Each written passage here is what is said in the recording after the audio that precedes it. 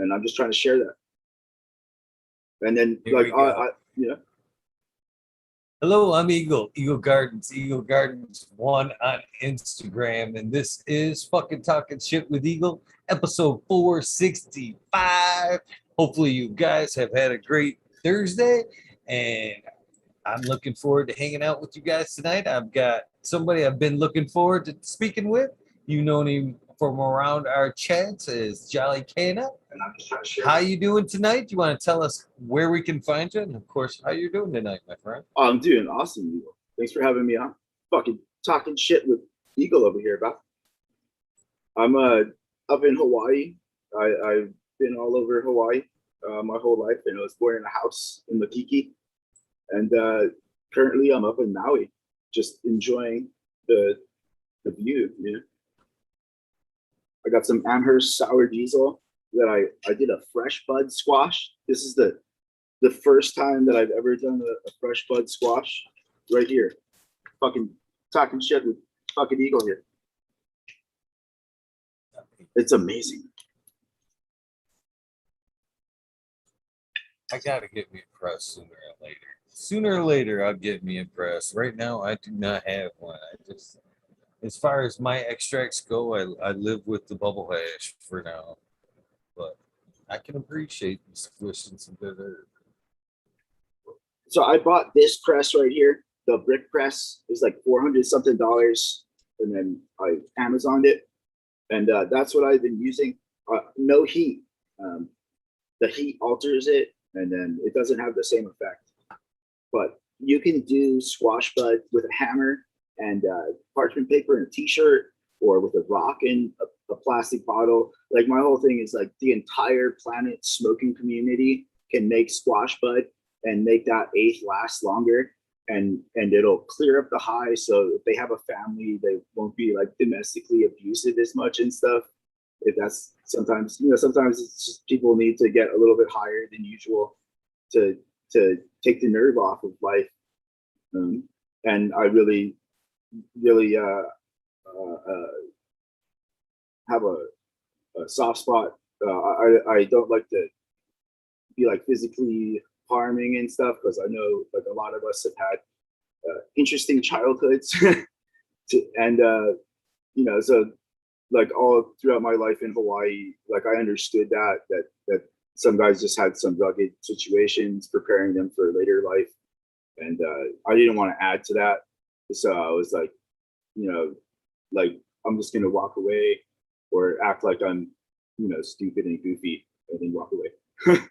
Safety mechanisms, like a playing possum. And like this squash bud is so amazing.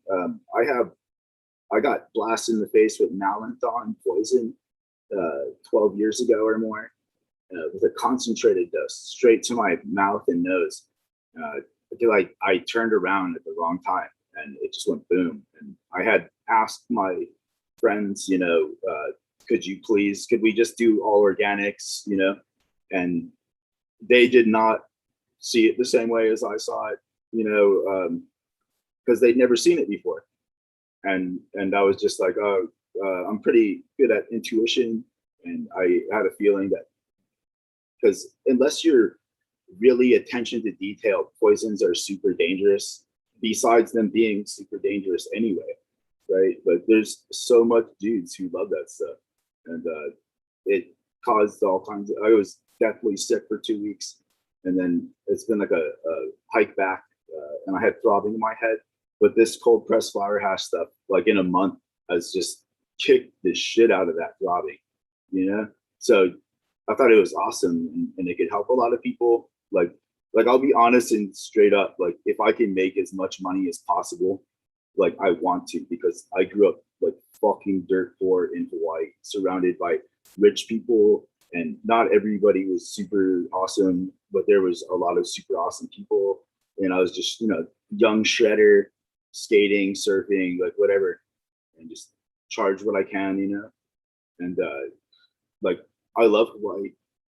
I was born in a house in Waikiki that's right up from the Academy of Arts in the Blaisdell Arena, and like I came and I wanted to bring art and comedy and entertainment to the people in these dark times.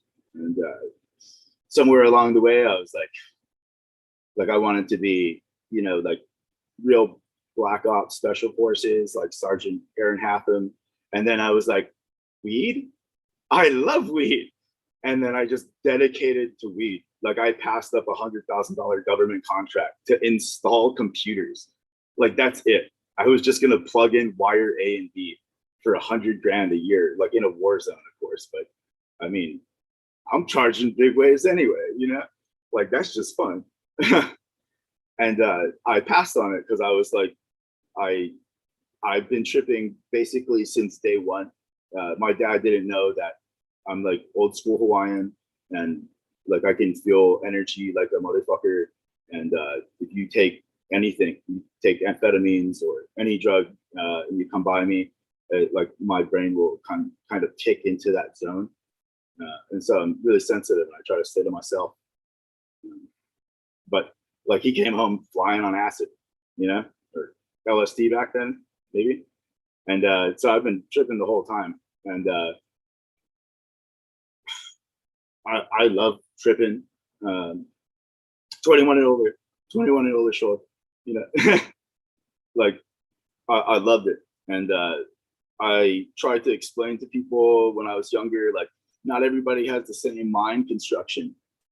And to just be like kind of easy and chill with the psychedelics, the microdosing instead of the full blown Terrence McKenna, you know, 5 minutes to Wonderland. Not that he was probably always like that, but I mean, it's just not everybody has the brain wiring to handle. And like my grandpa was a raging alcoholic type, like raging. He died with a quarter of a bottle of gin left, and he would drink a bottle of gin basically and wild turkey and fucking beer. That was his shit. And he would just cruise alone because he was one of those like eccentric geniuses and people would fuck with him. And my other grandpa was a franchiser. And I got some like half Hawaiian cousins out in Waianae, cousins in Molokai, you know, like all over I can find somebody whose family or something like that, you know? And I just like the old Hawaiian way of real aloha and just trying to bring the good positive vibes and share my highs, yeah. Like I don't know, like I hit my head earlier and I got bit by a fucking poisonous spider over here. You can see that redness.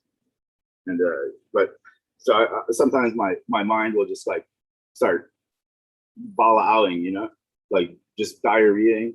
And but you know, since a very young age, I've been doing whatever it was to try and make money.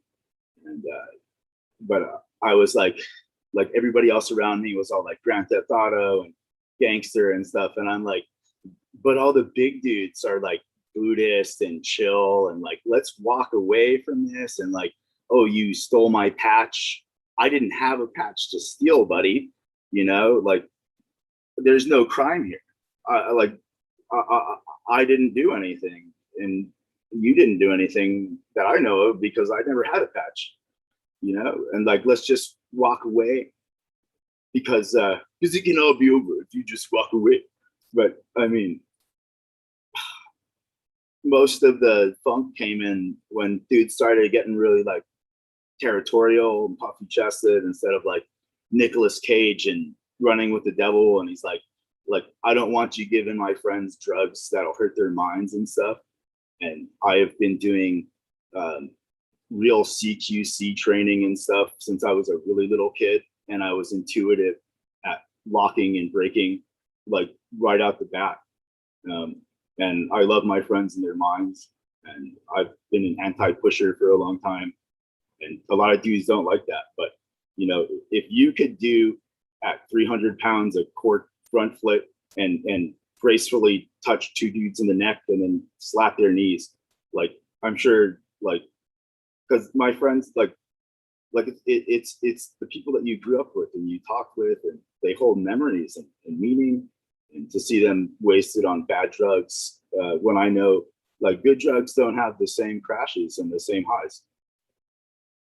It just makes me sad. And I really like, I love the stoner community. My friends were old dudes who were, you know, gaming, and I grew up in Colorado Valley, like small kind, and I ditched out there a couple of times during school and hung out with outlaws and stuff. My dad's birthday was the first spiritual pizza, which is like a pizza in the middle of a forest with a bunch of outlaws and hippies. And that pizza is made in two cast iron pans, deep dish Chicago style, you know, Michigan. And it's amazing. And me and my friend were there for the first spiritual pizza, and they were passing joints around the whole time. Brought a mic and mushrooms and stuff. You know, and like I didn't know these dudes and stuff were on the DA wanted lists or anything like that until like way later. And they were really cool dudes, you know. And like they never seemed like they were funky. And like one time, this one dude was just uncool, and I was like 12, and I picked up a bow and an arrow that I found, and I was like I'm gonna get you, buddy, because it was really uncool whatever he did. And the older dude, he was like, you know, been in the game this long time, he's like, dude, just, like, don't even you know, you don't need to like harsh out the vibe or whatever. And then I was like, oh, okay, yeah. And I just like, I came to my senses. And then I started like checking out Lao Tzu and Taoism, and I always really liked Buddhism, and just the middle path, because I know my emotional triggers, and it was like I'd rather not deal with that side of me, and like if I can keep that away from my mind, then I will. And I'm looking to bring highs back to the people who like, our brains have been rewired by abuse and hardcore situations and head traumas. And I don't have a degree, but when I was 2, I told my dad and all of these dudes that basically Jesus Christ was a Buddhist, and you could check out all of his things. And the dude was living the Buddhist style, and he was asking people to live the Buddhist style, you know. And like whatever happened with that happened with that. But I mean, apparently the dude was like just some chill guy who's like, I'm just trying to spread good chill vibes and help people out where I can. And like that's kind of what I've tried to do for a long time. I've gotten a lot of hostility for it, and I'm just like, I just realized a few days ago, it's like my grow might not be for you, and don't take it personally if like you might enjoy, and the highs that you get might be perfect for your life, you know. And so don't take any of this. Mr. Jolly Canna, I hate to interrupt. I don't want to interrupt. Is there? I have to agree with Chad here. Is there any way that we can work on a new camera angle, or possibly audio only? Yes. They're like, man, great guy. We have been staring at his package for 5 minutes. Can he either pan up or something, please? Totally. I love Chad, man. He got me just a beautiful situation, and I loved sharing my garden, and I loved hearing all the shit talk. It was awesome. Like, reminded me of like high school and just cruising with friends. And his art was beautiful. Like, I saw this silhouette thing he did, and I was like, ooh. So really stoked. Still meat gazing. Oh shit. Sorry about that, bro. Oh, there we go. There we go. No offense. But no, it's cool. No, I just wanted people to see that I was like here, and then to see the shirt that says "I'm a force for change," and it's Star Wars and Kelly Slater. I mean, this guy's shred. I can't see the live YouTube chat. My mind I just think that for the best show possible, I can't see the chat because my brain will just like tick over and then I'll forget what I'm talking about and stuff. I'm here to entertain and Yes, share sir. myself with And you guys. It's been a great story for so far. I didn't want to interrupt, man, but No, thank you. I'll be honest with you. I can't remember anything that I said before this, but I have more to say. Like maybe I'll remember it tomorrow. The short-term memory, long-term memory, and this is Amherst Sour Diesel, and I've never smoked it fresh pressed and rapid drive in the refrigerator. And wow, like I am tripping like I just did 250 mics. It's beautiful. so Fucking talking shit. you did kind of touch on it a little bit, but you mind telling us about that very first time? I mean, you kind of hinted to it, but you didn't really tell us about it. When was the first time that you came across Canna? When did the first time did you smoke?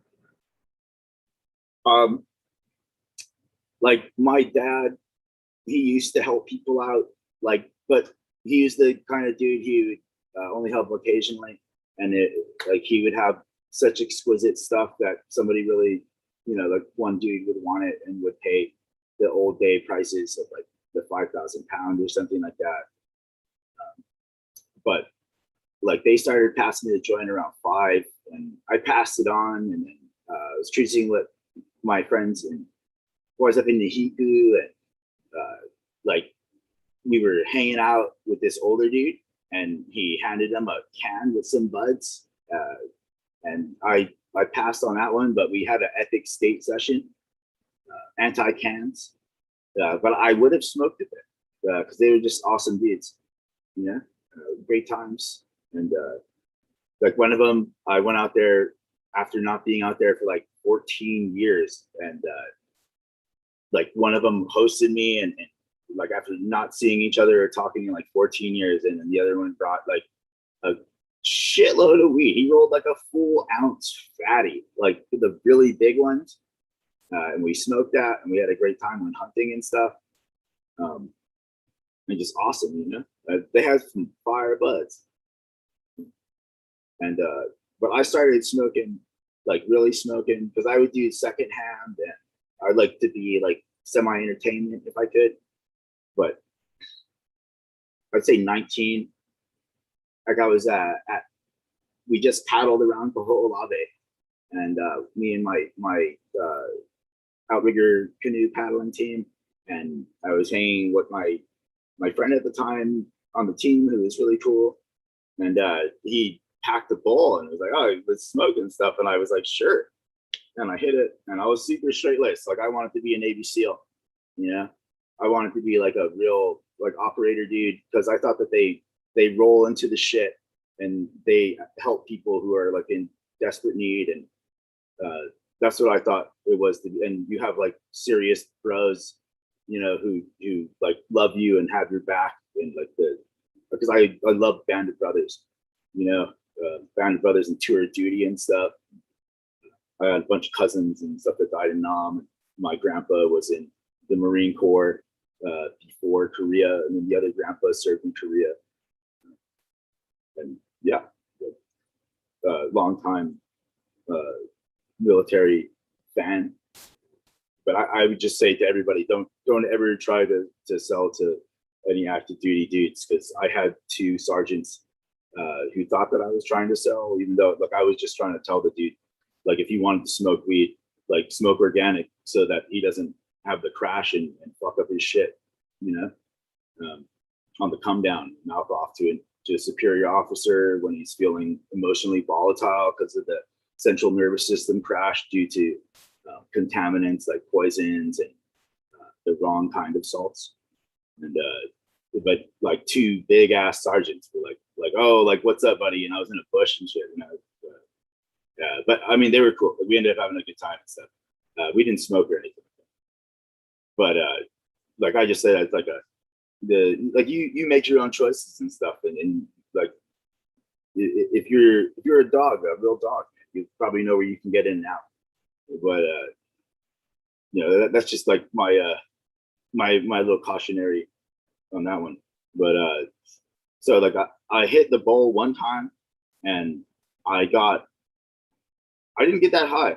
And then I went to New Jersey, and my cousin had just gotten off of like a thing, because he was like in the game, and he loved dirt biking, and that, and he won championships, and like the dude could whip a fucking jet ski, like a fat jet ski, like a 180. It was insane. He was in a magazine for it, and like he was like my older cousin, super looked up to him and stuff, and to see like he may have done all that stuff, which I don't like and agree with, but shit, man, like he kept on pushing through and got out, and I was like, yeah, but I ended up hanging out with him in Jersey, and he smokes me out, and I thought it was cat piss.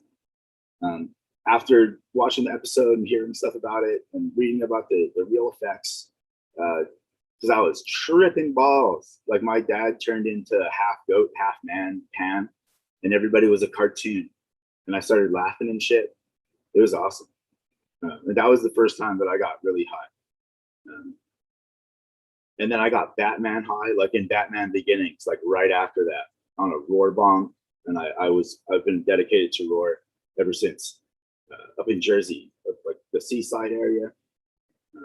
If you know the right people, there's fucking amazing buds. And so like when I talk about like my smoke experience, like in Hawaii, like people have brought me buds from Europe and from some of the legendary grow dudes, and then like I've gotten to smoke some of the legendary, like Jason King, the guy who did the Canna Bible.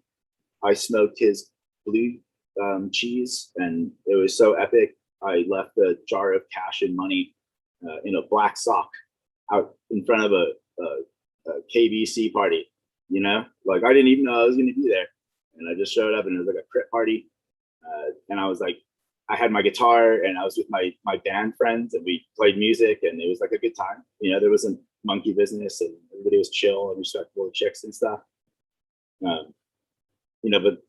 like I left this jar, and it had like all of my money, and had all of this blue cheese, and it is so good, like a silky smooth flavor and feel in the mouth, and the exhale was beautiful, but then the high was like wrecking blue cheese. Like if you like the other kinds of drugs, like blue cheese was one of those ones that would give you a dopamine vacation, which is like super clutch for the nastier hard drugs. And I was like, wow. But we came back to the party like 40 minutes later when I realized it was gone. And I talked him into going back there.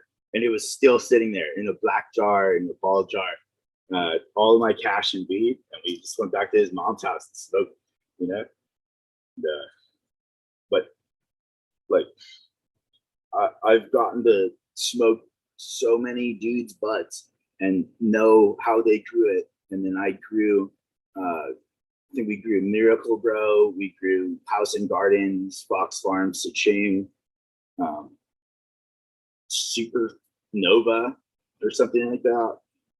Just a whole bunch of salt buds and hybrid chemical salt buds, poison buds in the beginning, and then a little bit of good organic buds. And when I realized that the nervous system crash and the suicidal depression and the fucking need to smoke, I'm gonna fuck shit up, that feeling, like that was the chemical withdrawals.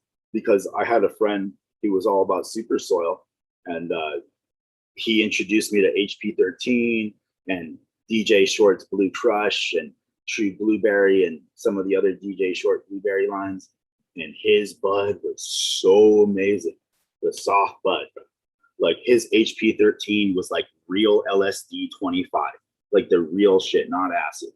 And opium, fuck, real 2CI, like tripping balls, but in this beautiful here and clear and now, like where I don't feel like I'm tripping and out of it. And I can really have a good time.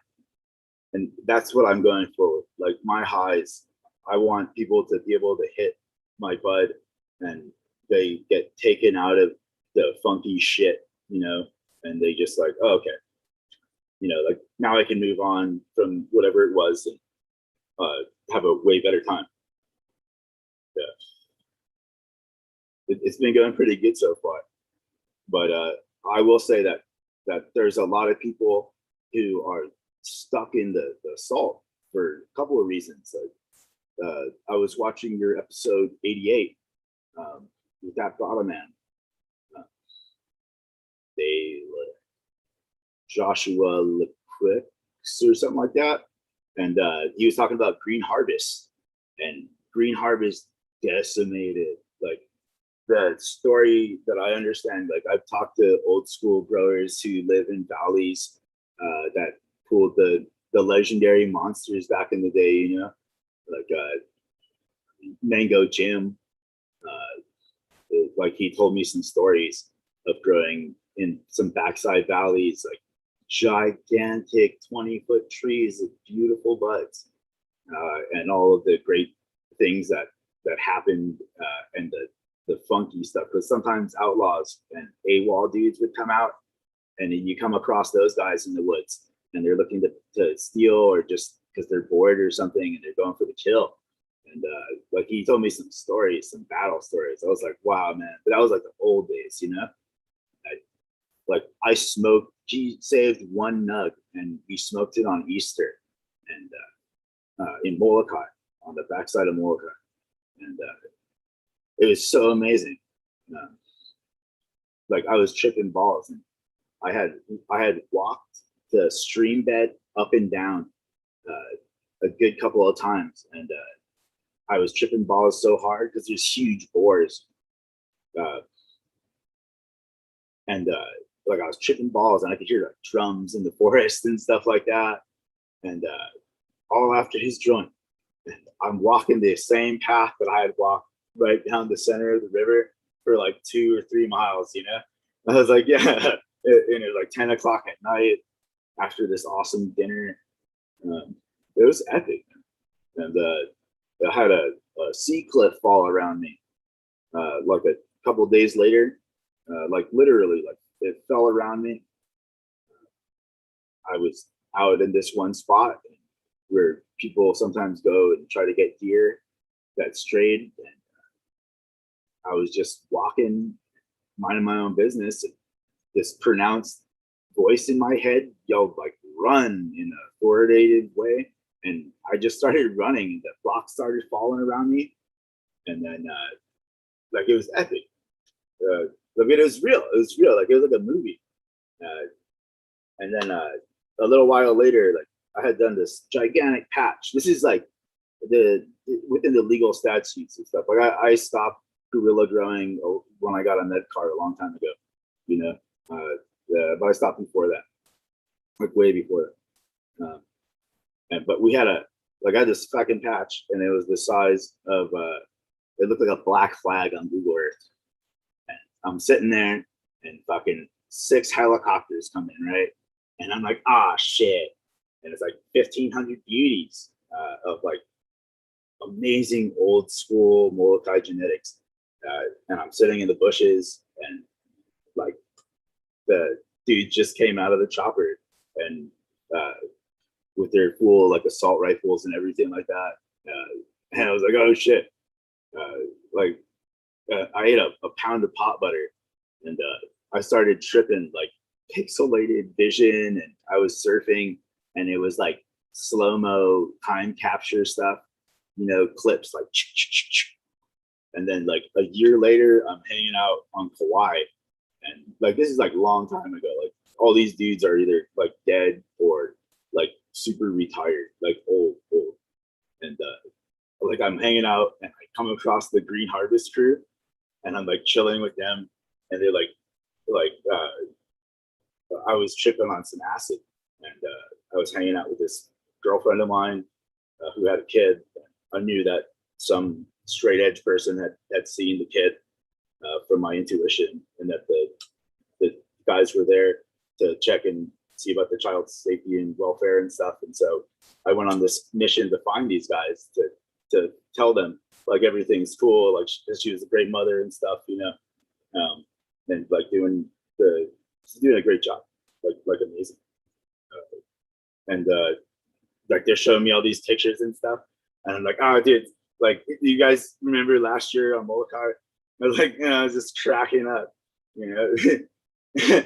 And, like I think some of them cracked a smile and shit. And then me and my friend Trey, we go down and like we were like little kids, you know. And or no, that was a different one. Me and my other friend who had the LSD, we're just like cruising around, but like tripping balls, Eagle, like 6 drops of liquid, you know, like full morphing. But I've always been like, I grew up around old school trippers and stuff, and I've always been like, there's no real difference between sober life and tripping life except for the visual technicolors, and maybe I can have some cool like express thoughts, but it's not like I can fly or anything, you know, or like hold my breath for like an hour and a half, like maybe like 5 minutes if I can really calm myself, but doubtful anymore. I used to like charging, and I trained at a shark pit in Waianae to go and surf winter pipeline, and like I was just charging that, swimming like a mile or 2 a day and doing bounces for hours. And then I went out and I charged pipeline, and like pipeline is like stacking. Legit pipeline is like a 24-foot face and like 1.5 feet of water, and you got like 8 waves on the head and just charging. And like that's what I really wanted to do it, you know. Like my uncle Garrett is a epic pro surfer, dude, big wave surfer. He just dropped his episode on HBO for his big wave surfing of Nazaria, 100-foot wave. And like he took me out, and I had drowned before on Kauai when I was a kid. A couple of times, like Captain Zodiac pulled me out of the water. My dad's like an awesome, awesome dude, and an adventurer. And he took me and my mom on like a train of kayaks out to this place called Alao, you know, it's like full on hippie. And like they capsize and shit, and my mom gets lost in the ocean, and Captain Zodiac pulls me out of the water. And then I almost drowned at Anini Beach, and then my friend's dad pulls me out of the water. And like we're out at Haleiwa for training some new Grom big wave surfer, and it was like 12-foot Hawaiian, and he's like a pro waterman, you know, like amazing dude to meet, just to get to feel his energy and see his charge, you know. And like I started crying and shit, like take me back in, man. This is terrifying. And then like 14 or 15 later, I'm like you know, like let me get some. I want a gigantic wave, you know. Like I've surfed some killer waves all around Hawaii, and like these like boutique like graveyard zones, like shark pit, like where you like hammerhead shark breeding grounds and stuff. And so some people might like question my dedication to the plant. And one time my friend dared me to do night surfing at a hammerhead shark breeding ground, and I was like sure, because I loved his buds. And like I go out and it's a full moon night, and I catch my one wave, and I kick him in, and instead of giving me one plant, he gave me 2. And I was so stoked. It was such amazing buds. Like I hated on herm buds, and one of the plants was a herm weed, and then the other one was just straight fire blueberry. And like I that plant, like I got a tangent out for that one. So it was like this beautiful Molokai blueberry, and like this is like long time ago, like early 2000s, and like it's just one plant, but it was a regrow, and like I loved the dude who gave it to me, you know, like he's just an awesome bro. And like I put it in one spot, and then this other bro that we know, he took it and he moved it to another spot, and I was like, oh my gosh. And then I think my cousin saw it or something like that, and I went back and I took it back, but I looked at where this dude's placement was, and I was like, wow, what an amazing placement. And then I moved it to this whole other spot and drew it out to about 3 feet, and I got an ounce of organic buds. I was all like, oh man, because I was trying to get all of my friends and relatives to grow organic, but can't, like, couldn't for a long time because the green harvest, and sometimes the organics, if you don't know how to do it the right way, it'll show up on the radar because the heat in the soil, and so all these dudes went salt, from these beautiful organic buds that they learned from the hippies and stuff, probably. And but I mean, it was still like fire buds, like salt buds. If you're good at salt growing, you can get all of the beauty that's in the cut or seeds that are there, like whatever is possible to express, right? And but you'll get like anywhere from a 10-minute high, depending on what you know how to do to get that 10-minute high, even off of something like Girl Scout cookies, like 10 minutes with full flavor. I experienced that with forums cut Girl Scout cookies one time, up to the full on like 8-hour Southeast Asian high with salt buds, because and so like my whole thing, like I understand that, but when you get into the other end of the connoisseur buds, or like really boutique drugs or anything like that, it's the come down that you're going for. And so like the come down for organic buds was just way better, like yesterday, I think it was, I didn't smoke since the last, I was on the Fumidor show, and I hadn't smoked the entire time. It was like 18 hours, and then I smoked, and I was still like tripping balls off of the one, the last bong rip that I took the night before, 18 hours later, and so like I just wanted to share that like the whole time, because I know a lot of us, we've been hit in the head, and then we've been told that we were stupid, or people told us other stuffs, or like all kind experiences, plenty experiences back.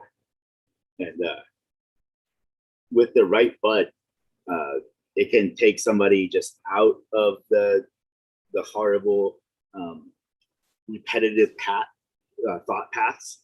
Like my theory is that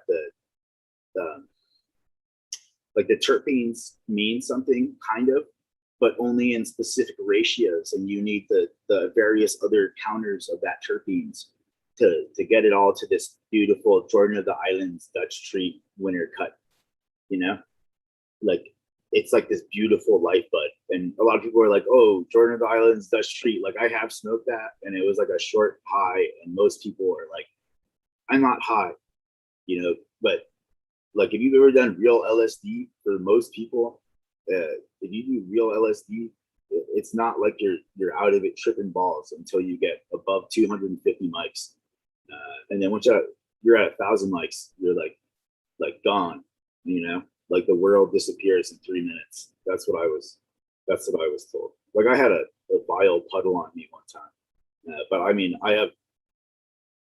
I'm like, some people could say that I'm super dyslexic, like, but real, like, not to hate on the people who have the hard time with the reading and the words jumping around, but like if somebody says something in a certain tone to me, sometimes I don't exactly hear the words that they're saying, just the tone, or I hear the opposite of what they're saying, and then I try to like work the conversation around from that, which is great if you're dealing with other people that society deems as like crazy and stuff, because I've had some amazingly hilarious conversations, like just kind of like flowing from, like we both know what we're saying and stuff. It's like if you were to listen to it, it's just like, what is going on, man?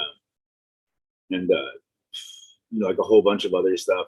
I told them that I was just morbidly depressed because I grew up like in a beach park all around Oahu and Kauai, Maui a little bit, like in a van camping and stuff for a lot of time. And they forced us into a house, kind of thing. That's how I saw it.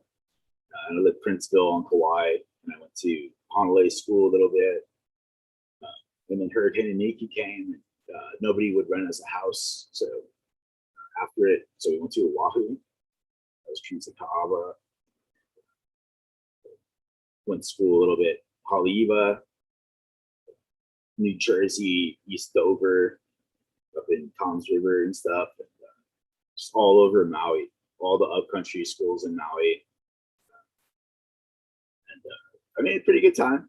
Yeah, but I like I can occasionally go back to the one dude who was like super popular in second grade and everybody liked, but then like my brain will just like tick out and fart, and I'll go into the other individual that developed.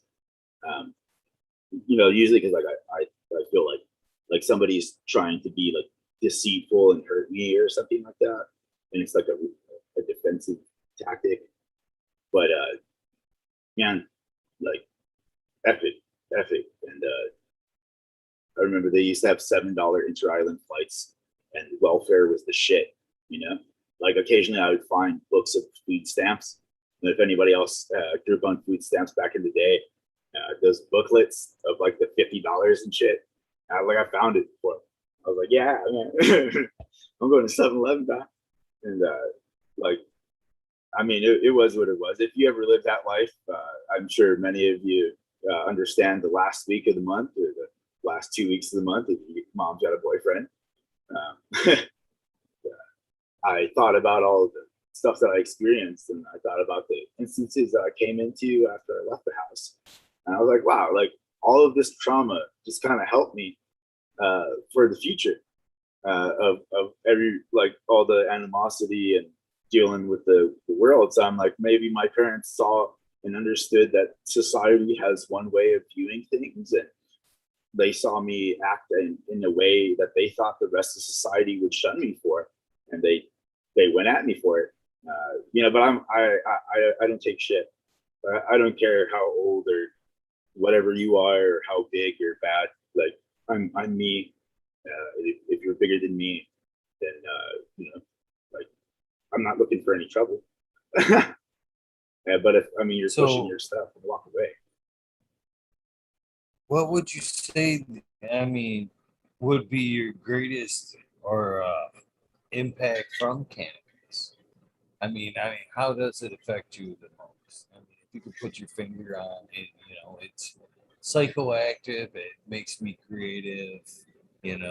Something along that lines. How does cannabis affect you the most? Well, I for me personally, I love being sober in high school, hanging out with my gaming friends and talking shit. And so after a whole bunch of head injuries and hard drugs and stuff, I was just searching for that headspace again. And the closest I got was like 91 Ken, Jordan of the Isles Dutch Treat, Turban Poison, and Bubblegum, the Indiana Bubblegum. There's definitely some others I just can't remember right now. I'm just trying to get back to that awesome, state of mind where there's no anxiety and I'm in the moment, but I'm able to like access my personality instead of I'm walled off, so I can joke and stuff. Because if I can't remember what happened a few minutes before, like I can't have a conversation.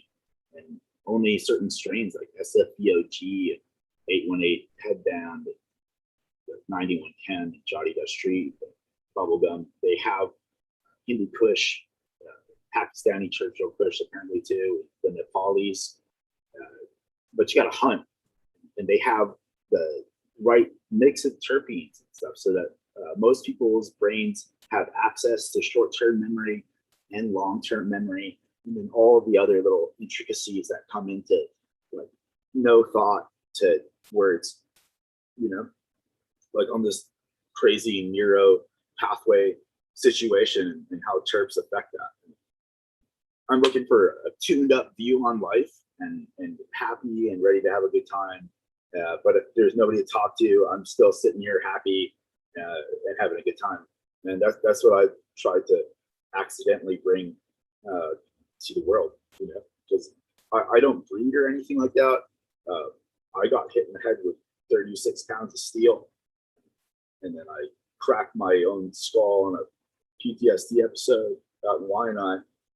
Somebody broke a log over my head in middle school. I lost a fat dowel spinning, like a spinning stick, like a big fat one. I threw it up into the air and I got lost in the sun, and it came down and cracked me on the head. And I had like boards hit me on it, like all kinds of stuff, you know? And, like, so my ears ring and I have like voices that come into my brain sometimes, like those football players. But with the right strain, none of that's really there at all. And that's usually like, Northern Lights #5, Shoddy Dutch Treat, 91 Count, the Real Durban Poison, Himalayan Gold, a lot of the Arjan stuff.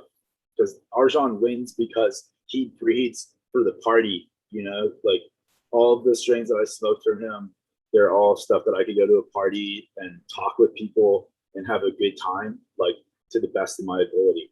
And I think that's why he wins, besides the flavor and the high stuff, you know. No, but like the head trauma stuff is huge. A lot of dudes like have it and they just don't realize it, because a lot of people live like solely in the moment, you know, like whatever they're feeling in their body, like that's what's going to dictate the words coming out of their mouth and the actions they take.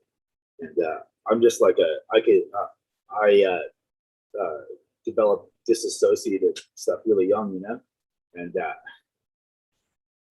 I'm able to disassociate from a lot of shit in the moment, only to come back like a long time later and just have obsessive thoughts about it. But I mean, it gets me out of the moment, you know. I don't have a gun. I don't carry guns.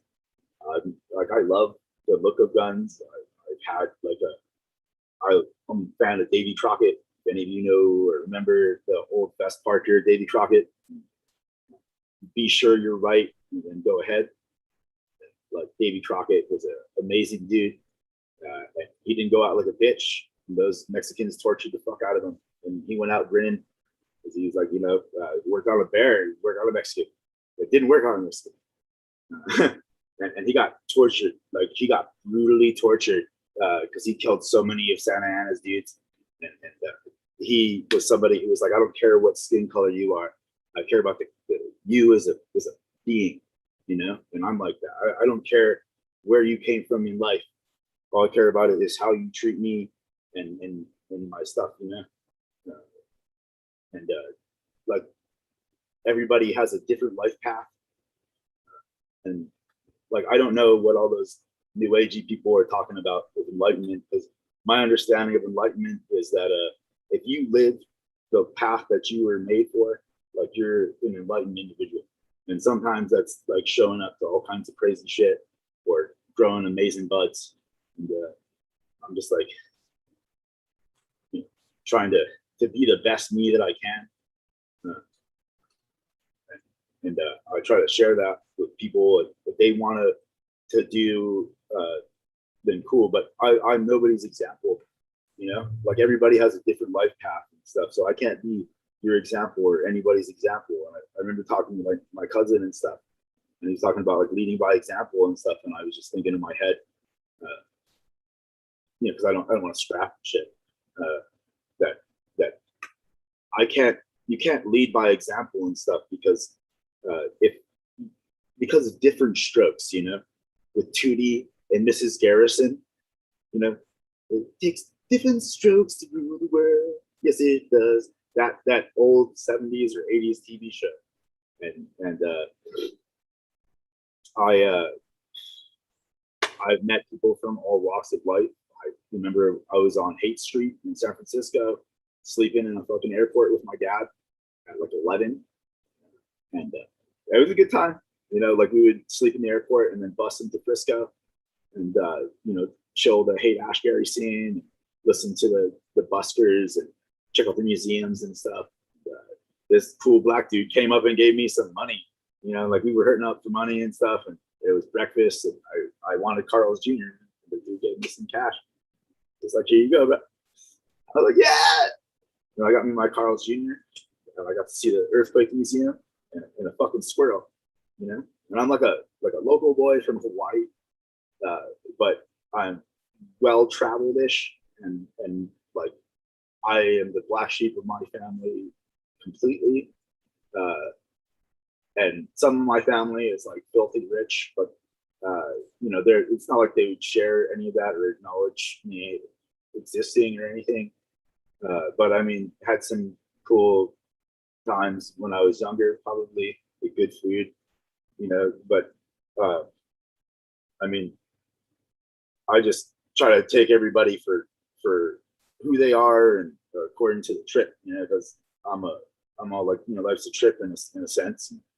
Maybe we get moments and we get to do like there's free will, and then there's like a suggested thing. And sometimes if you do the suggested thing, like you get a doggy treat, that was my understanding. Because I'll just sit and obsess on thoughts sometimes, like philosophical shit, like, the old days of classic stoner conversation, but just like crazy shit.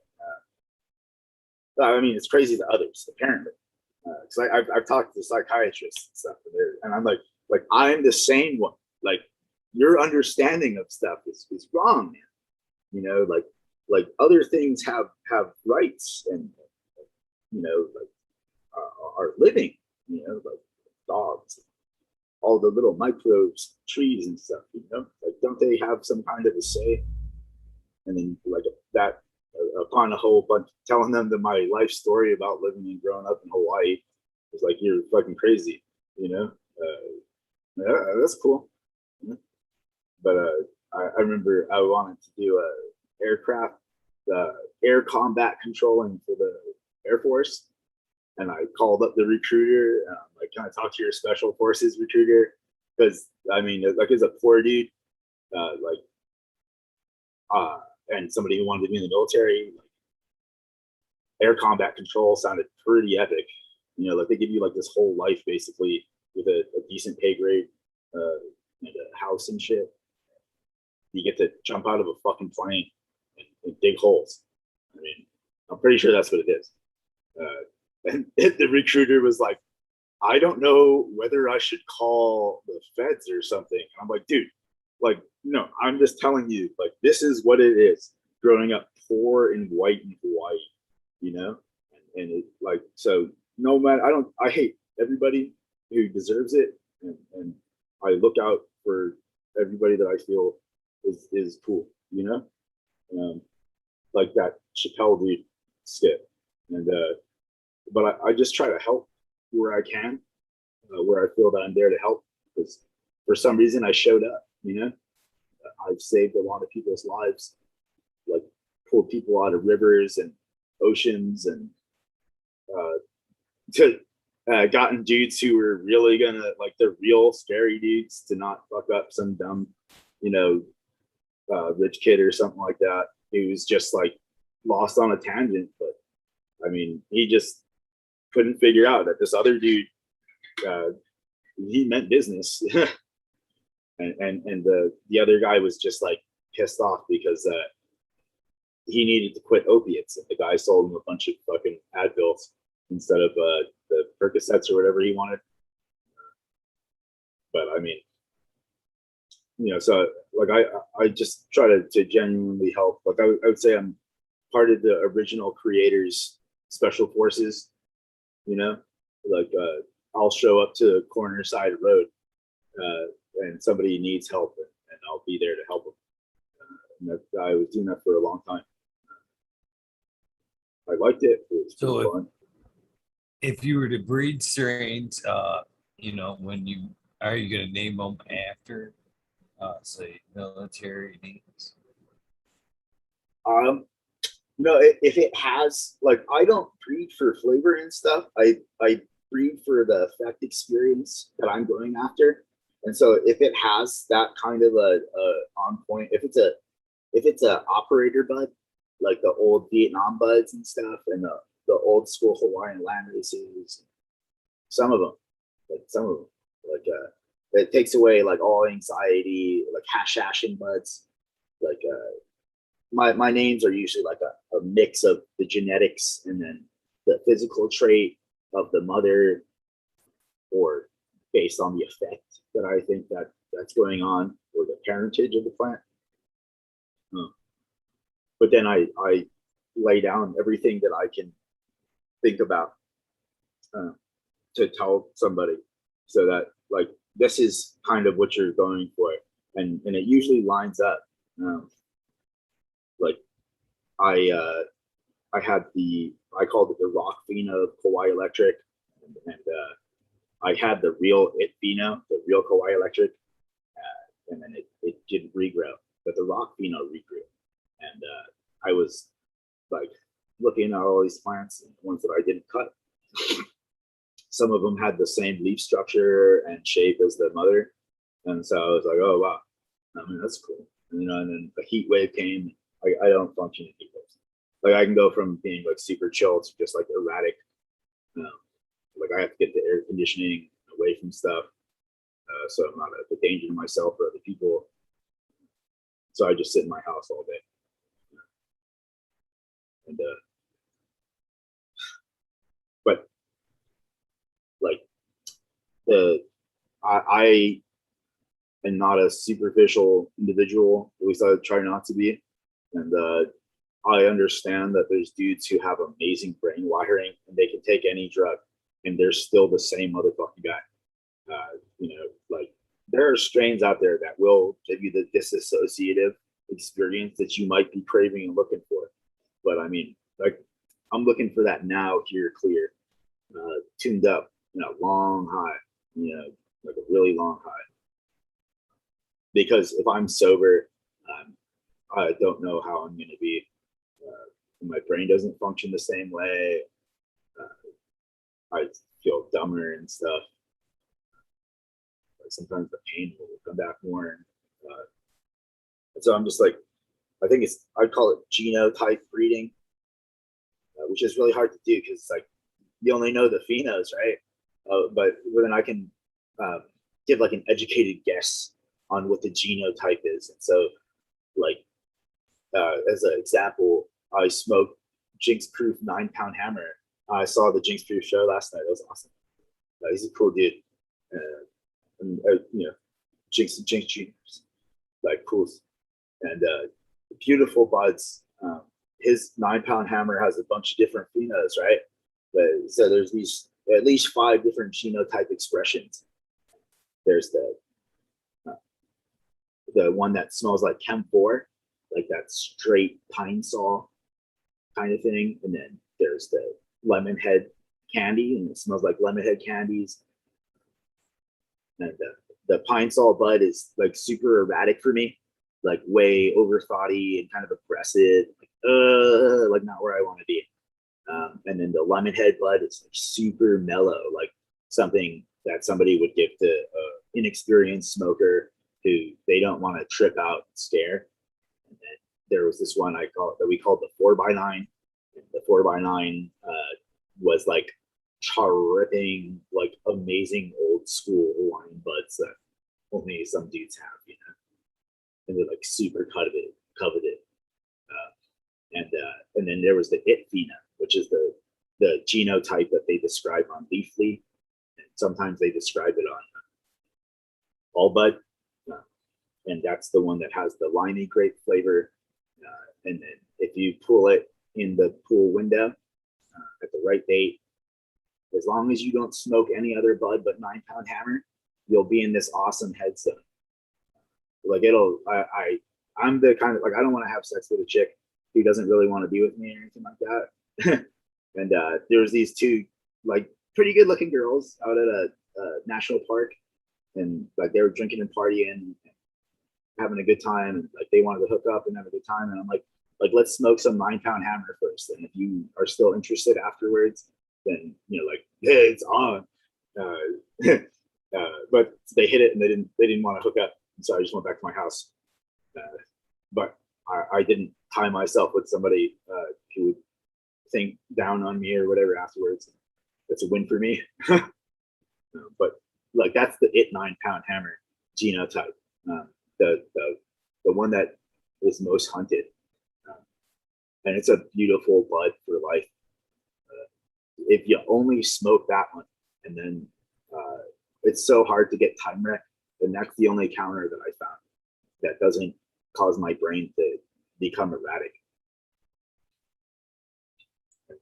It's pretty awesome. But I mean, those are all these different genotype expressions, right? And each one was a completely different experience. And I'm pretty sure that he keeps it in that, and he's not going like F12 and stuff, like he's keeping, like if I was gonna breed and stuff, I'd probably be a PP guy, and like parent to parent and that first cross, and then I have like very limited amounts, and like you can make real amazing winter strains from them, or that's the way that you find the cut that everybody wants usually, because I'm pretty sure I've told people the truth 10,000 times and they believe me one time, so anybody who really knows stuff and wants to get angry at what I'm saying, like just keep that in mind. But I mean, I'm gonna say it anyway because I want the game to get better. I want to smoke better weed than like everybody wants to smoke better weed.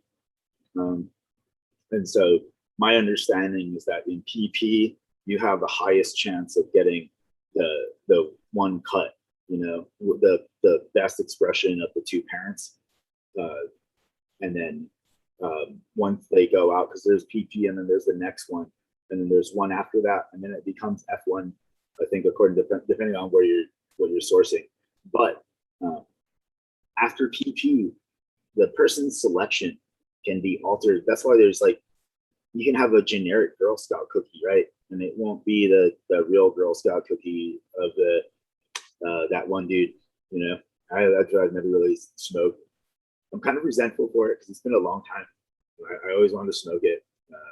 I smoked it one time. It was 2 times maybe, and the one time, like it was seriously a 10-minute high or 20-minute high, amazing flavor the whole way, and it just dropped off to straight like fuck. But I mean, it was epic experience. Like if somebody is, like I've never helped anybody out or anything like that because I know how good my stuff is, and I know the dudes that I've smoked, and I just know how good my stuff is, and I don't like.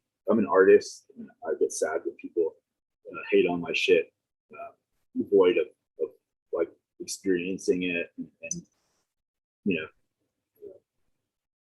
but like basically it goes like there's the lows, and the lows are like a 10-minute, and if you're an amazing individual, then you can get like a 10 to 20-minute high, and you can get full flavor, and then I've never had it on anything but salt. I don't know how they did it. I have no idea how they did it, but they did it. Like that's the one, like you don't know who they are. Actually, I wouldn't say that. That's like the first time smoker dudes and stuff, and then there's the mids, which is like they can smoke a joint and they usually won't get too erratic, or you don't have as much of a danger of them, calling the authorities or any stupid shit because they just can't handle, and you can't tell somebody they can't handle. Like I told this dude, like a dear friend who was fucking hilarious, and I told him and these people that we were smoking out, I was like, I have the best fucking weed, like, and I have a roar.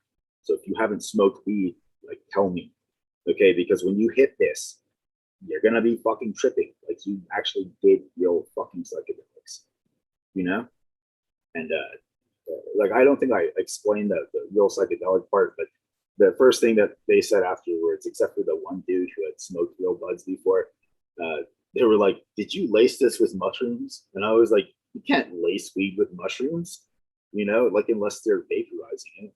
But like, there's no fucking lacing weed with mushrooms. The 1,000 or 2,000 degree torch just completely fucking kills that. It kills the psilocybin.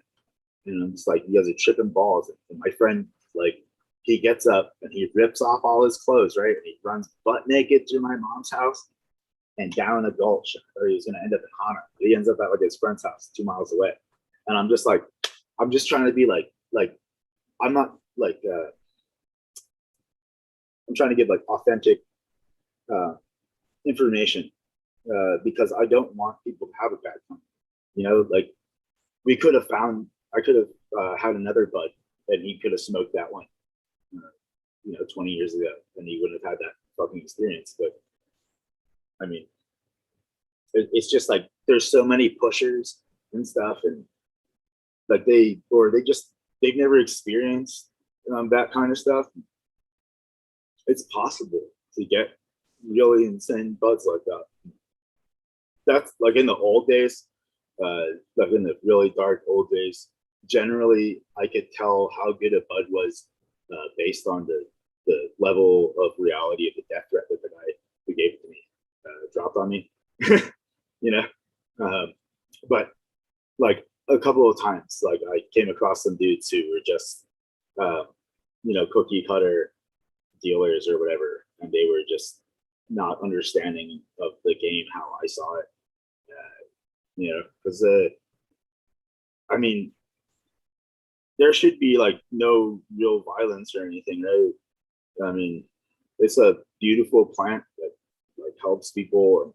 If somebody puts a threat behind something, like it fucks up the high. And so like I would try and find to help friends who had real issues because I could find better buds than most people. I got chronic of the year 2 times on Molokai. They say Maui Wowie, but Molokai Mo better. Mana A boys cruising with my cousins and stuff. So if you want to say stuff about me not knowing amazing buds, like those dudes had some of the best medical buds, like as far as highs go. And I heard that they went Korean natural farmings. So if that's true, like with their meds, like, oh, rah, like smoke them. My bro Keku, who died surfing, or no, he was diving and he got caught in a riptide and he passed out on a bounce and guys couldn't get to him because the stuff was keeping him apart. I saw it in a dream, doc, and I didn't know that it was him. Fucking shit. And he was an awesome guy. He fucking dropped a bin of primo Molokai buds that he grew. And he just let me and my cousin smoke the fuck out of it. And one of our other friends, he was all like one of the funniest dudes on the island. And like he's just like, "Wow, you're chronic of the year, man." Like two times he said to me, because I fucking smoked, and we were just like throwing medical buds, nothing over 25, like nothing over a 25 count. Because most places 25 is a felony and below is not. I mean, you can't catch it and it's 20 fucking something years later. Like I'm not in the danger zone or anything like that. Y'all got fucking net cards and stopped doing all that shit a long time ago, So it's like fucking in, man. But like I have smoked some of the most amazing, insane buds. I lost my body on a bud one time, or 2 times actually. The first what was that? Holy shit! Tell me about that. What? So the first time it was the bud that the dude smoked and he took off his clothes and ran out of my mom's house screaming and shit. And I had hit the bong and I was like, oh shit. And I ran to the bathroom and I took a shit and I threw up at the same time. And I laid down on my bed and I was looking at my body like I was laying on the ceiling looking down at my body, but it was like real in my mind, I was like, holy shit, dude. And then the next time I was at a picnic table hanging out with some friends, about to bust out a joint or it's a bong rip from a fat bong, and I took it like a champ because I did a vial drop I think like a year before, and I was still coasting a little bit on that, but it was just straight to the bud, and however the guy grew it, and I looked and I started laughing. I'm like, dude, like I'm looking at us like a third party, like we're sitting here at this picnic table, but I'm like above us all looking down at our bodies, like, and at myself, like out of my body right now. And they're just fucking cracking up, man. But it's real. Like it was just buds. Like like there might have been a poison on it or something. I don't know. No. I'm not gonna give away dudes trade secrets for the salts and the poison stuff. If they want to pursue that kind of junk, like just please don't give it to my dudes, like my friends and family and stuff. Please like don't try to say that it's organic, because like you can hurt somebody with the wrong kind of bud and it can permanently alter them, or they can flip out and it'll fuck up the rest of their life. That's just how people are. Like I'm the dude that a lot of people would make fun of and stuff, but I enjoyed it. Like some of my best friends, one of them made a book called Patches the Cat, and it was this obscure, hilarious, crazy cat who would just fuck everything. And I was Patches the Cat. That's what he said to me in high school, and I was just like, yeah, man. It was hilarious. But then like joking around and then like actually like physical harm is like two different things. But the salt buds, like I'm saying, like I know that you can get the highs and stuff and the flavor and everything. I'm just saying that the crash is huge, and like if you smoke organic buds and you don't smoke a salt bud within a certain amount of time, there's a lot of dudes who will become like emotionally erratic, but they're not aware of that. And I sat back because I'm that kind of dude who can just sit back and be aware of my internal state and I observe the shit out of stuff. Like I'm an artist, an autist. I'm an artist, because they're thinking stuff out of the box and changing the strokes. It doesn't matter if you have a hard time communicating with the outside world. I mean, beautiful art is beautiful art, and hearing words differently and stuff is a gift in a way, because I can hear the same song 20,000 times and it's a new song every time. But I was always like that before I did drugs and shit. And the only thing that made it so that I was like a normal person, like what most people call normal, was LSD 25. And they wouldn't give that to me because they didn't understand that like I just had that kind of brain wiring that made me normal, so that's what I'm hunting for. But like my bud right now, if you just took a couple of grams, like 2 grams of Benzies, like you're pretty much where I'm at right now. And I won't leave that for a good 3 or 4 days if I stop smoking right now. But I also have like a lot of stored THC in my system, but I'm growing for Delta 9 and I'm growing for THCV, and then I want certain terpenols and stuff, in the mix. But like I made this, I would say it's like a library of all these cool dudes that I watch their videos and stuff, and use to cross reference and show people like if they wanted to look all over online. There's like a community library of grow experience and stuff, and I called it Guan, the Keeper of the Trees, and it's got like I share parts of my grow so that you guys can get like fucking amazing buds, and I'm not asking for money for it, but if you end up making a bunch of money off of it and you want to donate, like everything in life costs money. And my mom got hit by a car 2 years ago, and like my whole life in extreme poverty, and like I lived at my mom's house mostly and all that kind of shit. I'm just trying to get out, and I'm amazing with weed. I don't know people, but I'm fucking like I'm a wizard with weed, and I can pull the next level highs that bust out even with the classics, and then really intuitive and can make great crosses right off the bat. Just kind of going for it, what are the strains that you're working with? What are the parents that you're working with currently?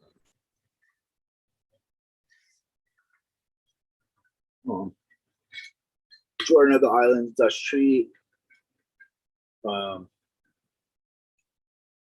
Diesel,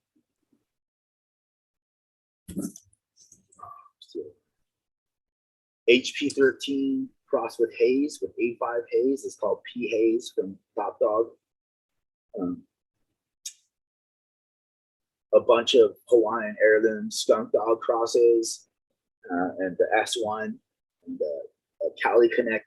I got the last rig pack of Cali Connections 91 Chem. And it's like this weird coincidence, maybe. Like before Swerve started getting all like huge, I grew one of his seeds out, the 818 headband. And I hated stems. Like, you may know me from several screen names going past like 12 plus years or something. And I'm the dude who's all like, stop growing your salts and all this stuff and grow organics. And I was all like anti-BH, blasted BHO, not medical grade.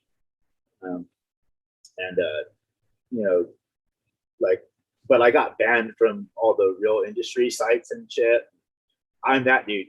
If any of you remember me, and I did the one draft plant upon strain hunters forums, and but I'm just trying to share my high because if I can help you guys, bring your guys high up, and it's all organic, and maybe we'll come across each other and I get to experience a new high. Because I usually won't smoke anybody else's bud unless I'm alone. Because I've been robbed before. I'm not racist, and my family is like super mixed as fuck. Like I have gotten in between shit, when somebody fucking said, that I don't like. I think saying bastardizing it by saying the N-word is even more insulting than saying fucking. No offense, man. And like my sister's Jamaican and shit, and like, yeah. I can't remember where I was going with that. But I was in other countries and dudes were like, don't hook up with the Caribbean dudes, like don't talk with them or try to buy anything from them. They'll all try and steal from you or rob you in some way. And I was like, really? Like I kind of want to experience this, like I had just walked the streets of Lima cruising with like the real dealers and stuff and meeting some real players. But it was all like, I was doing like a mock vice for the purpose of of just seeing what the scene was like. Like I'm coming from fucking Hawaii, like island. If you're a small town boy, like, and you've gone to a big city and you're like, oh, I'm small town. They're like, I'm gonna try and use you and take your shit. But yeah, everybody was really cool, and I met some funny people and some awesome people, amazing chicks. And but like 3 or 4 times in a row, I tried to buy buds from some Caribbean dude, and they took my money, or they gave me tea. I mean, it looked like Jamaican gold. Okay, like the dude was pro. It was amazing. Like, and my girlfriend, like, we come across him at like 2 or 4 o'clock in the morning or something, coming out of a bar in fucking Cusco, Peru, and he's like, oh, I got the shit you want, baby, and she's like, yeah, right, fucker. And she's a cool chick, like she knew like everybody in a couple of cities. Like she took me to a real bullfight, and she sat me down with all the players. It's like, what I've been doing for the last like chunk of fucking years, like smuggling to fucking Europe. And it was awesome. And they didn't hurt me. They just took my money and they didn't come back with weed, which to like a real stoner is like a punch in the stomach and then sticking my head in the toilet because I wanted to smoke weed, And I was like, I'll smoke it all with you, back, just like bring me back a little bit of buds, I'm not like I understand you got your life and shit, and you're living in a cheap hostel. Like I just want to smoke a little bit just to see what it's like. But I came across one dude, and like I guess I would call them cousins, a little Vijay shot. And the garbage English guy, and yeah, it was a real good time there. But they're all like, "Oh, this boy over here. I mean, he killed this fire, or Lhasa." And I was like, "Oh shit," But then I was always like, like I've hung out with dudes since I was a little kid, dude. Like low gas, scary, hollow eyed motherfuckers in the dark side of the industry. By chance come across them and stuff. The fucking beach bar kid in Hawaii in the early '90s and shit. And yeah, like he had some of the best buds that I ever smoked. I did a set of I leaked Bob Dylan. I can't remember what song it was at the moment. It was like 2 days, and I was playing music on my little handmade guitar from this shop. I bought an Archipa. I was there for like a month, less than a month, and fucking hey, man, like amazing set the whole time, and great headspace. Uh, Beautiful Peruvian land race. It's like the real shit though. It's all seeded out from some backwoods fucking valley.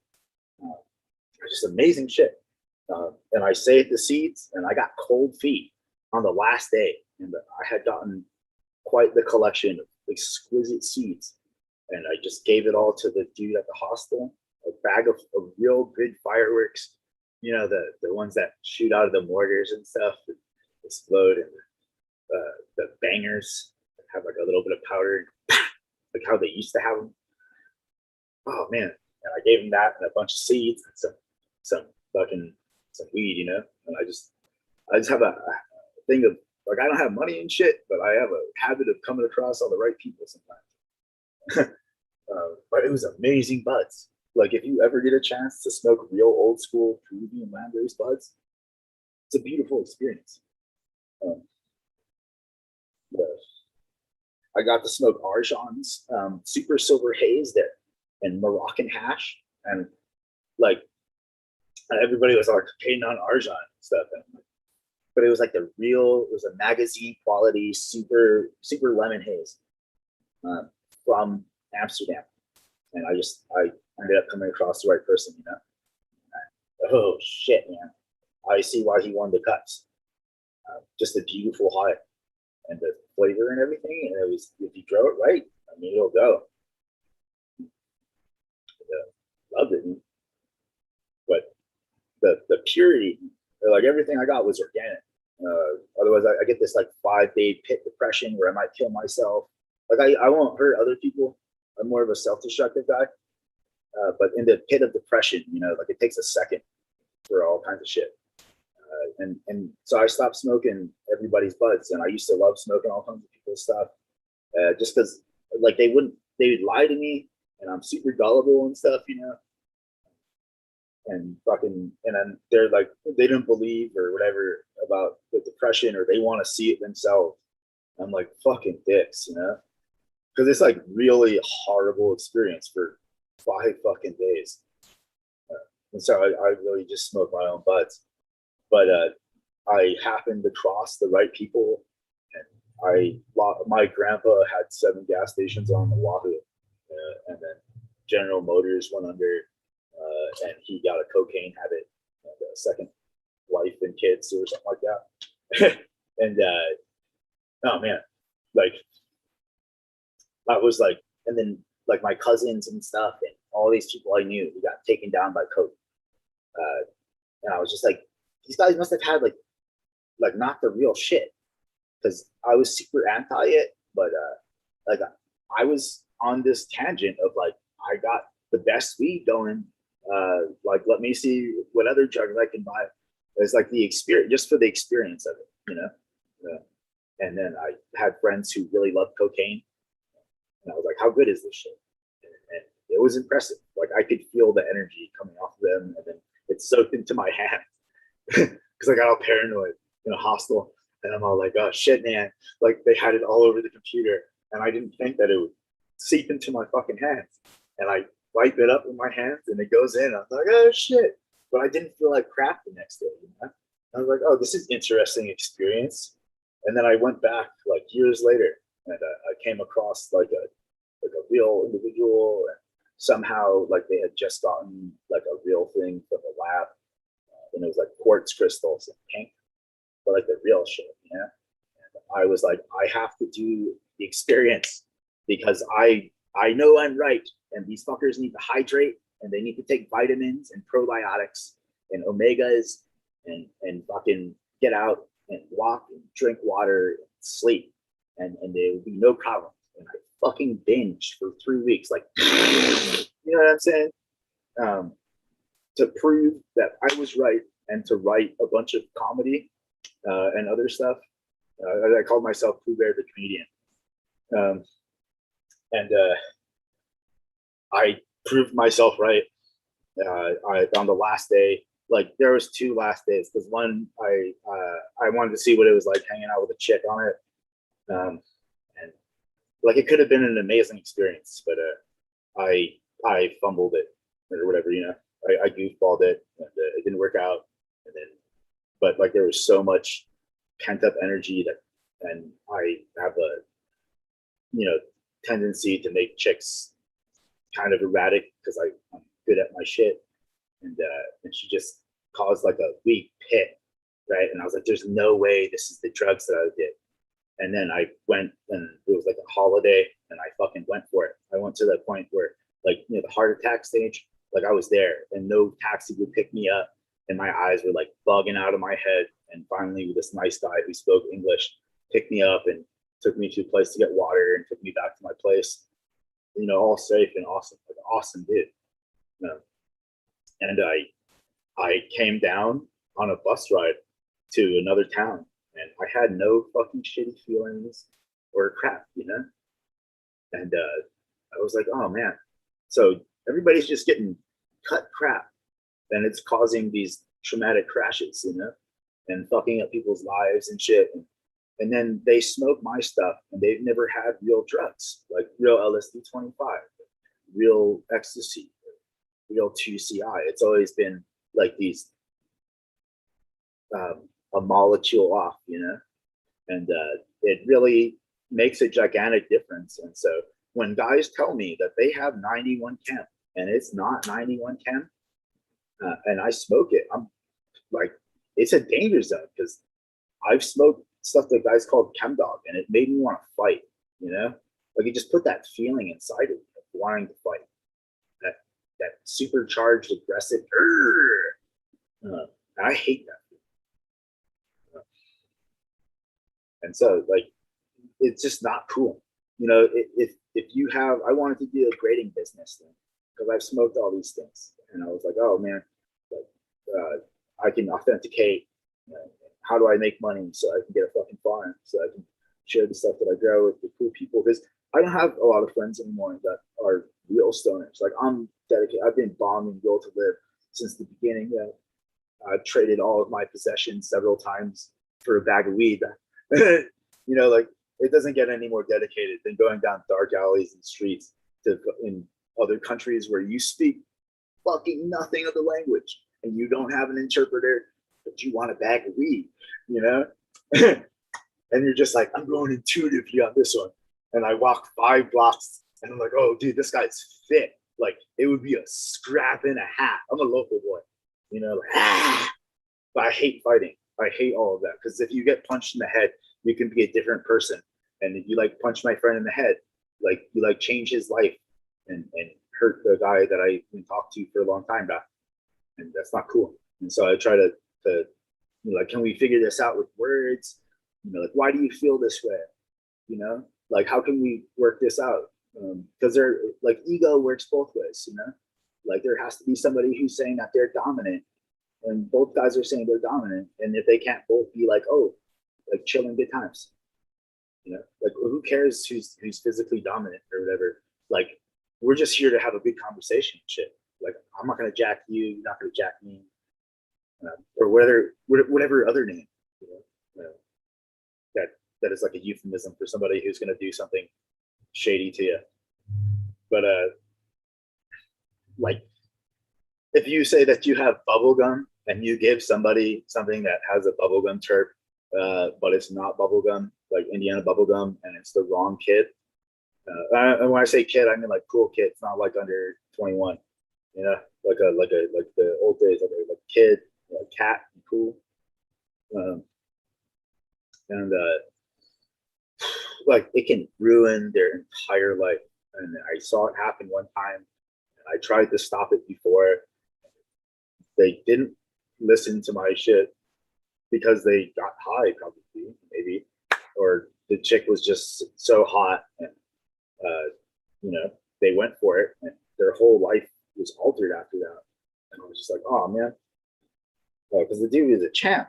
Like his skating was fucking awesome. I got to judge a sweet contest and stuff. Yeah, sure. Like we gave the trophy to the adult dude who had to pay the bills, who could still shred. But the dude who really won was this like 9-year-old kid who fucking tore it up. But I mean, like his family were nice people who owned like estates and stuff, and he's just super awesome, chill dude. And we told him like, dude, like you won, but you're skating in an adult competition. There's prize money, and this guy's got bills. You know, the other dude who won the kids competition, like that's the dude, and he smoked a bud, and then he went to fucking Kihei, and somebody gave him some bad drugs, and he just went on this fucking tangent, and like right now he's sitting in prison.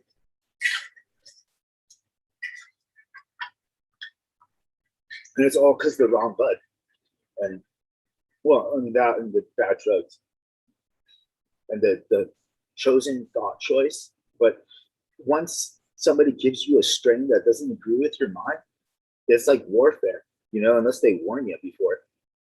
I had somebody steal an iPhone 6 from me. They gave me a bud, I smoked it. I got all like it was a good time, but I was like, holy shit, like this is a weird fucking high, you know? And like they didn't do any violent stuff with me, but they stole my iPhone 6 when I needed it. And I found out because it turns out we knew a whole lot of other people, even though I wasn't from their country and I'd never been to their country, but we ended up knowing that they were the same individuals. And they told me the guy went to a concert. And I'm like, oh man. And I'm like, nobody in this country understands tipping. Like I'm tipping you gradually while through my stay so that you don't, you know, like maybe you'll get me great buds and whatever else and have a good time and not feel like you're being used, you know? And then me and him partied now, and we shared a amazing Colombian chick, you know, like you know, like the like Vikings. It was a good time. No sword crossing, no sword crossing, you know. But he's like, because I didn't speak the language, and like he's standing there in the corner and like have partying and stuff, and then like translating for the chick, like fucking silky smooth, you know. And then like he went off with her like afterwards. It was a great time. But the right blood it changes everything, and it takes less than 30 seconds for somebody to go from an amazing life that's supposed to be to a horrible action that alters their life and others' lives. And it can make the difference just having the strain that works for you and grown the right way. And cannabis is an adaptive plant, is my understanding. And you, the grower, it will adapt the best it can towards what will suit what it thinks is coming around the bend for you. As weird as that sounds, that's just like that's what I've noticed and stuff. You know?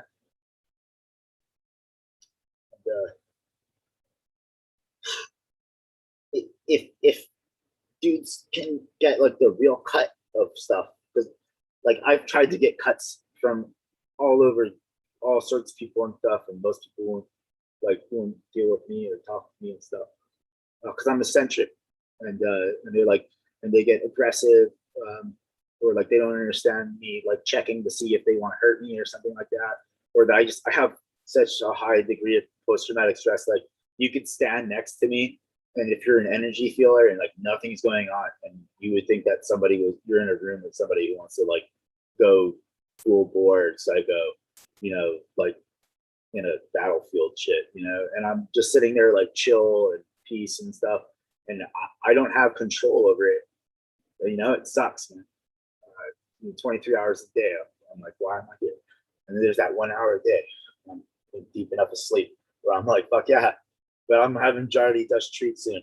And the Northern Lights Pheno and the winter cut takes me away from that. And I know it does.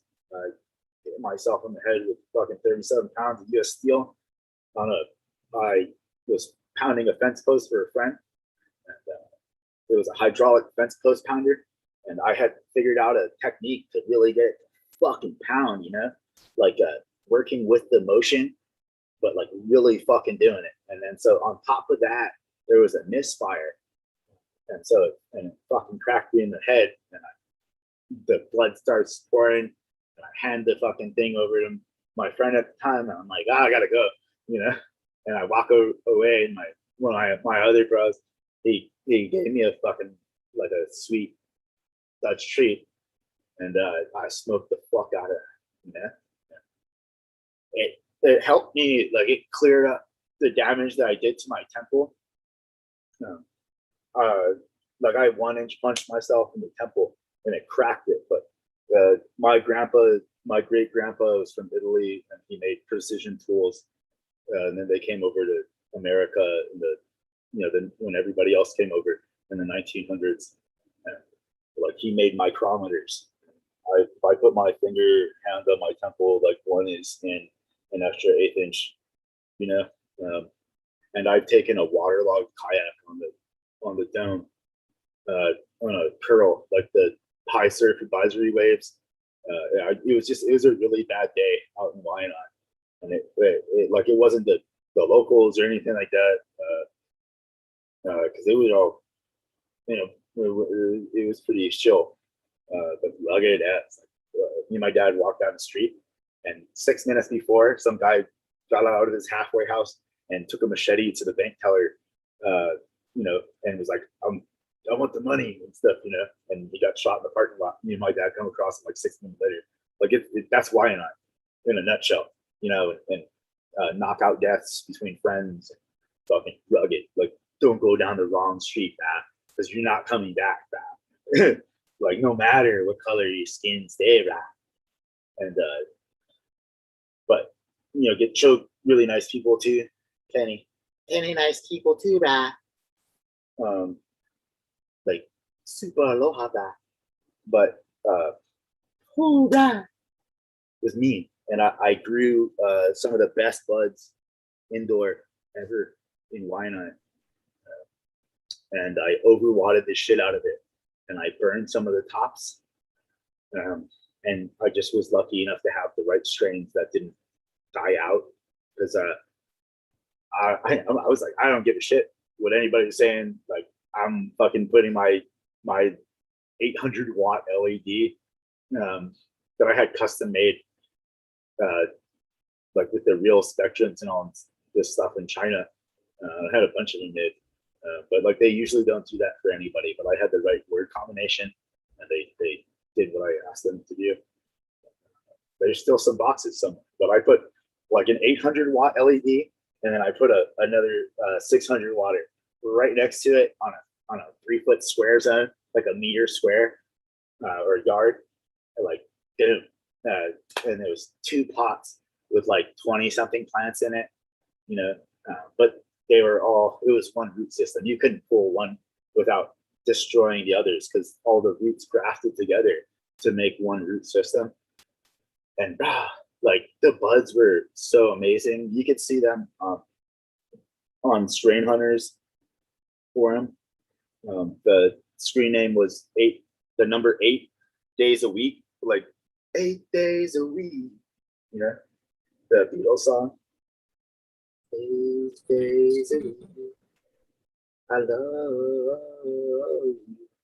And there's some nice pictures. Fucking huge tops, and that's what changed my mind on stems. And so apparently, if you have an amazing plant and you grow it right, and you make a fem out of it, like you can get just beautiful expressions. And that's what that dude Swerve, that the Cali Connect, like that was the plant, that one in Humboldt Seed Org changed my view on it, because like we all are trying to have get ahead and stuff. But I'm like, you have your guarantee winner, and I'll say that the company names, because I want them to keep going. And it's Caliconet. Humboldt Seed Organization is gone apparently, but Barney Seeds was also a fire for femmes. And if you grow it right, it'll tell you whether you're a really great grower. Because anybody who smoked my Barney's orange sugar and tell me that it's not one of the best fucking smoke experiences that they've had for American classics is a fucking liar. And, yeah, and so it was the shit. But I overwatered the fuck out of it, right? And I got Cali tops, like gigantic tops, off of 3-foot plants. And I was like, the lumen meter said like 300K, and I was like, whoa, man! Like, how many thousands and hundreds of thousands of lumens can I dump on these fucking plants? Because the previous season I did Malawi Gold and Blue Hawaiian, but with a T5. And it was impressive. Like, it was so good. My cousin wouldn't smoke my weed anymore because the Malawi Gold took him. He hates LSD and acid, and it took him from the head state that he was like straight into peak LSD acid trip. And he's like, "Oh, can't smoke your weed." And I'm like, "That's what I'm going for," because it does something different to me. Like the other reason why I tried cocaine is because I heard people say that Adderall, if you have a certain mind, like it calms them. And I was like, oh, let me check it out. And, maybe a little bit. I don't know. It wasn't like LSD for me or like Jolly Dutch Treat. And I'd rather not do hard drugs, I used to like to overdose on opiates. I was fortunate enough to a relative of mine, a dear cousin, who had a shitty situation, gave me a 40 of methadone and a Klonopin. I made him a bunch of fucking chicken wings, and then he gave me like I kept on going back. And like, oh, can I get another one? Let me try this again. Because I was chasing the first 3 days, just chasing that dragon.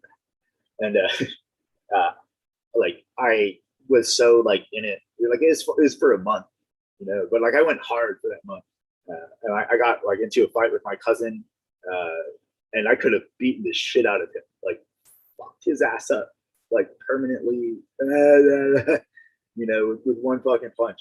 And like I'm like, this is my cousin, because he took me, somebody who never drinks, to a cop bar, and he started talking about fucking psychedelics and weed in a bar. And then they told me afterward there was the bar where all the police officers and the fucking judges and shit hung out. And I was like, you fucking assholes. But they gave me a gallon of fucking sweet wine, that cheap shit. I drank that whole fucking gallon, and from like no real drinking. And I drank a bunch of Jack and Cokes. And then we get back to his house, and we were supposed to go to a club because they wouldn't let me into it because I had surf shorts and slippers and a Bob Marley t-shirt. And then I was like, oh, you guys can go have fun. And then I went off, and I was walking the boardwalk and shit. Like, there was these 5 dudes, and they looked at my Bob Marley t-shirt, and they looked like they wanted to scrap. And then I was like, like mad dogging them. Because like there's 5 fucking dudes who were like fit, and then I kept on walking. I ended up having to walk home. Like these, some officers are really nice. Like, I was in the middle of this place, and I didn't have a cell phone and shit. And there was only one guy, and it's 3:00 in the fucking morning. And I'm like, this guy won't let me use his phone. I'm not from here. I have no idea what's going on. And I just got all these plugs and stuff. And I'm just like, could you please let me use your phone? And he's like, no way. And like, maybe I was tripping. I don't know. But these 5 dudes, they fucking surrounded the guy and takes the phone out of his hand. Like, sorry, sir. Like, we can't give you our phone, but here you go. Like, he's got to make one call. Like, come on, like, be a pal. And I called my dad, and he didn't pick up. So I fucking walked like miles and miles back to my cousin's house, where they locked me out and I fucking slept on a bench because my fucking cousin called some dude the hard N word, but you're like mixed dudes and like hilarious motherfuckers, right? But like the racial tension in the area was super, and he didn't stay to like his brother saw how stupid he was and shit, and was like, fucking get out of here and whatnot. And the one black dude just and cracked my cousin in the head, giving him like permanent head trauma. And then my other cousin, like, he just lit out and left him there like a punk. Like that's his older brother. Like, who cares what the fuck? Like, he was a good older brother, and you just let him fucking go. And my cousins are stacked Guidos, like stacked. Like, they look like bodybuilders and shit. And my one cousin was like pro status boxing and could handle shit. But this dude just fucking hit him one time. But he got his stuff, like, he didn't go down, and he got him. And then, but he got out of there. But like, I could tell after the hit, like, he wasn't the same. They're all fucking alcoholics, and I'm like, I need fucking weed, man. And this, like, I didn't have the I forgot where the connect was, but my cousin told me don't go back to his friend's house because the dude was like hardcore. But I was like, oh, like, we vibed really good, and I really wanted to go back, but I didn't go back, because I just did I wish I would have gone back. He had the cat piss. It was the real shit, or whatever the fuck it was. Like, it was amazing. And I got to smoke some Tennessee buds. Like, my uncle came over, and like after this whole incident with my cousin and me getting into this little scrap, and because they got me like blackout, like to the really dangerous, deadly drunk zone. And so like my uncle came over, and we were like sitting there like Ho'oponopono style, like like everybody in town knows me, and you guys are like, we all know that this guy is cool and is a chill dude, and like, that's not cool to get somebody that wasted and then take them to a cop bar and stuff, especially because they know that I come from extreme poverty and shit, and all of that fucking whatever, and like, goddamn. But the Tennessee buds were good. Like, I was crashing off the fentanyl that I overdosed on, and like, they took me and they found the Tennessee buds, and it was pretty good, man. Because I was crashing hard and I could feel the weed a little bit. It was way better than the Mexican brick pack that I was smoking before. So when I said brick pack and stuff a long time ago, and everybody was like, no, cold press is not Mexican. Like, we don't even want to try it because we just associated it with like some of the worst shit that you could put in your body. I'm sure there's great buds in Mexico, but like, I don't know that it makes it into America because I've never seen it in the brick. But I mean, like, cold pressed flower hash is nothing like Mexican brickbat. Okay, like, you take the stems out, you take the seeds out, and you just clump it there like you're making the puck for rosin, and then instead of having the heat, you just keep that press on there for 6 hours on the full press, and then it'll become like a it's like a hash, like a thing. Yeah, I would show my face and all of this kind of stuff, but so many people have threatened my life and things like that, and I sometimes incite people to rage when I'm trying to be kind, and they just don't understand or something like that, and so I just want to like protect my stuff, and like, I didn't mean to bother you guys fast, but I might turn on my camera for a second and show you. I made a fat brick of the pressed hash. You guys can check it out, and I will make sure that my area situation isn't in the shop. But, it's such an amazing high because I love hash and I hate losing all of this stuff, all the weight to the hash, and the green just like makes the come down so much smoother. Ooh. What's your favorite way to make hash? Um, Bubble. That's really the only way that I've made it. I did heat one time on accident because rain got on a bowl of trim, and then all the crystals stuck to the outside to the bowl. But I don't have a whole lot of experience with hash. Because, like, I used to gravity bong fucking horrible chemically grown shake buds in my young days. You know what I'm saying? Like summers waiting for harvest, just chonging the worst green fucking not even sugar leaf straws because I just want to fucking smoke. I didn't give a fuck. You got mold. Where the fuck you are? Like I'm gonna smoke it. Let me just smoke it. That's how I was, you know, just raging stoner. And then once I realized that depression was the chemicals and shit, I was like, fuck it. Like I gotta go organic and be a snob, or I'm not gonna make it much longer.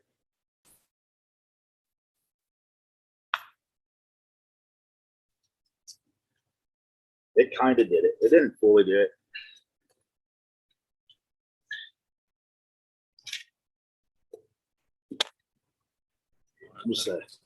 My bubble.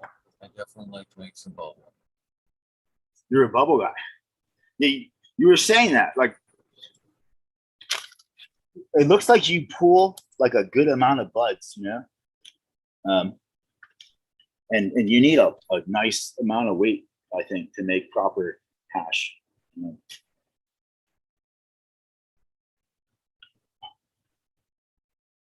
If you can see the darkness, if you check out my Instagram, there's way better pictures. This is like a bigger chunk. This is like a couple of ounces of CBD bud, like actual CBD bud. It's called Oregon guava, and that's pressed out. Oh, sorry, it's not better. I ordered a good phone to do this, and it got lost in the mail. Or it's it's like it's gonna come tomorrow.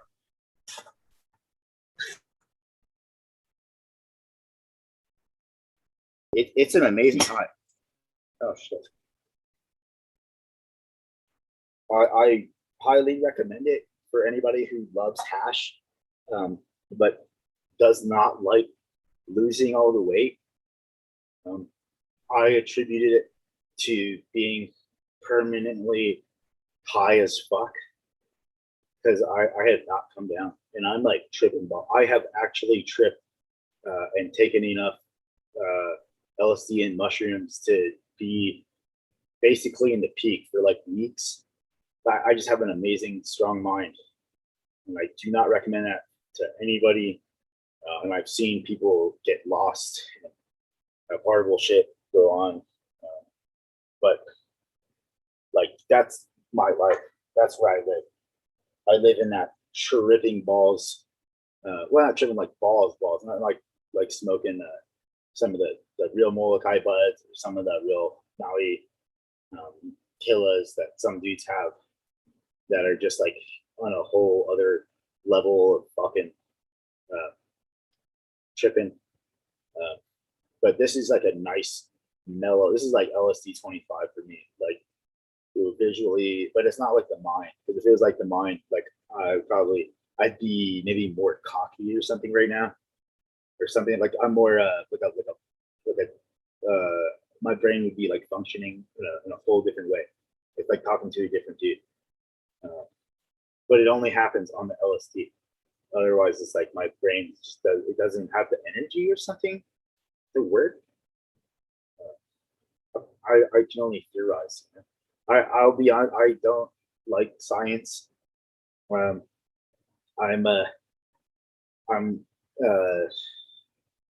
like I'll just say like if they were smart, they would be testing things for 10,000 plus years. You know what I'm saying? Before it ever got to the phase where we see it. If they were smart, but you know that's just what's going on now, and I don't have a degree or anything like that, but that's my 2 cents on the matter. I mean, you can't make something yesterday that's not like something like cold pressed flower hash, and then you don't know what it's gonna do in 20 fucking years or even 10 years. It's amazing. They're just going for it. But I mean, I enjoy driving my car, and I will jump out of a plane if somebody else pays for it. If you ever get to skydive, it's an amazing experience that I recommend to anybody. Just charge back. When the guy, you're at the door, just go for it. Like I was petrified for the first part of the free fall, and the guy like saw that. So I was like, oh shit, we did a double or one gainer coming up. My friend did a double gainer. I took him for his birthday. Like I have the inability to work a regular job. I'll just say it. Like yeah, I'm fucking one of those dudes who has had those whiz kids and indigo kids be like, what the fuck are you doing here, dude? Like you're in the wrong place. All these people are just gonna hate on you and bash you for your gifts. I mean, they were kind of right, but I had some really good times. At the same time, and I love the stoner community. Like if not for my personality quirks and stuff, or like let's come around each other smoking dotty that street or something like that. But I would probably be more like out there and trying to meet people or something like that. But just like part of me is old school, but then I'm trying to like accept the new medical cards and everything like that. Get out of all the dark old day thoughts because they didn't work then, and they don't work now. They just cause more trouble. It sounds like you get a pretty good high from just smoking the flower. Does edibles intensify it, or do dabs intensify the effect for it? I have never smoked a dab of my buds, but I would say that the cold pressed flower rivals edibles. But they called me slow mo, and most people will eat my edibles once because they don't listen to me on the dosage, and they're like, "I got balls," but they don't understand. Like you may have balls, but your own internal mind and stuff is a whole different fucking world, And like more than one occasion, because I can make pop food taste really good. Like dudes would eat way, way beyond the recommended dosage and then go to the death zone where they think they're dying and shit. And then they never want to eat it again. But I had made some amazing stuff, just CBD, and then some other stuff that was mixed. But I'm hoping to like give Jinx a little bit because he just had his surgery and all of this stuff. That was his life. I mean, my mom she got basically like a truck ran over her car on the way to work. Like the guy was all bust, and it was like early in the morning, and he looked up from his phone. That's the only thing that would make sense to me is that he looked up from his phone at the last second and he turned the wheel so that he ran over my mom's the driver's side of her car and shit, and then whatever else he did afterwards. But like it broke her. She's like an old lady and whatnot. I got that fucked up sense of humor. I gave her a mug that said "Over the Hill" for her like 35th birthday or whatever. I was just joking, but I thought it was funny because she wasn't like over the hill or whatever. But I was like, because people are like, "Oh man, like you're old and they'll bring up the age." I was like, "Oh, you're so bitch now." Like, but not everybody's got that kind of sense of humor, and they'll take offense to saying the word bitch, all kinds of stuff, and they just don't like context. Like some of my friend, he got his head run over out of high school at a party. His jacket got caught in somebody's truck. It just like went under, and his head just got squashed. And like that dude was a hardcore smoker or something. I can't remember what the linking was. Like my brain just did the tick thing, and I can't remember the train of thought. But I was like super straight edge. I thought that like when I came out of the school and everything, that maybe I'd link up with that dude again and party. Like super eccentric personality. You know, he's like the friend. He's like, oh, you want to fuck my mom? You know, like, come on, bro. Isn't she hot? And I was like, dude, I love you, man. Like, you're my fucking bro.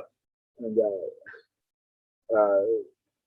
you know, it was just a shitty situation. I mean, you know, like, if had I been there, I probably would have been like, what the fuck are you doing? You know, like you're all drunk and shit, and just like we walk down there and get out of here. But I wasn't there. I don't really like going to parties. Like occasionally I do, but I'm such a helping dude that a lot of people don't like to invite me to parties, because if I see you acting stupid towards some girl or to some like actual innocent dude or something like that, like I'm gonna possibly get in the middle of it. You know, the first blow is wet because the second one fucks you up. You know, only if you're a real Hawaiian and shit, you know what that means.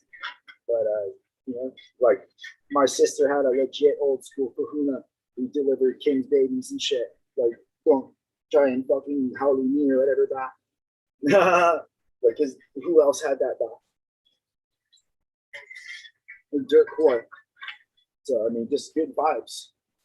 And that's basically all. Just trying to help.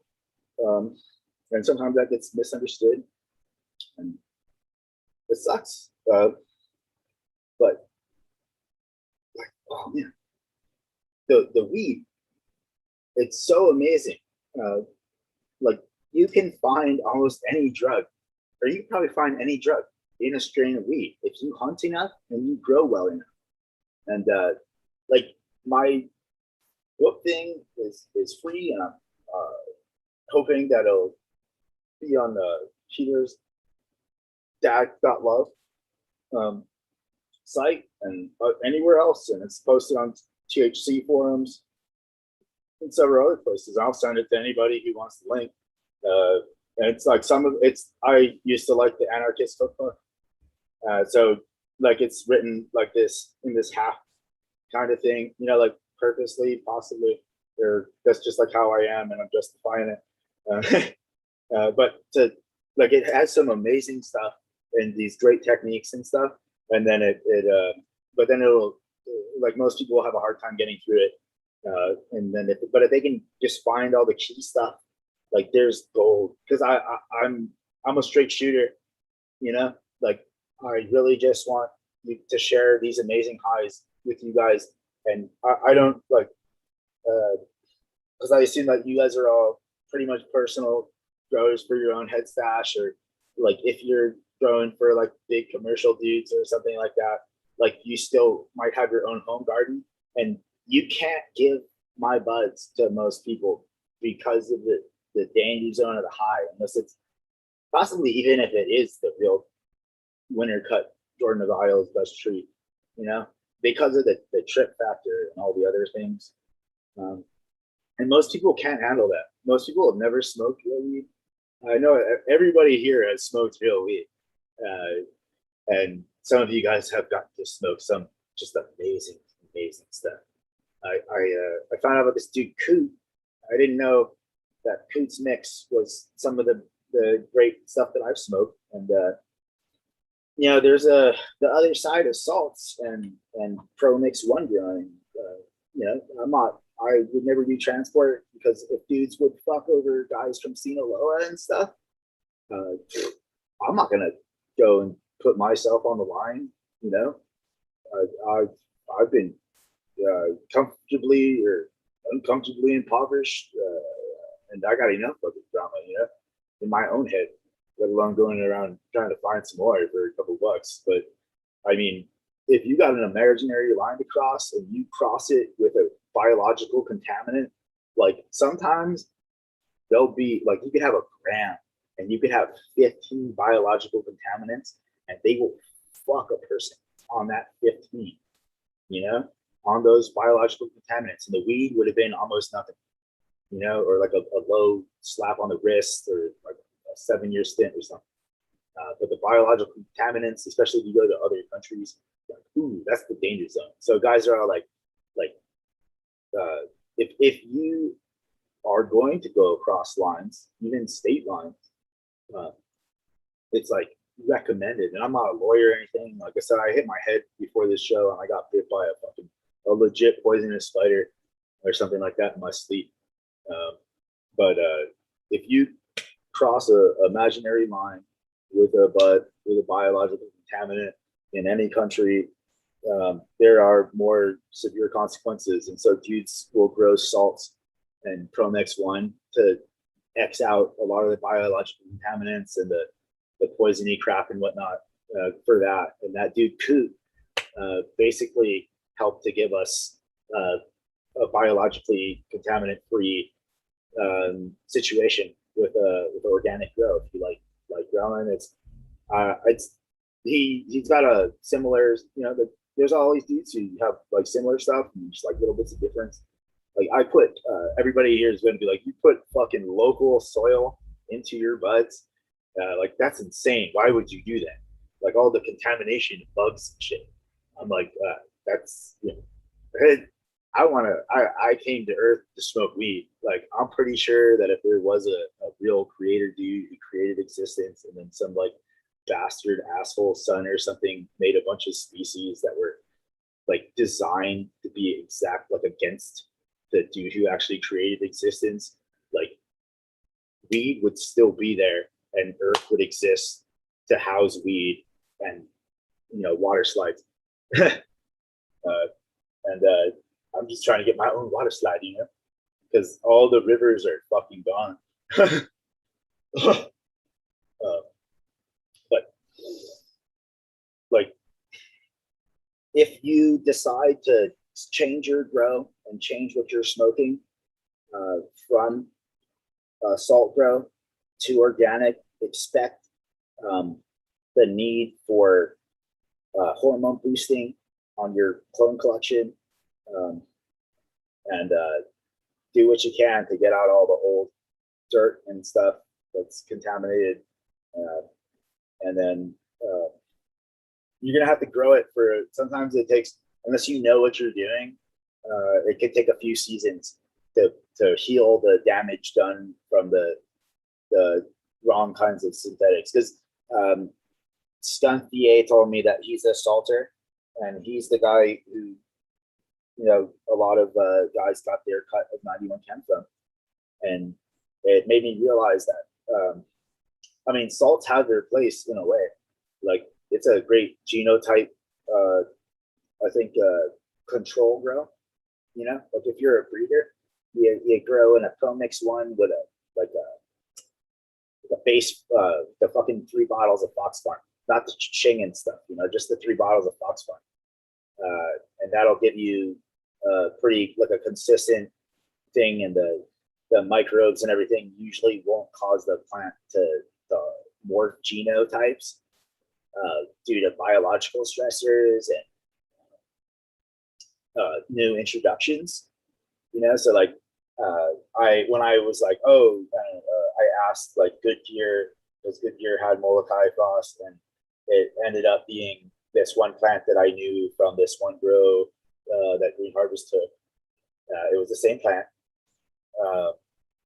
and the high was basically like the fire, that one Molokai high that a lot of people like. It's like similar to GDP, but like Kent's Push GDP, but tuned up. And yeah, I can't remember what I was saying. I gotta smoke a bomb. Please do. What are you smoking on? What was hanging in the background there? Ooh, it's pretty fat nuts.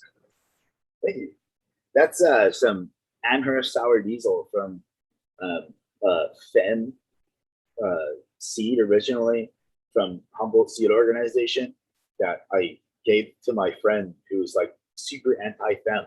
And I'm like, bro, like your grow is fucking awesome. Like you're pulling the best of Cali high grade.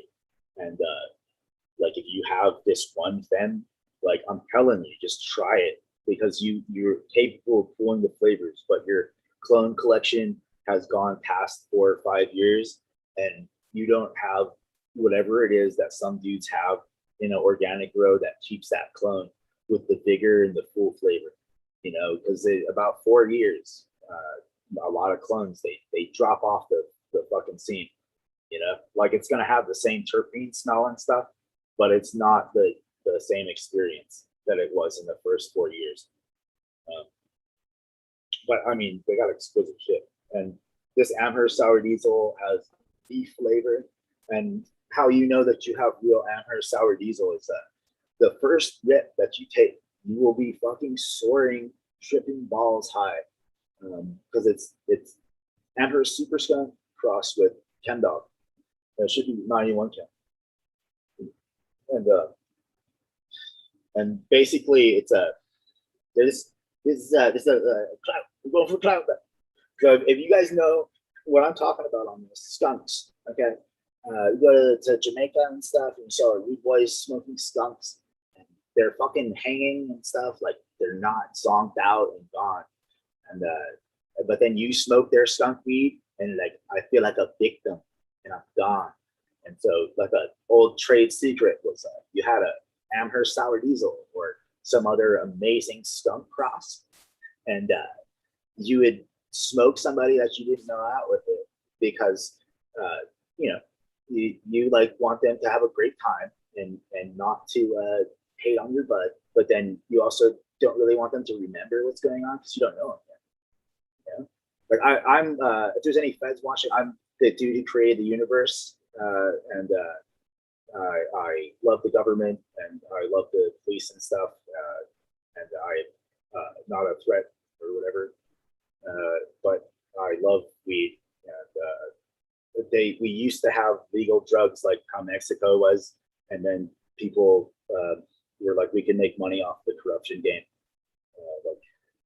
I don't want to name it, but I can from my reviewing of history and shit, and they've basically been assaulting us with their bogus statements from like fake religious zealots and stuff about the horrors of weed and the badness of drugs. And there's this book called The Alchemist by Paulo Coelho or something like that. Paulo Coelho. It's a Portuguese name. I have a hard time with Portuguese because I only know that Rio isn't really Rio, it's Rio. I was like, oh shit, it's Joe Hogan. Yeah. And no, I'm a and so like you could give somebody Amherst sour diesel, and it knocked out all of the worry about you don't know, right? Because most people with even a really strong mind would have a fucking hard time coming back from an Amherst sour diesel, But if you try and rob anybody after I give you this information, like karma is real.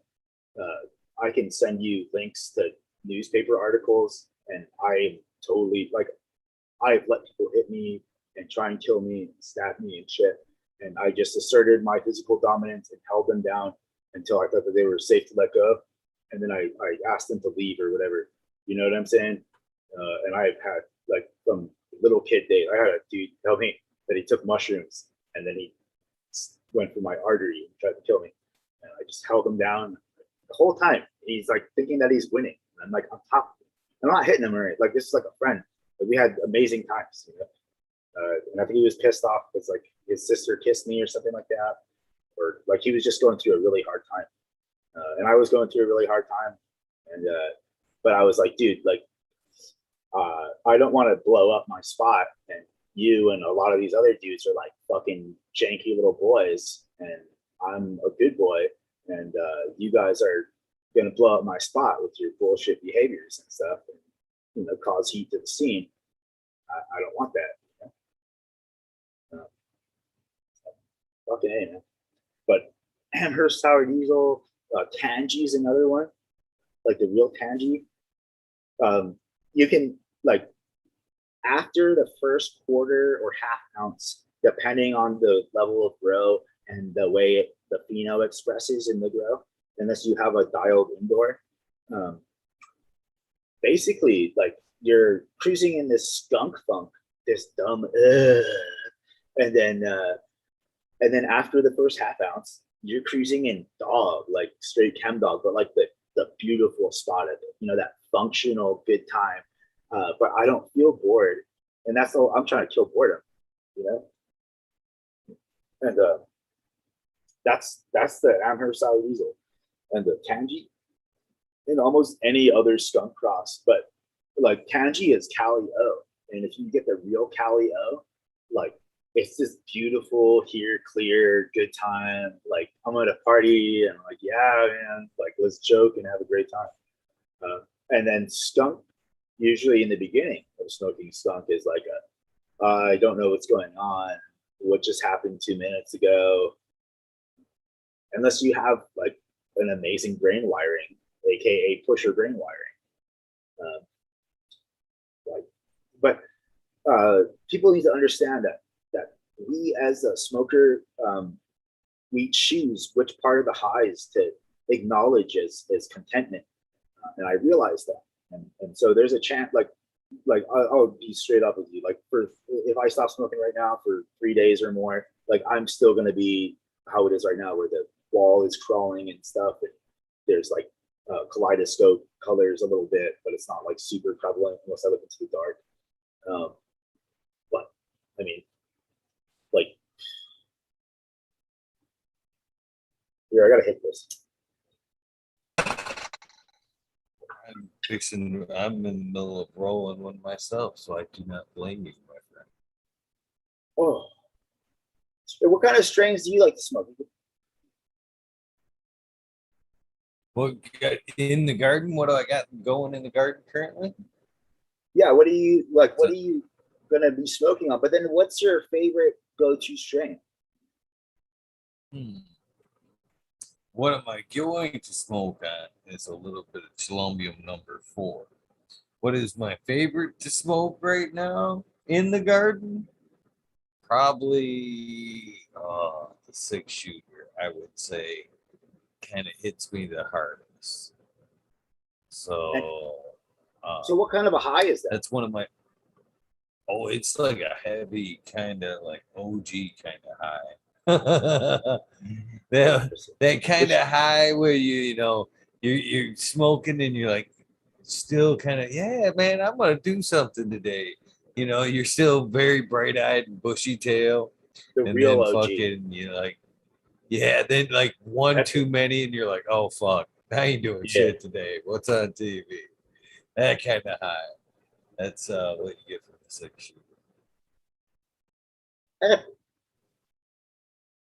I mean, I've smoked real OG once or twice, and it was awesome. But then I've smoked a lot of fake OG, and it's sad because I tried it real, like I had it. I sat on a friend's couch for a week, saying nothing basically to anybody, like a fly on the wall, just waiting for him to come home and smoke me out with a bonger again.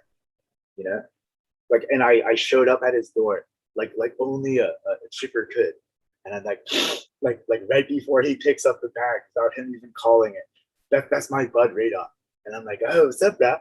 And I just sit there, and he was cool, right? And he's like, well, we just and smoked me out. We're just chilling, and I'm sitting on his couch the whole time for a week.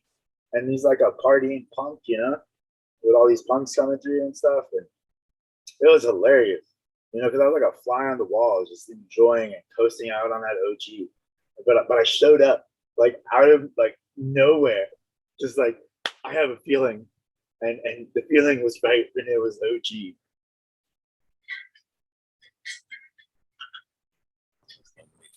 Oh, gee. I heard you mention it too. The headband. I love some headband. You seem to be the blue cannabis seems to be very good for you as well. It sounds like it. Is that some truth to that? Um, Only if it's the real blueberry, you know, like the chocolate Thai crossed with that other one and the other one, but the true blueberry from DJ Short. I used to know it, like all the strain crosses and stuff, but then like my brain isn't what it once was. but that's from head injuries and stuff. But like true blueberry, the DJ Short, the real cut is like its own high. But DJ Short had like 4 different blueberry lines, right? And then there's all these other guys who are like, well, like he told us the recipe and we crossed it, so it's blueberry, right? And I'm like, no, like only the blueberry is that one genotype expression, and it has this one specific high, and any other high experience is in a blueberry. It's the cat piss, like cat piss is like a smoking a real legend Hawaiian indica,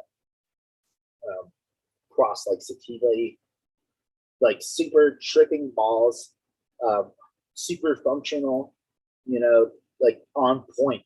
Like you could be in the shit on a fucking motorcycle and ride like a champ, and everything would be like a comic book, and like you're coming up with singers with your friends and stuff. Like that's the high. That's why it was so coveted. That's why those dudes were like you're not telling us that you got fucking cat piss when you don't have that high, because people are gonna buy it, and if they don't get that high, like they might get hurt, and I'm not saying like they're gonna hurt. I'm saying like in their mind and stuff, because like I don't know what the other, like it may smell like the strain, but it doesn't mean that it's the real genotype that's in the winning cut. Like Jordan of the Islands Dutch Treat has the 1 leaf pheno, and then it has like a bunch of various other phenols, and then it has the champion cut pheno. But they're genotype expressions because they'll show up like consistently, and the only way that you can fuck it up is if you really alter the pheno, which is the feeding with ridiculously radical microbes and all kinds of shit, and stresses slash temperatures, humidities and stuff, and that's the only way you can really fuck it up. Otherwise, that's why dudes were all like I have the real cut, and I don't want to give it out because I can give it to some novice nobody grower, and suddenly they have something that's worth $400 an ounce, and they're gonna saturate the market with the subpar grow of my winning cut, and then everybody's gonna think that my stuff isn't as good as I'm saying it is. That's what that dude Doc Ray was saying. He's like, I don't like, you're gonna grow out your stuff in whatever in the confines of shit, but like if you bastardize my work and my art, like I'm gonna be very sad, and you're ruining my reputation and all this stuff. So I'm like, here's the book. If you want to get an accident, like we got some accidents. They're amazing collectibles, and, but I just would like it if you guys would check out the Guan Grow, which is basically super soil crossed with Korean natural farming stuff and living water. Like I have a ponds and trash cans with the 25-cent bait fish, but the orange ones, the comet goldfish, I think they call it, maybe, like the cheap ones, and guppies, and just all the ones that can be group together and be happy and have a good time. Because I want to water, like that one. Like, I like my Jesus to have a T-shirt with a tuxedo on it, because I like my Jesus to party. Like I'm not religious or anything like that. I separate God from religion, man. Religion is the people stuff, and then whatever that being is probably something completely different. But I want to have a good time, and my fish are happy, and I have water jets, and I have air stones, and I keep the water bubbling and circulating with the jets 24/7, 365. It never goes off. I got a backup pump right there. Like their happiness is so, like I'm caring for them. They're like their happiness like reflects my ability to care for them or something like that. Reflects on me as an individual. And so, like, that's what I'm watering my plants with, is happy water that these fish are pooping in. And I am not like, I will throw money at my grow all day if I know that line will actually add something to it. and it's organic, like anything, like crazy shit. Like I'll look at obscure food items and be like, I wonder if I can throw that on a plant and it'll make it even better. And more than one time it has. And so I have a cover crop. One dude was talking about it in a video or something like that. And my cover crop isn't the cover crop that I really like to have, but the fish will eat the shit out of the other one. Duckweed, like they'll eat the shit out of it. They'll be gone overnight with like a big 6-inch orange fish. And I have like 300 fish maybe in one pond. That's like a 500 gallon. They're all pretty small. And I circulate the water. Oh shit! I gotta be right back. I just remember the water's on. Oh shit!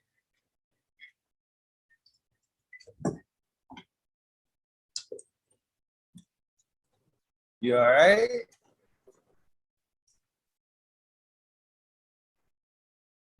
Spill the bomb. Hopefully, just spill the bomb.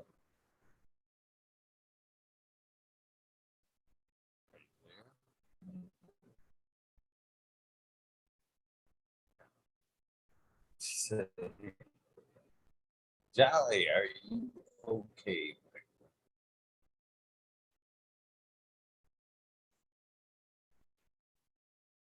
I hope he's all right.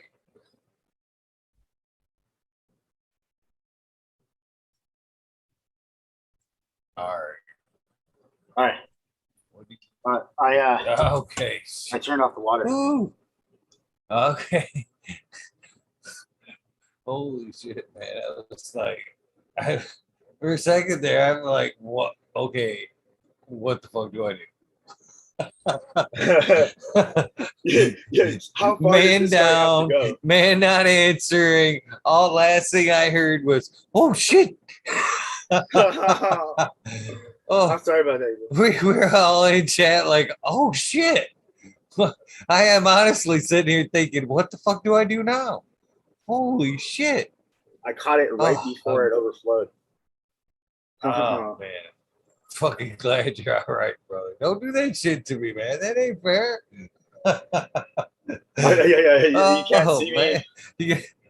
Oh no, I cried. You just fell over and shit. You took a big fat hit out of that fucking bog and fucking oh shit, fell over and shit. I've given people a bong rip before, and they had that reaction. With some Maui buds. It was like HP13 or something like that, but it was grown the right way. And it was this old timer. And I jumped like a 6-foot fence, like hopped it like nothing, because he just keeled right over.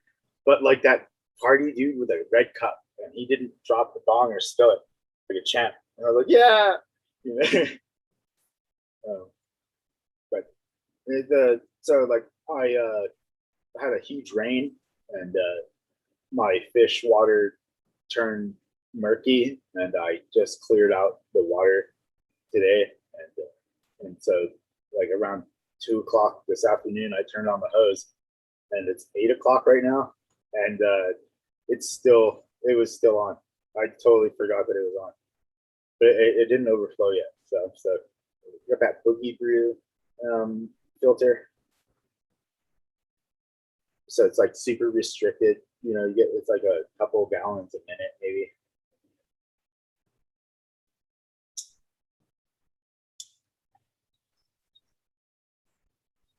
So tell me about a little bit about your grow. What's your space like? I grow in partial sun. I get maybe 5 or so hours of direct sun a day, but I'm still getting really, really dank buds with like a really full expression, and like banging highs and fat tops. Like some of them are like legit gigantic tops. You can see pictures on the Instagram of like my Baca Valley Lebanese and the orange sherbet from Barney's, like just nice looking, at least 7+ gram tops is what I consider like a nice top, a good quarter, and you just give them that. But I had a friend, and He used to help people out, and I would just hang out with him and smoke. And fucking, he got an ounce top from California of juicy fruit Kush, and I like begged and pleaded for him to smoke it with me, like as much as he could, and he did. And it was so amazing. I can't find juicy fruit Kush anywhere. This is like 15 years ago, or 2014 maybe. It was epic. So like I know the highs of the different regions. I know what's possible indoors, no matter where you grow. And so like I know that you guys got amazing buds. Like even if you grow salts and stuff like that, or like Roots organic fertilizer line, like some other bottle fertilizer organic line. Like I know that you got really great stuff, because I've grown it and I've smoked it. I've smoked heaps of it, But I'm just saying, like I feel that I have this amazing winning situation that, and I know that I've experienced similar stuff with the other, few dudes who are able to pull it like that. They're usually like old school hippie guys, and I was just like if I can share it, and people try it and it works for them, like that's one more person who's in a better headspace and stuff, and like we'll have a more enriched, better, happy life. And if they have like a family and kids and stuff, like they'll have a way better time, because like there's certain strains that make you a better dad, and then there's other strains that make you like not the same kind of dad. But I have a friend, and his normal conscious mind or whatever, like is different from the dude that is his ego. And so if he smokes the wrong bud, like he'll go into the fucking, to the mode where he wants to keep his mouth shut because he doesn't want to reveal that he's a snaggy old fucking asshole. But like, so he stopped smoking weed. He's just an alcoholic now. But I'm like, dude, like you can smoke Jordan of the Islands, that street. You can smoke 91 Chem for a lot of people, like the real 91 Chem. Like I had a friend and he's like, I don't ever want to smoke Chem Dog again because I'm fucking the Emerald Triangle in Oregon. Everybody smoked me out with too much Chem Dog. And I'm like, but if it's the real Chem Dog, the real 91, like I could just smoke that all day, every day, probably, and never get bored of it. And I usually don't smoke more than like now that I've only smoked cold pressed flower hash for maybe like a month or more. But I only tried bud again like one or two times to kind of see if I like how the difference is. And I'm like, fuck bud. Like even if the taste, like some of my buds, like the flavor is better without the press, and it has like a longer, but it depends on the one too, though, because some of the ones press out and like it smolders, right? So like all the resin goes into the green, and it's there, and it's in the green instead of on your fingers, basically, and you get like a tiny bit of residue sometimes on the paper. And then if you don't want to wait the 6 hours or 15 minutes. I think 15 minutes will do it on a high press. Like it's still pretty much the same effect. Like anybody can do squash bud. Like you could also take a couple pieces of plywood and some parchment paper and throw a bunch of destemmed, deseeded nugs in that parchment paper between the plywood, and then drive your car on top of it. That works. It will work. And you can do it with a hammer. It's like the green eggs and ham. There's so many. It's basically just squash in the bud, but like with a fair amount of pressure. More than just your hands. But unless you got like insane Hulk fucking strength, but I'm pretty sure you need more than just your hands. And all you need is the one squash, and it'll do the cleared up high, kind of hashy and stuff, and take a lot of chlorophyll out. But if you let it sit for the time, like it will become more like hashy. And you can look at my pictures on Instagram on @Genetics. Those are all like old pictures of plants that I post, and I think there's some great pictures up there and some lovely pressed flower hash. I mean, like you never have to lose all that weight again to get that amazing hash high, and it fucking smokes. Like the resin boils off, and then it goes, and you can, if you have a really good flavorful terpy bud, like that's like that over 5% terps or whatever, of certain terps, like terpylene or something like that, like that ACDC strain, that CBD bud, like fucking A, man.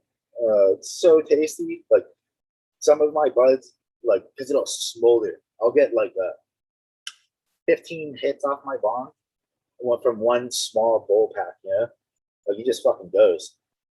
But the resin will boil off, and then I'll be smoking the green matter that's left behind. Because I used to be the guy who's like, "Are you gonna smoke that roach?" Do you remember when I smoked you out with like all of my buds, and now you have buds? Like, are you gonna smoke with me? Like I'm just gonna make this an awkward situation until you pack a bowl. Because I just packed like $100, and you're like, "Fuck you." Like this is like I'll leave, and we don't have to be friends after this. Like like this weed means this much to me, man. Like I just love it. I used to roll fucking tea, like peppermint tea and shit, into joints when I was a kid and smoke it because, like, I guess maybe intuitively, I was just like, I'm not gonna smoke it because I can't control shit. And adults, like, like this is my understanding of it. Like, what makes somebody a genius is their ability to hear a great idea from any source and be like, oh, that's a good idea. Like I've had like dirt looking homeless people say something that was like, oh wow, man. I mean, you're in this situation and you just said that. That's pretty cool, And I have a dear pro, and here's a horror story from the old pot days. We're all happy it's not like this. He came from a more affluent, well-off family, and his parents found out that he was smoking weed and they lobotomized him, but like they actually fucking lobotomized him. And he was such a champ, an amazing motherfucker. He was like, and he was still him, And they fucking cut part of his brain out because he was smoking weed, and they came from that kind of a family in the 60s. And fucking A. And that dude was a trooper, man. Like a fucking trooper. He's always had this beautiful energy and everything like that, And like he's one of those guys who he's a rapid speaker. Like sometimes you'll meet some just amazing old eccentric genius dudes, and they can talk like a paragraph in a second. But only some people will really listen to anything they're saying. I'm like, dude, like I'm understanding everything that you're saying, and I'm hearing it, and I fucking love and care about you, and I just have my own little quirks, But I hope that he's doing good, if he's still alive and stuff, because he was an older guy. But he was always good to me and my pops family and stuff, And there's this gigantic stigma stuff against poor people, and it goes throughout the classes, and it's just like this old English European ladies and lords thing, like I got money, therefore I'm valid and you're not, and it's not based on the quality of the being that you are, or like in the understanding of stuff, like because people lie. That's the shit of it, And then if you're friends with somebody and they're a fucking pathological liar or whatever, but you like them, like you're getting all of this free practice. You know what I'm saying? Like I got so good at just sussing out lies and shit because I had friends who were just pathological fucking liars who would fucking bullshit like no other, And I'm super gullible, and I'm just like, oh man. Like my friend told me that he made bullet with butterfly wings, and I was like, no shit, dude. And then we saw it on fucking MTV right after. And I was like, oh, you fucking dick. And he told me he made Basket Case from Green Day on Dookie. And I was like, oh man. But I thought he made it. I thought he made it. He said it so well. And so dudes do this. And this is like uh, Haight Ashbury was something else in 68, man. In 70, 67, 68, I think. And then in 68, sometime in that, like drug pushers came in. Dudes who are like, well, I'm here to make money and I'm here to take advantage of fucked up women and men. Let's not leave the dudes out of it. And like fucking hey, man. It's a totally different bag. I was talking with that dude Coop, and he was telling me about Orange Sunshine and shit, and how it's not even LSD. It's like fucking something else. And I was like, holy shit!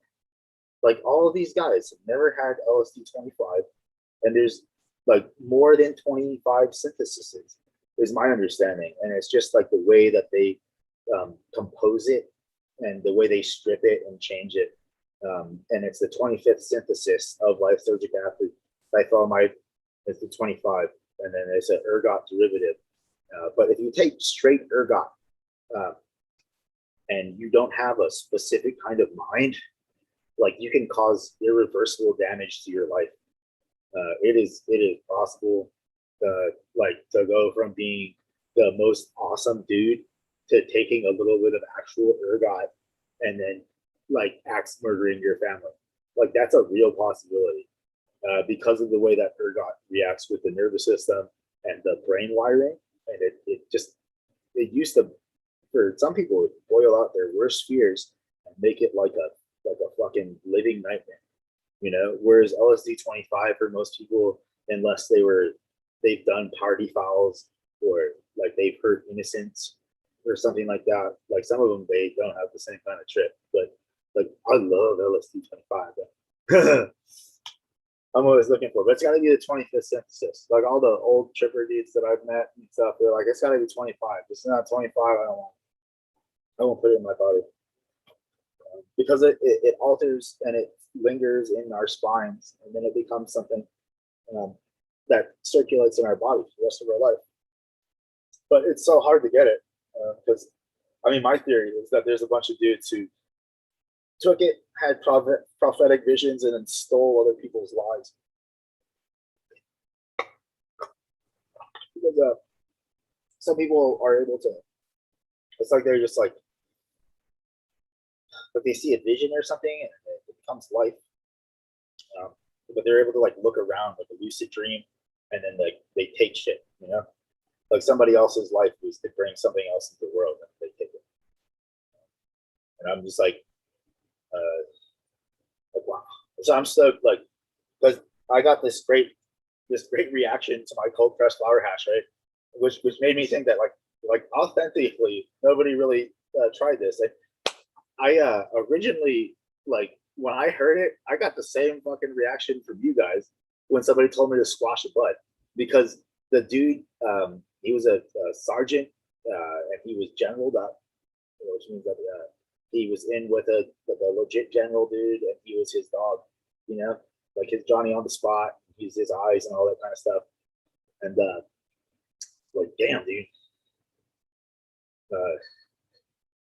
I forgot what I was talking. Fuck. Oh man. Call that a squirrel, brother. Squirrel bud? We call that a squirrel. Just like when a dog, you're playing with your dog, and all of a sudden, squirrel, he's gone. Yeah. It's all about you. I'll come back. It'll come back eventually, maybe.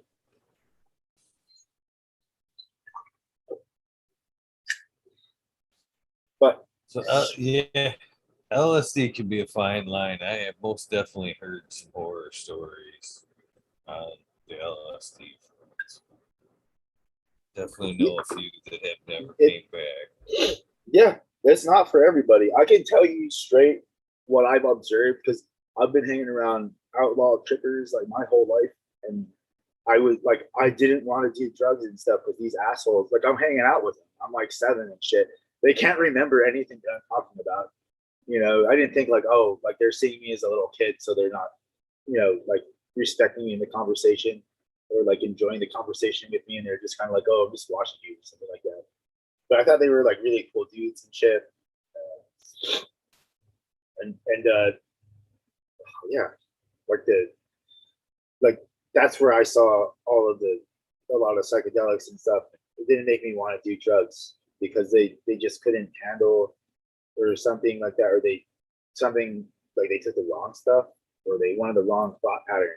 Oh yeah, that's what I was gonna say. So uh, I noticed, and it's just like this is like just an observation because I'm like an anthropologist sort of. Like I just sit and watch people on a park bench because I I love my family and stuff, as much as anybody can, I guess. But I have I don't know if you know who Al Bundy is, but Al Bundy is a hero of mine, and I've watched Married with Children a lot, and a nice chunk of my humor and stuff comes from good old Al Bundy there. Um, and, yeah, but like they're in it. Love Al Bundy. Al Bundy was the best. Yeah, Al yeah, Bundy and was the best, man. I mean, he was so forward. He was a high school football star, and he didn't care if you were gay or straight or whatever color you were. He just cared that you were cool and not trying to be an asshole to his daughter, or too much of an asshole to fucking Bud. But we never saw Bud Bundy smoke weed. I was like, oh, dude, come on, man. But I know that he smoked it. I know he's like he loves smoking weed off set, probably. Like when he got older. But I mean, like if they tell me that Married with Children is bad, like I'm going to do an old fashioned Buddhist protest and just cover myself in gas, and yeah, but I'm gonna be an asshole and I'm gonna get naked and lay back like hard so they watch me burn like that with a sign that says like bring back Al Bundy. Is that too like weirdly morose or morbid of a humor? Dave Attell, Bob Saget. Uh, I can just keep on like Edward Norton, not Edward, Jim Norton. There's just like all of these amazing. I'm trying to remember. There's this one dude who's like he's super. He's not really on any that many specials, but he fucking kills it. If you ever get a chance to see him perform, oh man, hopefully it'll come up at some point. I'll remember. It's like Big J or something like that. Like the dude is hilarious. If you ever get to see a show and he's anywhere where you can drive, like you will be stoked that you drove to see it. If you like, like all kinds of humor and you can understand context of jokes and not take shit personally. He's Big J, I think is his name. He's just hilarious. There's just so many like fucked up comedians that I vibe with. And I love their jokes. Then they had this whole PC culture and stuff, and people stopped understanding context. I thought this was America, you know. And I don't like. I'm not trying to get political or anything on Eagle. I'm just Davy Crockett's one of my heroes and shit. I wouldn't. I'm not like if yeah. It's America is the only country that really for a while that was feeding its poor. To some degree, from my understanding of it. Like Europe might have went and gone that train, but a little bit. But Bob Marley said, "A hungry man is an angry man." So, yeah. So, like if everybody's got food and weed, there'll be just so much less problems. I just want to bring the good vibes. But yeah. I believe you do, my friend. I believe you do. So like, I like all of my because people will take a lot of stuff the wrong way maybe, and I'm not trying to like hurt your money or anything like that. That's you got you're the ones living your life, making your choices. I'm not gonna stop you, or whatever it is. You know, like I'm not the one. Like you're an adult who's capable of you making choices. Like, with my physical body, I'm not gonna do anything, unless you're trying to hurt my knee or one of mine, and I'm in the area. Then I'm gonna mama sow it. And anybody who's a hunter and knows pigs knows that sometimes a mama sow is more deadly than a boar. You know, because I was always that dude. It was like I would pretend act, and I was always the guy who's like, "Oh, you guys went out there, blah," and then playing like I got shot, like in fucking Tropic Thunder, and he's like, where, and then fucking Ben Stiller's like falling for a minute and a half, trying to get down, and oh man, that awesome actor dude, he was in American Air, and he was in that movie. Oh, dude, I love his work. I'm trying to Robert Downey Jr. And he's just like survive, you know, like hilarious shit. And like, I thought it was hilarious. And I was that dude who's like my friends, like let's act and make stupid shit and just try to entertain ourselves. You know, I should have just fucked them up. Because if people only understand physical domination and you really love them, and they're saying that their parents beat them, and that was the only reason that they were able to assimilate anything, I should have been like, you don't like my joking around and sense of humor, and I love you, and I think that you're going in a bad direction. And the only thing you understand is physical dominance. And I should have just fucking, uh, you know, gator rolled his ass and got him by the neck and been like, I love you, and I want to be me and make jokes and shit. And if it really causes you that much trouble, then we won't hang out. But don't be trying to shit on my whatever, because you know that I would take you skydiving and crap if I actually made it. Like any dude on the fucking block, he's just shooting shit, fucking talking shit with fucking Eagle over here, bro. Just talking shit with fucking Eagle over here, bro. And it's like they just want, because they told me that they're not able to get to that high anymore, and I'm like I binged the fuck out of like all sorts of shit, like fucking binged it, you know. But I only did it for short periods of time. Like I will say that, and I try to stay hydrated and shit. But I like overdosing. You know, I caught the fucking dragon, okay. And then I had a voice in my head told me, you do this again, you're probably gonna fucking die. Because I used to do the what's his name, the Keith Richards, and I would get on my 30 of morphine, and then I would do 120 for like 45 minutes later, and then I wouldn't do any again for like a year and a half, and I would just fucking toast out. And I'm like, I caught you, you fucking dragon, I caught you. But then I would be like nodding in and out, that hollow breath or whatever that I used to just crave. Like who knows where the next breath is coming or taking, but it feels so good.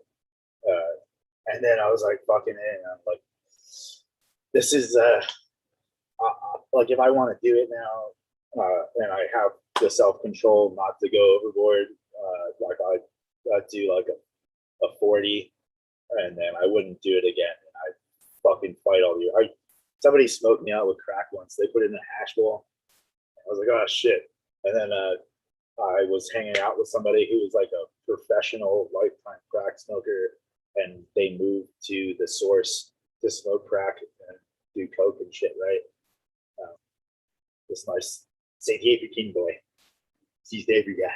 Because in South Africa, we believe in being correct. And fucking, like, I was just like, shit, dude. Like, this is too much of an adventure. Like, I'm sitting here with like a chief justice son and this dude, and fucking we're in the source, and this guy is saying that he might know somebody who has like the real stuff, you know. And I was like, okay, I'll do one hit, and for it was like a okay whatever, like we were just hanging out and having a conversation and shit. Like there wasn't that much of like that whoa thing. So I was like, and then for 3 days after, I was like, fucking, I want it. And I was like, you're not gonna do it, like fighting myself. Like, there's no, like, it doesn't matter if you can go get it. Like, you're not gonna do it because that was not a fucking amazing experience. And you want this thing, like you want some little Okinawan girl.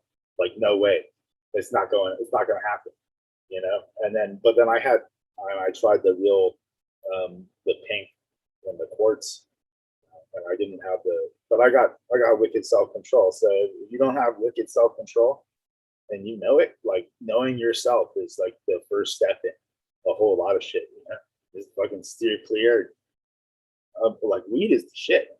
Like you can have a horrible experience on weed alone usually, and the next day you'll wake up and be like, "Ah, fucking it, probably not gonna smoke that strain again." But other things are not like that. And just one bump over the line. What I realized, because I'm like sitting there at this party hostel, right? And this one chick was giving me vibes earlier in the night, and then the manager of the bar was like this friend that I had like introduced her because he liked me and whatnot, and I was like, oh man, like not to be like insulted, but he had a beautiful personality, a really nice individual in a lot of ways. I like short chicks.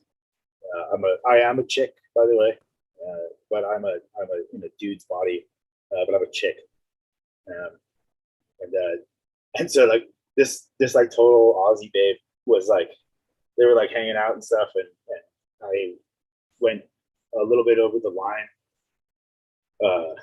and but I can tell when people want to fight and are pushing their ego on me and shit. And these dudes were like, oh, like this girl wants to fuck you and stuff, and you look like this, and I look like this, and I'm angry, and so I'm kind of trying to cock block you, or whatever. But then also, like, she was hanging out with the manager of this bar in a country what I don't. What the heck Yeah. did I miss? Yeah, well, I'm getting, and so like, well, I'm just like, it's the self control, like I got these guys wanted to fight me and stuff because this girl wanted to hang out, and she like starts just macking on me, and then but she was hanging out with the manager of this bar, and like I don't speak the language, and I got a bag of like pink stuff, like a little bit, not a lot, and oh, dude, like this dude was getting nuts at me, and I'm like, dude, like it, like she makes the choice at the end of the night, and the end of the thing, and she has to live with her choice. And if she like wants to hang out with me, and you're telling me that you want to get physically violent because she has her own choice, like I got a problem with that. But otherwise, I mean, she's a free woman, and this is, if she wants to go whatever, like and make her choices, she gets to make her choices. But I realized in that dudes get gnarly on that stuff because they did too much. But then how do we as stoners, because sometimes they come around us in a party or something, because I've had that happen a couple of times, they get really aggro towards me. And I'm just like, how do I tell this guy that he just did too much of that stuff and he needs to cool off for like 4 hours? Because he's being aggro because his heart's pumping too much, and the adrenaline's coming out to keep him alive. They don't want to fucking smoke weed. Take fucking amazing strains. Like, why don't you want to just smoke some buds? I mean, that's their trip, man. That's their trip. I'm not trying to like. No, I just there's all kinds of people listening, Eagle, and like I did this experiment and stuff for the sake of all these cool party people and nice individuals who may not be whatever in society's eyes, or some of them might be in society's eyes. They just don't know about these things, or nobody's ever said it. And I'm just like, if I can help a little bit, like, but everything resonates with people differently.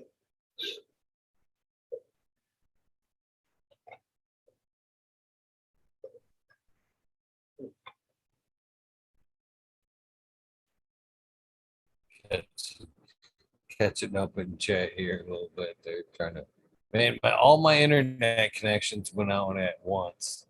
I want to think, I want to hope somehow or another one of the dogs yanked out my connection, but I can't say that they did. But I'm sitting here struggling to get on. I realize both my internets are down. They're not even showing up. I go to look and man, damn things are both shut off. I'm like, so I had to wait That's for things rugged. to boot up. And So you're just chopping I'm in and glad out you. there. Awesome. I, I mean, that sucks, but I mean, but you know, yeah, you know, like there's all of these things. Like anybody, like I gotta say this because if I end up hanging out with anybody and they find out that I hung out with these dudes, like I don't want to get the wrong idea. Right? And so like I was in the backside of a valley and doing whatever I was doing, and these two counter-terrorist FBI agents came back to do a check on a house that burned down a couple of years before, right? And I was hanging out with my friend who's a ex-Marine instructor, friend at the time. I don't know what we are now, but he was all like, "Oh, like this dude just ran out of food. Like, can you give him a ride out at this valley if he shows you around because he probably knows the valley good." And, like I showed people who lived there and stuff like some nice hunt spots. Like we just they let me be the guide, and we got a nice pig, like that kind, like letting me be the intuitive guide or whatever you want to call it. Because I was just romping around this valley, like all over, off trails, on trails, like because I was there by myself for like a shitload of time because I got cut off, and these guys were gonna come back and pick me up with a boat, and then the surf came up, and the surf stayed up, and it was like semi truck barrels. It was epic, but these agents and I'm hanging out with them, and I'm really good. Like I've called the knives on the other side of the doors, dudes before the jump, like the jumps. If you've had it happen before, shit, man. And I could tell like these guys were fucking on it, and they were just taking in everything and analyzing everything I was saying. And then there's like, so like I understand why like a lot of people are like all scared about talking about all kinds of shit. But then I'm thinking like I'm having met these guys and like knowing everybody that I know, like these guys are fucking on it. And if they're interested in whatever, like it doesn't matter.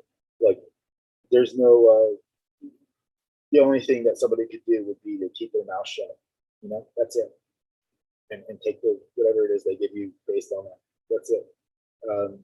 All of the talking and stuff and phrasing things without the infinitive or whatever the fuck it is, like it doesn't matter. I don't think like it sure doesn't. It doesn't, but like these guys are fucking like I could feel their brains, bro.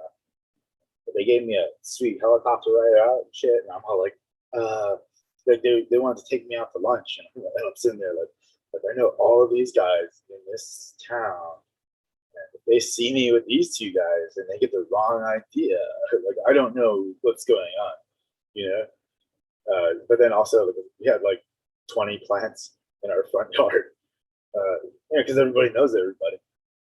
If you depend on where you're at, and nobody's gonna really go messing around, unless the occasional dude gets too fucked up, like it's crazy or something like that.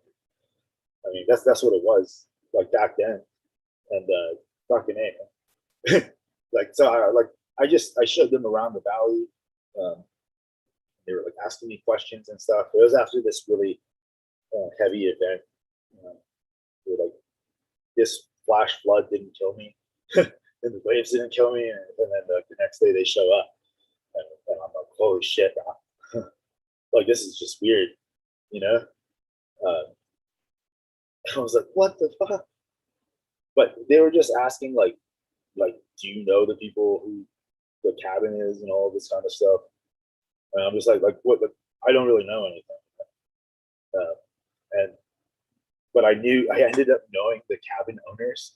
I didn't know at the time that I knew them, and I was like, what the, like, this is just some crazy like tripper runaround, because these dudes helped me out, man. Like, that they showed up and took me out of this fucking valley, because the waves were so big for like 3 weeks, maybe two or 3 weeks, enough for me to get fit, like fucking cut, you know. And I was a fat fuck, but I could charge. Like, I'll swim a cooler or two of shit in fucking 6 foot Hawaiian surf, you know, and get it to the beach without losing it or fucking up. And you know, a cooler of sodas and stuff, fucking steaks, like literally, and, like I could just feel their shit, and so I was like, wow, man, because there's so many people get paranoid and stuff, uh, and I think most dudes are, because there was that fucking dark days, man. And the dark days were heavy from what I heard, and I was like, oh shit. So they're like locking up our dudes and stuff for like a gram, and then but not everybody was like you know, worthy of being locked up. There's a lot of innocent dudes who were just chill guys, but then like because I was thinking about all that, so I just think about patterns and all kinds of shit sometimes, right? And I was like, people would told me stories about before they went to jail, and I'm like, dude, like, given your headspace and everything like that, like, do you think that going to jail kept you alive? And they were like, yeah, you know, like, I was lost in the fucking shit, and like, there was no way that anything else was gonna get me out of it, apparently. And they were like, in retrospect, they were stoked. Like, some of them sobered up and shit, and you know, like, it wasn't like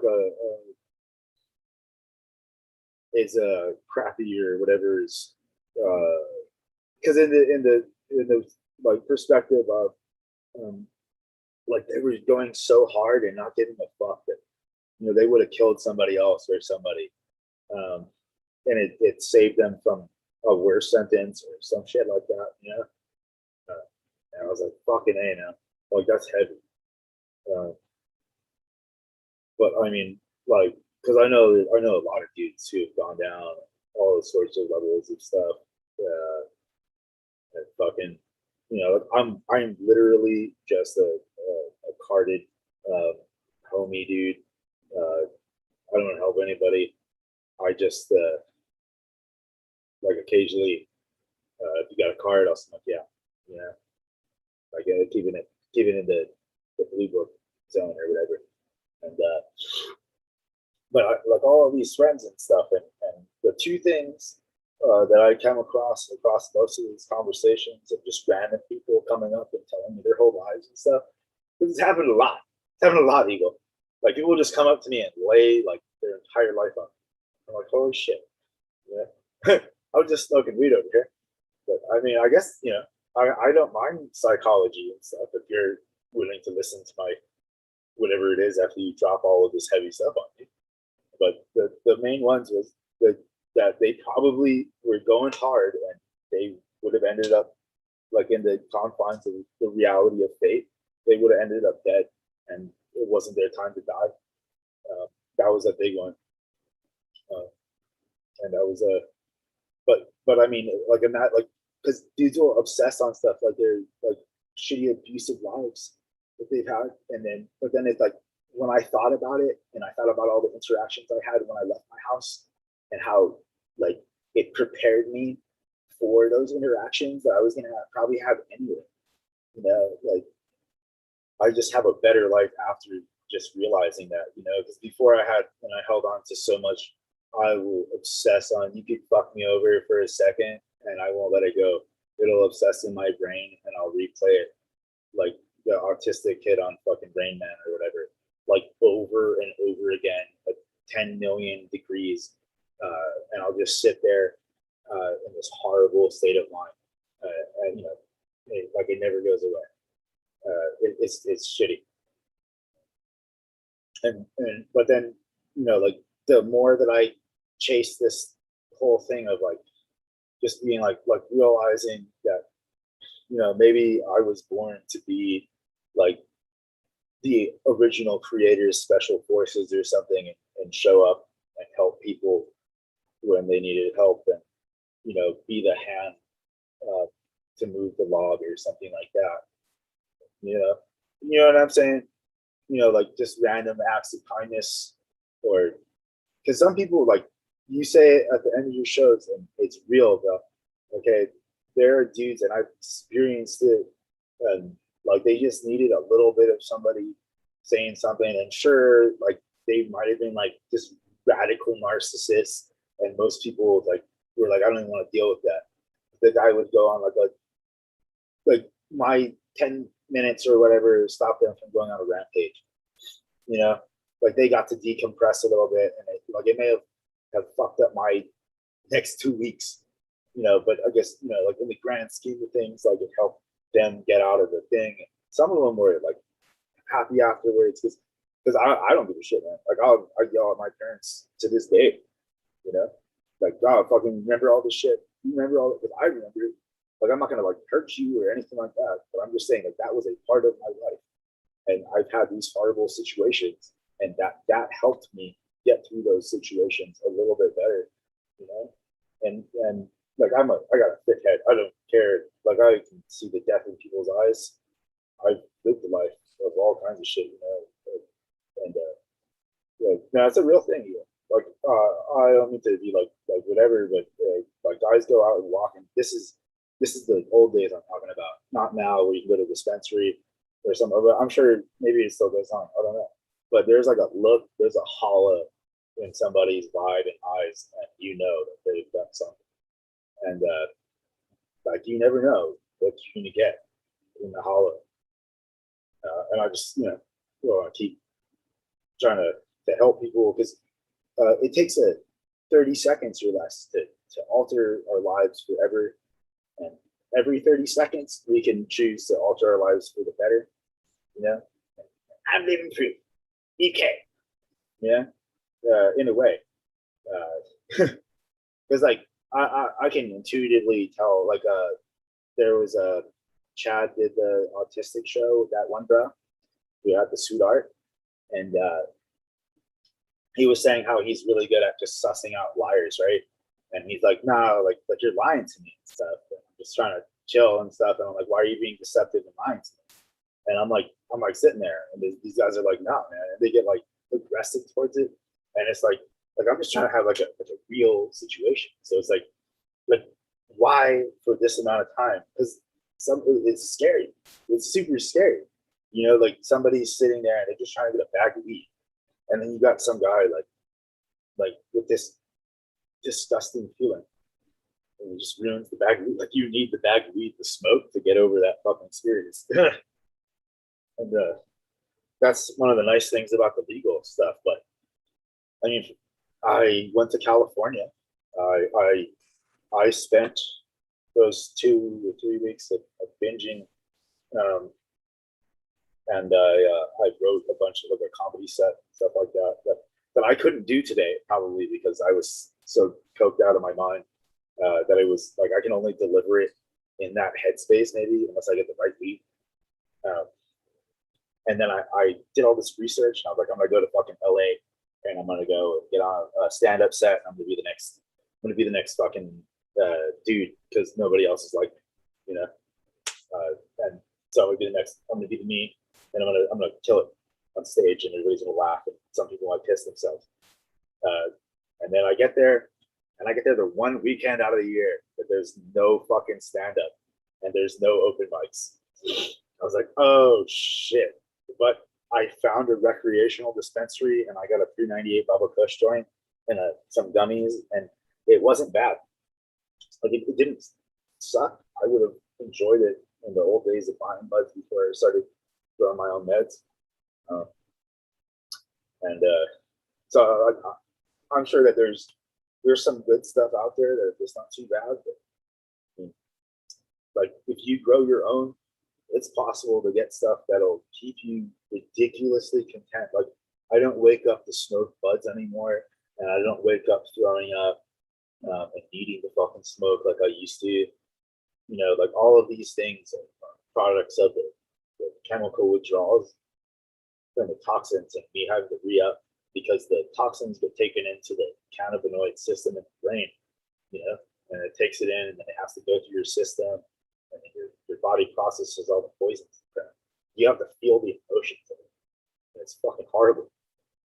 You know, so, like if you like bottle lines, you know, like there are organic bottle lines that'll get you a damn beautiful product. You know, like they don't pay me at all.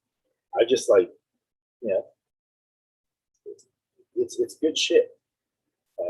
And it sucks, you know, about the whole ecosystem devastation. But I'm too much of a realist. I'm just like, you know, looking at science and stuff.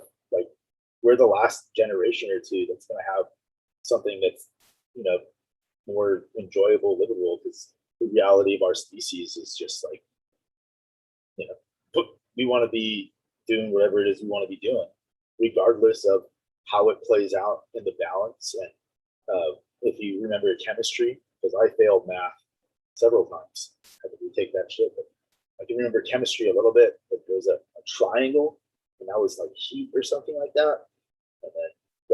And then there was like an equation on the one side, and then on the other side there was another equation with like H2O at the end. You know, it was like a byproduct of the burn, and that byproduct of the burn, like so many things can be altered and fuck with our brains. And some guys like that. Okay, and if you like that, if you used to love meth, like I'm profoundly against blasted PHO. It's fucking horrible. Like you know, don't get angry. You know, it'll be right fucking hell. It'll be right hell. You know, but I the high of it and stuff. The eco damage and stuff. But it's mostly because if I smoke it and it's not fucking medical grade PHO, I had this horrible cough and stuff. I'm like a fryer and then I have like a horrible crash. Like horrible. It was better coming off of opiates than it was coming off of fucking dab. Like BHO dab, like the bad flash shit. You know? Because I tried medical grade BHO, like the closed system and butane, and it got me basically like it did a very close situation to the they used to have it all over the pond, you know, all over the Pacific Northwest. I think they had dispensaries that did the closed circuit blast. You could take your stuff there and they blast it out for you with the closed circuit. But like it satisfies all these dudes who I know they used to love amphetamines. And it has kept them from relapsing and has kept them from doing the amphetamines, the BHO, as much as I fucking hate it. But I think your soul will pay a token either way, you know. But I mean, you can get like I've seen these guys and motherfucker would smoke an 8-ball, you know, sitting like that kind of shit, and he was still fucking charged, you know, like and BHO like really helped them as much as, and I fucking hate it. So that's me, like in a nutshell. Just so you guys know that I'm not like I'm not some skeevy pusher. I am a troll and an edge lord, but I'm not like you guys, the stoners and stuff. Like you guys were my crowd, man. You know, because I'm just a goofy fuck looking for a laugh. That's what I was, you know, before all the experiences, and I'm trying to get back to that with my strains. And I'm every day I'm making great strains, and I've experienced beautiful strains, and I'm trying to bring them together to make these epic experiences that keep dudes who want the disassociative high content, but like are stoked in the here and now, or something like that. That's what I'm hoping for, because I don't know how it's going to react with you. But I mean, like if you like LSD, like real LSD, you'll probably like my Hawaiian Latin Grace remashes and my classic stoner bud remashes that are like they're all total accidents. I get there's like heat waves and stuff that comes, and then I just forget to go out there, check shit. I'll just spray it with a hose with that fucking with a filter that takes away most of the chlorine, and we get these beautiful accidents. But I mean, Chem 91, Chem D, you know, they're proof that that shit was probably an accident. You know, there's a good chance that it was an accident. And you know, wherever it happened, like there's a pretty damn good chance that it was an accident. Because I said it was in a dog blood bag, you know, and so something else hit that, or something, because the 91 Chem is not Chem D, you know, and it's not Chem 4. Okay.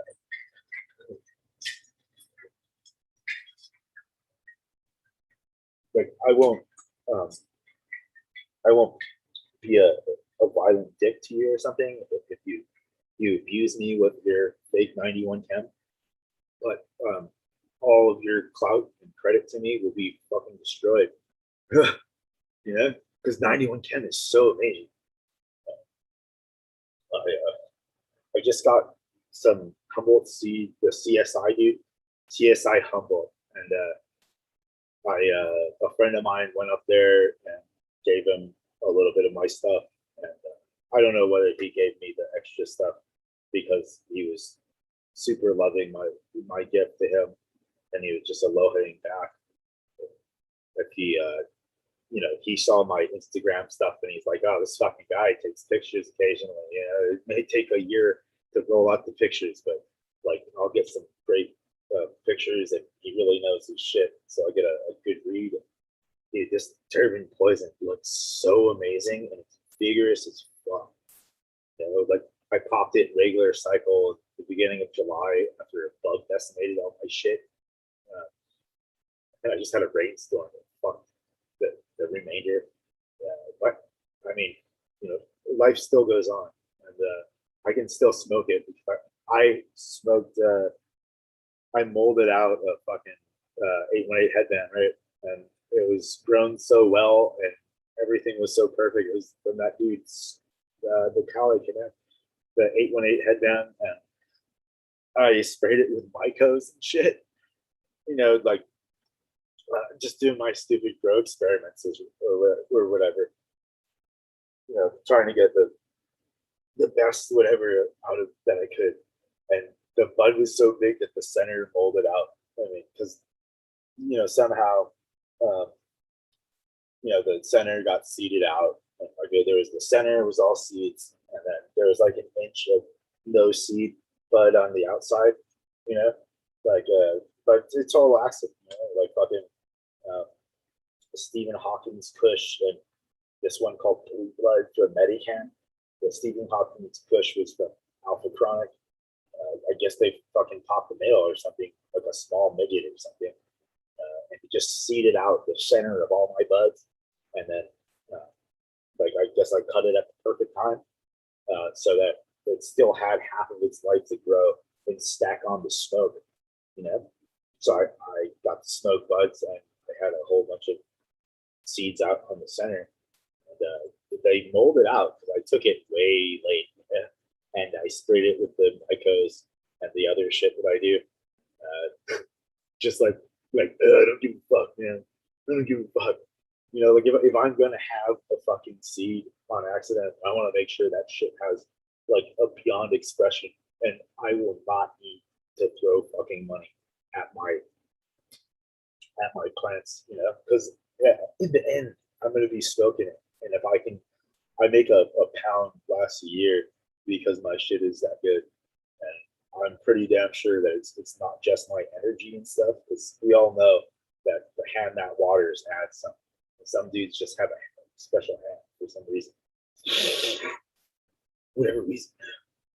But oh gosh, like it was molded with white Mycos, and me and my bro, we smoked that shit on this one trail in a walker, and we were tripping balls, and it had this beautiful full flavor, such a smooth smoke, and it was fucking Myco this shit, like white Myco growing in the bud and stuff. And I was like, I don't give a fuck, you know. I want to smoke weed. I have this weed. I don't want to go and get death threats and shit from dudes and fucking, you know, just bullshit. Because not everybody's a cool fucking, not everybody's a dude from fucking Pulp Fiction. That guy's a quality drug dealer.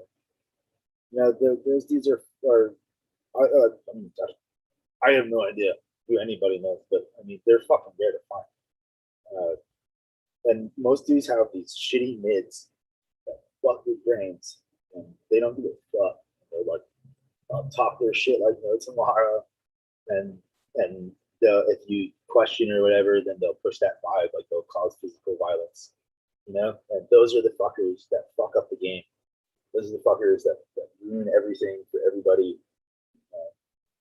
Because at the end of the day, like I'm pretty sure most of whatever they don't really like. We're keeping stuff going in a way, you know, that we were keeping it going. You know, like I've never helped anybody out, but I know lots of people who did, and I know that all those people who they helped out, you know, like they had a good effect for their lives apparently. And if they have stuff that doesn't cause shitty crashes and stuff, then that dude is going to go back out and work and do a great job functioning in society so that they can come home and smoke some fucking sweet buds, you know? And that's the just like protecting the customer base. And the guys are like, oh, don't get all harsh over it.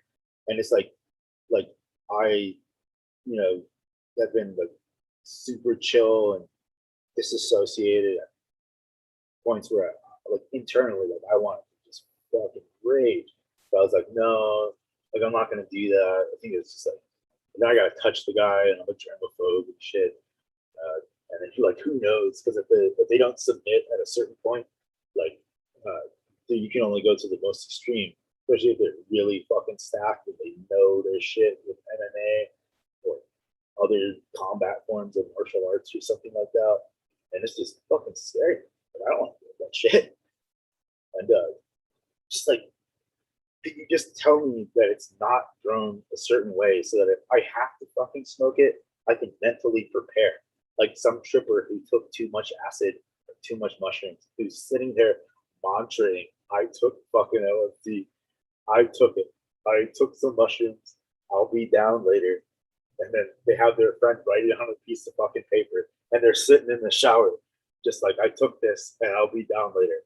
All of the feelings that I have right now only exist in the moment. And then I'll be down later and it'll be somewhat better or way better. So just keep on trucking, you know? Because there's the guys, right? And they'll get to this point where they're super danger to themselves and others. And they'll start moving around and stuff. And I'm the other kind of guy. I'm like, oh shit, okay, my functions are off. Like, I'm just gonna sit here until I feel like I'm capable, you know? And then if I'm in a weird place or whatever, then I'm gonna try and sit there with my eyes closed and just deep breathe in the nose, out the mouth, and like say that shit, you know? Like, fuck what anybody else is thinking. Okay, like you got your internal state of mind that you got to worry about, and you're not yelling violent stuff at them and stuff. You're just sitting there trying to reground and center. This nice psychologist dude that I was talking to, that I got my card from and stuff, he gave me one of the best meditative advices for my PTSD and stuff like that. The problem with my obsessive overthought, shooting too far in the future, obsessing on the past and shit. And he's just like, you know, like look around for like 5 sounds that you can label, and then like usually by 5 you'll be closer to the now and the moment kind of stuff, you know. Like that's what separates the weekend warrior users from the real dudes who are like fucking like, this is my life, you know. And like I'll be honest, you know, like if I could go back to way before and never do drugs, I would probably only smoke organic weed. because I fucking love it. Like I was so anti all of this shit, but then like I just knew I was just like these guys are fucking bogus. Like they're talking shit to me. They can't remember shit. Like there's no fucking way that this is like what weed is. And it's not, man. It's not like strains are so important. And the right strain can make or break somebody. And I'm hoping that like I have some obscure we got some accidents from in different price ranges, you know, like we got like $50 accidents which are still fucking awesome, and then we have like insanely priced stuff because there's literally only like maybe if we're lucky 8 to 14 collectibles off the whole thing, you know, and it's that amazing.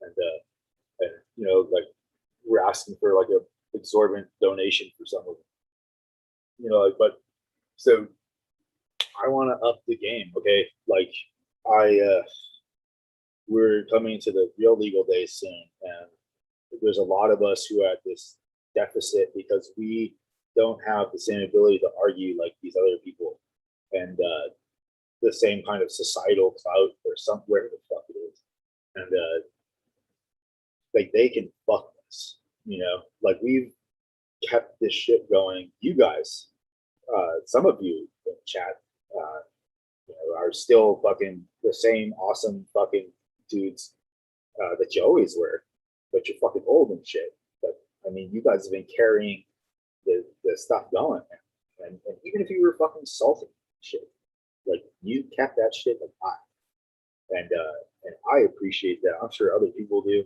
but like I truly do appreciate it, and I'm just trying to be like, here's my. I don't know how to make fucking money with anything. Okay, like I tried to do the Bernstein Bears when I was a kid, and I picked a bunch of beautiful Hawaii flowers, and I brought it around to all my neighbors. They wouldn't pay 50 cents for it. All I wanted was to go to fucking 7-Eleven. Nobody would fucking nothing. They're just like, you're fucking poor, and we want to make sure that you fucking know it. And you stay there. We don't care how smart you are or how cool you are. You keep your fucking status. And I'm like, well, fuck it, man. But I mean, I'm just in like me and all of my friends from school. We all signed the same fucking dare contract, and they're like, oh man. And the bunny had a bad trip in the cartoon, and it was a shitty time. I'll never do drugs. And you're like, officer, can I see your gun and shit? I'm like, no, I can't do that. But I mean, you know, like, don't do drugs. And then like here it is, and I'm just like, if I'm gonna do drugs, then I'm gonna do the best way that I can, and then you know, I recognize over observe all kinds of shit and break it down in my brain. Most people can't understand what I'm saying sometimes or something. I don't really know. I've had a lot of times where I tried to compliment somebody and they got really hostile. I'm like, you did not understand what I said. Those are not the words that I said, and you're just reacting how you want to react to me, void of what's going on in reality. You know, and I've had some legit scary moments like that. Even there was a misunderstanding in New Zealand. I was there for a little while back in whenever they did that Osama bin Laden thing in Afghanistan. I was in New Zealand, in fucking Queenstown, and shit. You know, and like there wasn't that much good shit, but I linked up with one dude on one of the islands. Mad good shit. Like he had bubble gum, and I fucking loved it. So like Eagle, like I'm skating this town, right? And I will go. I love Pagans because I'm emotionally unavailable. I don't trust anybody. You know, I'll trust you as much as I think I can. But in the back of my head, if you think that I should just whatever, you know, unconditionally trust or something like that, like I'm like, oh shit, I gotta. Well, I'm gonna still keep my eyes open, you know, because I don't know what's going on. But so like I'm skating through this fucking town, and this dude comes up and he's like, "Are you looking for weed?" And I'm like, "Fuck yeah, I'm looking for weed." And he's like, "Okay, it's 120 for the first ounce, and these are like New Zealand ounces, and New Zealand knows how to give an ounce. Okay, the New Zealand ounce is a troy ounce instead of this fucking standard ounce, which you know, I'm sure if you help people out, everybody loves the standard ounce, but as a fucking consumer and smoker, I'm like, I want that troy ounce. Okay, 32 grams versus fucking 28. When I'm just sitting there with Nicozy, and he drops a bag, a fucking black trash bag filled with stinky bubblegum butts between my legs and a fucking tint, like a couple of tins. And he's just like, oh my God, I'm sitting like with a stack of you know, hundreds, like a fat stack of hundreds. I'm just like, oh, what up? Because, you know, and then I got cold feet. I only got like a quarter pound or something like that. But we're sitting there, and this is how you know that you're with somebody who's a pro or something like that. And this officer pulls up behind our car, and we're just sitting there in front of my hostel, right?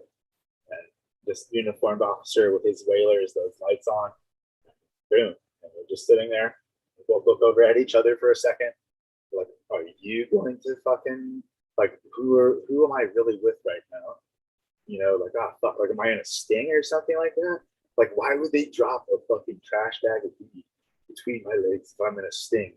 You know, but at the very least, like nothing I can do except for pretend like me and him are supposed to be here in front of my hostel and he's dropping me off, and I got a trash bag full of fucking clothes from the laundry. You know, like that's what I'm going with. And if the officer is a cool dude, like he's gonna be like, "That's cool," like right on, yeah, sure, bro, or sure, ball. And the fucking like the officer walks to the car in front of us, and we both look over at each other like, "Yeah," like I'm with somebody who I am very happy that I was with at this moment. And his buds were so beautiful, and the high was exquisite, and the flavor and everything. It was a local boy, a Maori boy, and just solid cousins. You know, and there was some really cool, like, you know, white native New Zealanders. I was chilling with them too, and just some solid NZ boys. And, but I have my mouth and stuff. And, I mean, people used to be more of a dominating alpha male type of shit, and that used to work. And but I mean, like verbally, you know, like some girls like that, they like the jokes and shit. And this girl did not understand what I was saying about being sad that she was giving me a basket of muffins, you know, because she looked good.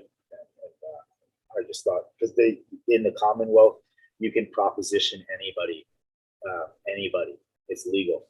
Like, that's what it is down there. Like, you can walk up to a hot chick and be like, I have $5,000. Do you want to hook up? And that's legal. Like, you could take somebody to court if they don't come through and get your $5,000 back or legally action them, all that kind of shit. Like, I was like, holy shit.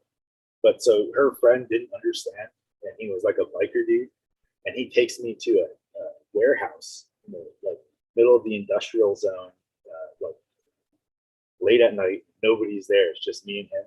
And he starts playing like music, and we're talking, and he's like, oh, like, you know, like thinking that I was being like overly rude or something to this chick, and like, and but then like we just kept on talking and talking, and then he started like changing and stuff and realizing that I wasn't like a shit bag, you know, have to like party foul or anything like that. But I just had my quirky humor and stuff, and then that he was going through a hard time dealing with that he just got diagnosed with cancer and shit. And like at the end of the night, like we leave, and he's like, "Dude, if you, you know, if I die while you're here, will you play this song at my funeral?" Yeah, I'm like, yeah, sure. Because I used to skate the bowl with my guitar and like be able to jam and skate around and just chill. And then I just stopped doing everything, locked myself away from the world. What kind of music do you play? I'll do everything. I can rap, I can rock, I can hip hop, I can R&B, I can classic rock, I can metal, uh, like basically anything. And I used to be able to hit like the exact octaves of John Lennon and Paul McCartney and do like twist and shout with the echoes and shit. If you remember, "We Are the World, We Are the Children," that Michael Jackson collaboration song from the '80s. Like I love that shit, and I would go and do the different celebrities' voices and shit. But it sounded pretty like dead on. Um, and like the go-to that I usually play for people if I'm feeling it is Van Morrison's "And It Stung Me." You know, half a mile from the county fair, and the rain came pouring down, and it's just a beautiful song because it's like a song about a memory, and it stones them so much that he remembers it or something like that. I think that's he's talking about being stoned. Yeah, I don't know the lyrics of the song until I read it. Like my brain will say it's anything like that. So but I was always like that. So I don't approach chicks or anything like that because I'm like, if you want to be with me, then you come up and hang out. Otherwise, like I have had too many instances where people did not understand what I was saying. And I don't like fucking dealing with the emotional fucking shit, you know? Like it's devastating when somebody like talks shit about you or doesn't understand what the fuck you're saying. Or like I was at a cafe and I had like I thought that the chick wanted to like date me and stuff. And then one day I ate too much pot food and I was just like obviously like zoning, like with my mouth open and like she like thought I was like a whole other thing. But I thought she was like we're gonna go out and she just like cut my tires with like some horrible shit and she made up all these fucking lies. And I'm like, yeah, but I'm sitting here and you have known me from this and you were shocked to hear that it was me that she was talking about. So you don't think that everything that she said is pretty much bullshit. But I didn't tell the dude like, hey, like she told me that she has a green card marriage, and she wants to hang out kind of shit. And I'm just like, I like her fake husband or whatever it is. That's part of the show. What was that? All right. That was playback through the accidentally hit play on the YouTube. Oh, weird.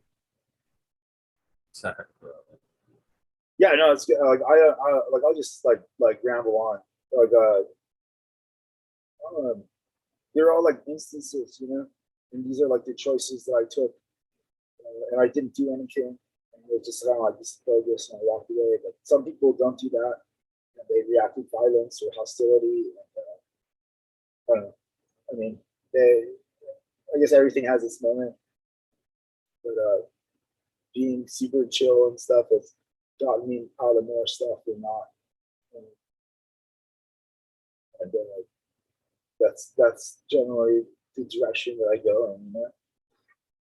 And somebody ripped one of my plants. I had a plant that I worked on for a year, and it stank like sweet berry skunk for blocks, right? And they didn't understand the compliment that I said to them, and they got pissed off about it. But then, like, it turned out like they were one of the biggest rippers on the island and stuff back in the day, and they had turned the corner and stuff like that. And the guy ended up coming over and just chopping that plant at the base. Like for a year, I worked on this one plant and I regrowed it, I phenoed the shit out of it with all these different things, but keeping it as the one plant, just to morph the genotype a little bit, like the genotype, not like the when we take drugs and stuff, it alters our genetic print or something like that. So I'm pretty sure it's similar with the plants. If you feed it enough and do certain things enough, depending on what it is, it can alter the whole situation.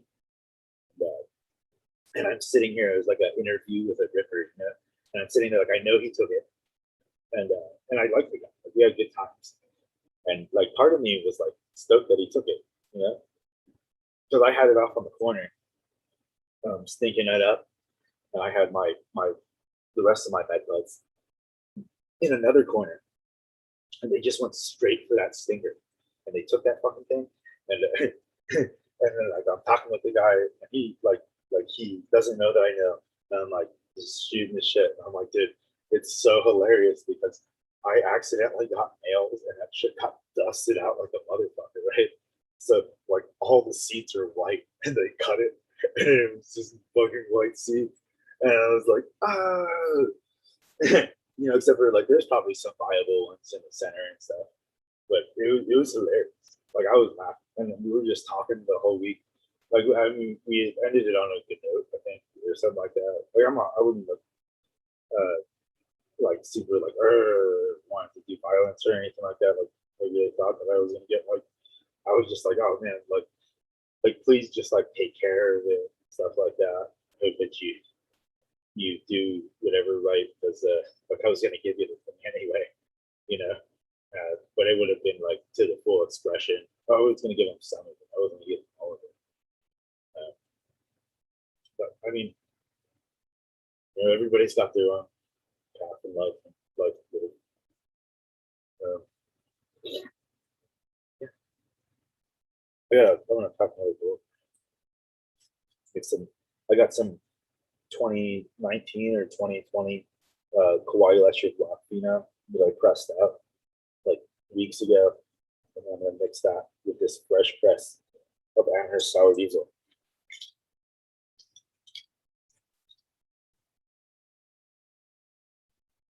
Oh, yeah. Sounds pretty good. Are any of your genetics available for other people to try? Yes, yeah. Hopefully, we're gonna have some stuff up on dag.love. I thought it was the guy, but I didn't know that dag was spelled that way. And so hopefully there'll be some like $50 to $200 packs, but I don't know like how much there'll actually be because they're authentic accidents. Like, and then we got like a bunch of other obscure ones. Uh, like I have a list that I can send to anybody who's cool. They're collectibles, and my understanding of the federal laws is that if I send it through the mail and you pay me, it's a legal transaction. There is no whatever because I didn't make the seeds. However, I got the seeds. I got the seeds, and but they're the real shit. Like we did, there was a collaboration, and I got a grow me some Princess Hayes from Brothers Grimm, and he hunted the pack, I think, and then he crossed it with his strain called Bohaku, which is a fucking insane strain, like insane shit. It's like this beautiful rare island treat. Maybe one day like it'll get out more. It's only like in certain circles. Not too many dudes have it, and I had one bag seed left of it, and it was it was like amazing. You know? It popped. The one seed popped, and it hit on the fucking. It did a Chem 91 on. You know, like if I could choose the expression that this fucking thing hit on, like it hit it on the first seed, and we got some accidents of that one, but it's we're asking a premium for it because it's like 1091, and it's like as in it's so legendary that once you get it, if you like 1091, you'd probably be stoked. It's got some piney terps, and you were saying that you get fucking dragon fruit out of pine terps, and they think that it may be because the coolness of your room. And I was like wondering if you want those pine terps. I mean, do you think if you if you cut down the temperature or you turned up the temperature to like 85 degrees, like that and you kept it at 85, that it would reduce those pine terps? Or do you think that it's like you have your lights as far away as everybody's recommending, and maybe you need to drop them closer to the canopy so you get more of a daylight spectrum, but you lose like a bunch of the outside space? You know, like the 900-watt LED that I grew and put that in a 400-watt, maybe even one other 400 watt or something like that next to it on a square meter, on a square yard. That thing was powerful enough to cover the entire 9 by 15 tent, the Gorilla Grow tent. And I also have the cheap Vizio Sun one. I got rid of the Gorilla Grow one because it got messed up and shit, but rats. But it having the lights that close like altered the whole thing. I think that's what made it really bust out like insane, on top of the crazy fucking teas I was giving it, and all of the super soil and shit. Because I do this gigantic mix of different techniques on my thing because I don't know what state of mind I'm gonna wake up in, you know. And if I'm in a shitty mood and they need to get watered, like I want to make sure that I can spray it with the hose, and they're gonna grow, and I'm gonna get something that I want to smoke, because I had the real Maui HP13 clone right when I was a fucking noob.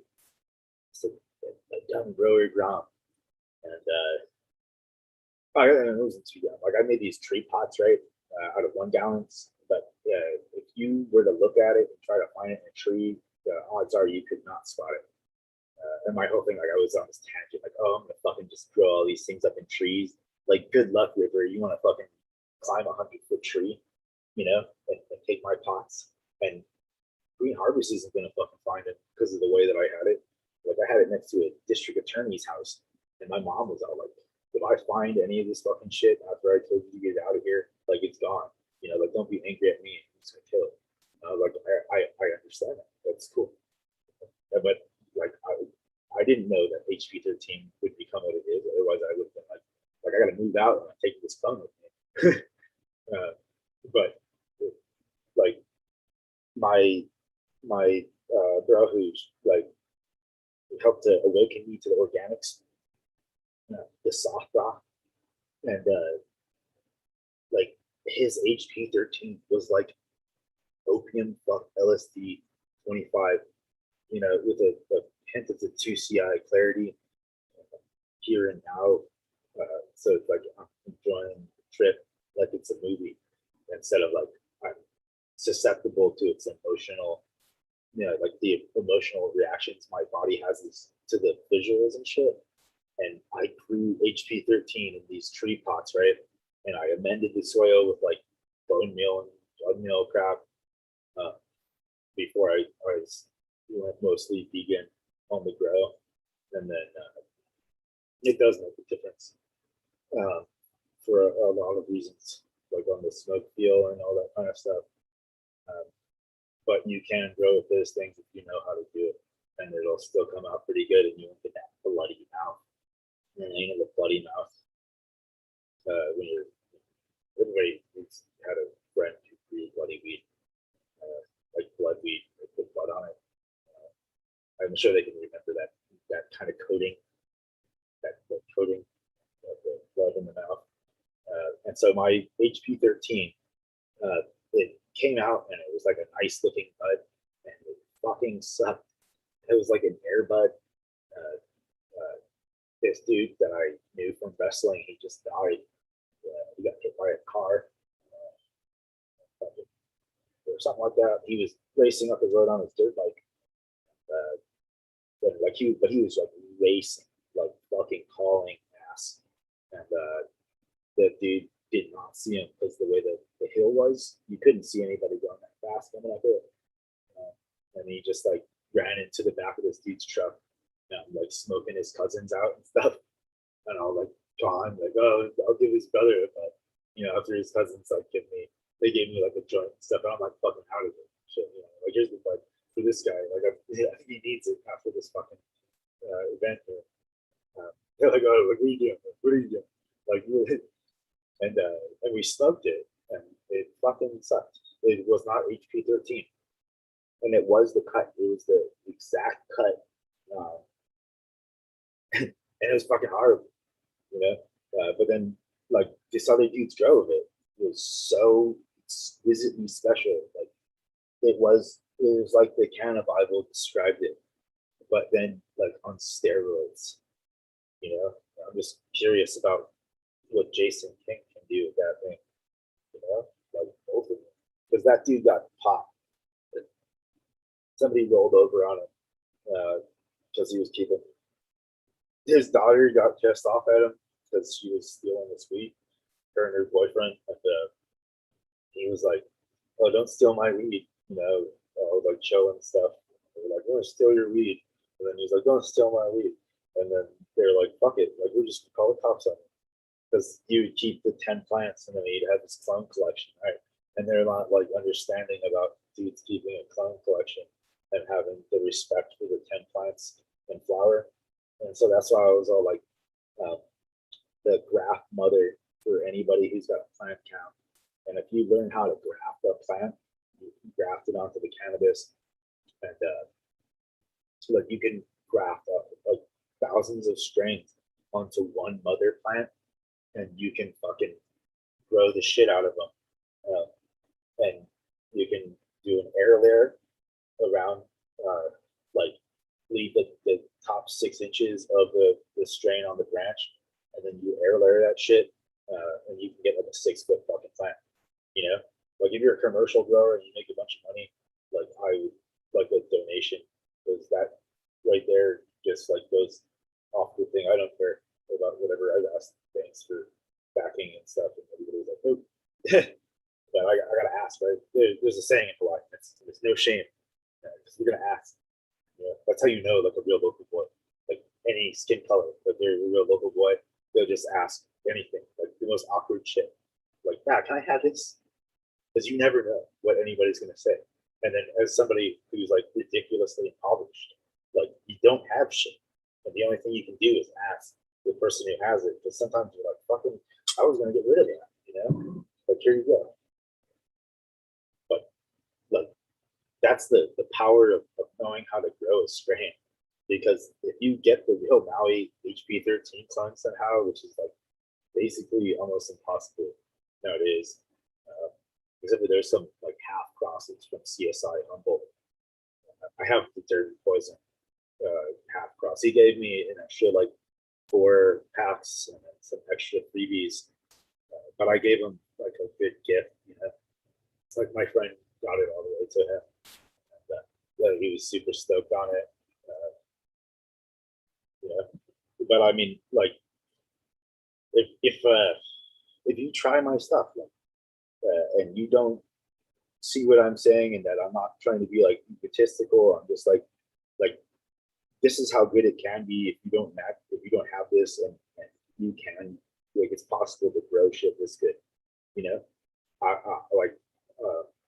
I just proved it, and I'm pretty sure that you guys can get something like that as well. And it's like, oh, let me just share it, because you never know. And I don't know how anything's going to work out with money. You never know. Sometimes you just meet some people and click with great times or something. I don't really know. Like, I was a professional couch surfer for most of my 20s. It was a good time, you know, for most part.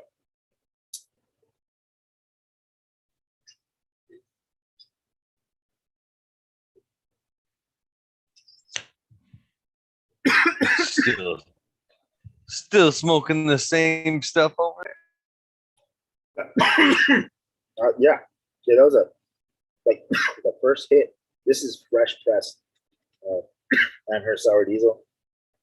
That first hit was like super flavor, like classic Amherst sour diesel. If you ever smoked it, very skunky, something like that. Really, because Chem 91 doesn't taste like fuel to me. Like when I smoked it, it was like some kind of like sweet or something like that. But it was not like I don't know how to describe it, you know. But it wasn't like fuel. It wasn't like something that I was like coughing or like, holy shit, like they just expanded like that rubber, the burnt rubber shit. I mean, like I'm sure some people got burnt rubber. It's great, but I mean, like real burnt, like a tire burning. Like, oh, that just doesn't vibe with me. Looking for the Os Marine or something like that, the orangey terps, because most of those are really good at mimicking happiness in our brains, and like you can feel it. You can notice the second that the Calio wears off, and you're back in just the skunk funk because they crossed it with the skunk, I think, because the Calio doesn't, unless you really know how to do it a certain way, it's not going to happen. That fucking, it's gonna be like the HP13. It's gonna be a letdown. Like you got your Passions Cali Orange, the top came out exactly like the picture, and but the I think I took it too long or something. It tasted caramely, and it did not have the Cali Orange high that I like. I was sad. Like I think it's dicks that some dudes will. Well, I mean, so that to give them the benefit of the doubt, I took it past their suggested cool day, and it altered the high profile of the flavor. So, like us as like home growers and stuff, we gotta keep that cool day in mind. Like I just I don't know how to. Like I fart out sometimes. I made a cure for eczema, but it actually fucking worked. Like in the sense of you can put it on an eczema dot in 30 seconds, the itch would go away, and if you reapply for 3 days, like the whole thing would just clear up without steroids and shit. But like 30 seconds without steroids, it's fucking amazing. And the dermatologist community was like, kids, nobody's gonna fucking buy it. Like we don't want it. Like basically go sit on it. And I'm like, but there's all these people who have it and they won't, I can't make any money. And they're telling me I can't, like, but money pays the bills and it's food and rent and shit. And so I'm just trying to figure out how to get it so that I'm not really dependent on anything. That I can take care of people who take care of me. Yeah. And so I'm just trying to find that path. But like, you can try the cold press flour, and you can do it any amount of ways probably, and you could even like throw Frenchy cannoli. Like I remember seeing them on Hash Church years ago, back when I used to cruise the Hash Church crowd, and Johnny B, those Canadian boys, John B fellow, because he's got fucking amazing grow videos, and his grow now is like on point. And his highs, I love his highs, the Congolese and stuff. But like Frenchy Cannoli was on there. I didn't know who he was.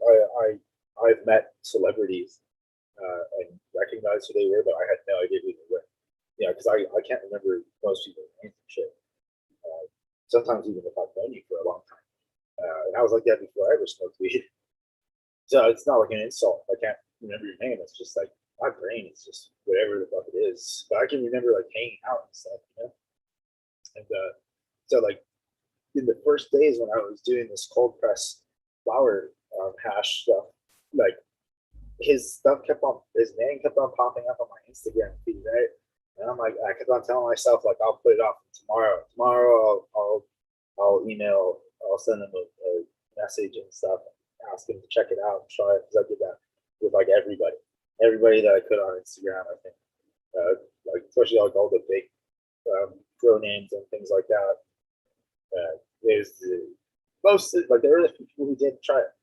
I don't know whether they liked it or not. They probably wouldn't say no even if they didn't love it, because it's like that kind of thing. Like you're giving away all of these little tips, and these little tips are like a step up in the competition. Part of us likes it, and the other half is like, "Shut up, man," But it's like you all know different people and stuff, so there's like rarely ever any actual crossing paths. That's what I used to always try to remind people, like who got overly territorial or whatever. Like it's not like the hooker on the block. No offense, you're overly colorful. Because I just watched a documentary. This lady was standing on the block, and then she was like, "I have to leave because this other lady is walking over to the block and she is willing to get violent." You know, because she's like, "Well, it doesn't matter. They're horny, and no matter how I look, I'm the only one on the block." You know, and that's the mentality that there's a lot of people with buds that are like that. Like, so that sucks. It's really hard to deal with, but you can. So, like, to get back to the Frenchy cannoli thing, he did this thing, the temple ball, and he was pressing it out with a bottle of heated water and a bottle in a thing. You can do that with the parchment paper, and you can roll it out with the heated water stuff, and it'll be similar to the pressed hash, but with a good roll. So, like, I don't know how to phrase it, you know, because I'm a dick. Like, I just hound on the stuff that I intuitively feel that's really going on, and that so people usually don't listen to what I say because of that, and that's just like that's just how I am. Like you're being you, I'm being me, and I'm like, if you want to try it, you're thinking about getting an accident, like it's something you can do at home before you even think about spending money and donating to my cause, because like it validates in a way all of the fucking. I'm asking a lot for a lot of people who either don't know me at all or only know me from a trip, and you know how sometimes people on trips they don't turn out the same as they are in real life or something like that.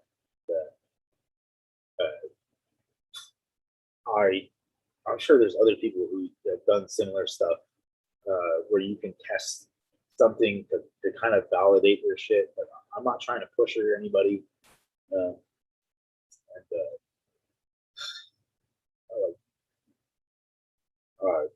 there's serious potentials, you know.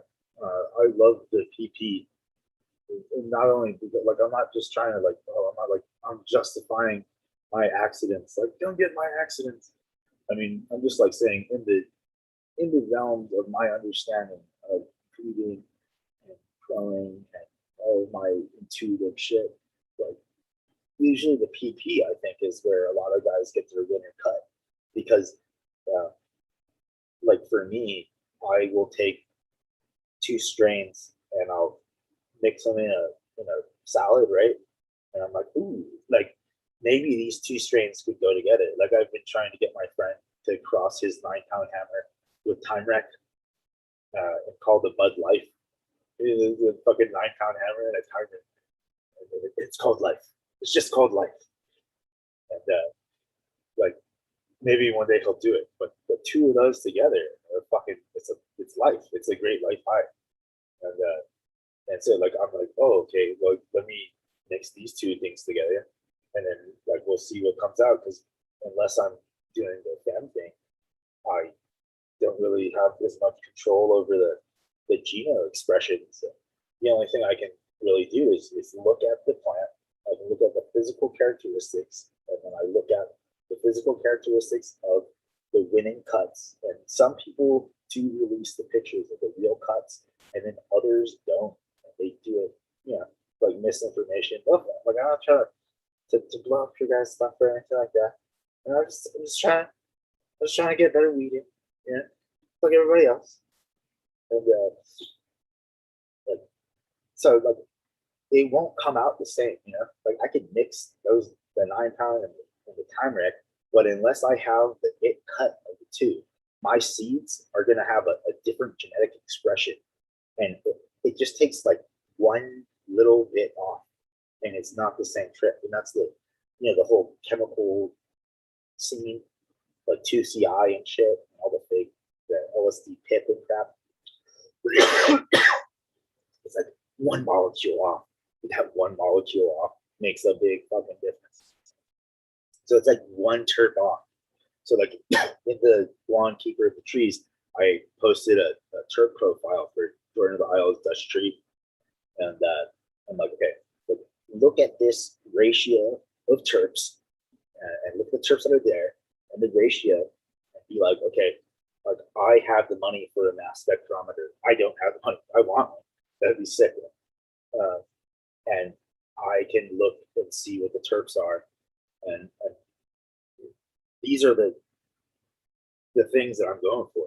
You know, like if I can get the right combination, I have this beautiful experience, and then just a little bit of a percent off on any terp, and it's the Calia that I had that wasn't like the Calio that I thought it was from when I smoked Calio, and that's rough. You know, it's like months of work down the fucking drain. But I don't really want to smoke a bud that puts me in a state that makes me combative or seek conflict. Like, basically, if you can find the same the genotype expressions somehow through the like you knowing the grow, like your pheno, like in your grow medium and feed, knowing the plant that you're looking for, like the mother that you love, and you're looking for that mother in a male, and you're looking at the physical characteristics and all this stuff. Like, there's all these dudes, and I don't know whether they're saying this information or not. I don't know, because like I said, on one seed I got the Kohaku princess that's like fucking, oh my gosh, you know, like I felt like a winner. Like I somehow hit the jackpot, but I don't know how to turn in the ticket. And anybody who loves those kind of piney terps, that headspace of like here, but tripping balls. I mean, like fucking balls, bro. Like an eighth of mushrooms or something like that, or more, in just one vomit. And that's the Pohaku princess. And like, oh my gosh. And the dude, like, it was a collaboration. It was the Wizards collaboration. Table of Wizards, you know, it's me and another individual. And the other individual was like he's the dude. I just got the other half of the stuff, right? Like,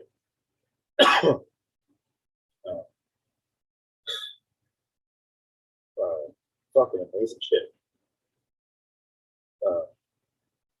And so to recreate that, even if I had the same seed, like parentage from the same pack, unless I'm hitting the same genotype expression, it's not the same experience. You know, and I don't want to say anybody, because I mean, I don't know what the new one is like, but somebody, more than one person from the old days has a cut, or they have a plant that they're calling something legendary, you know, but I it's not Joe's.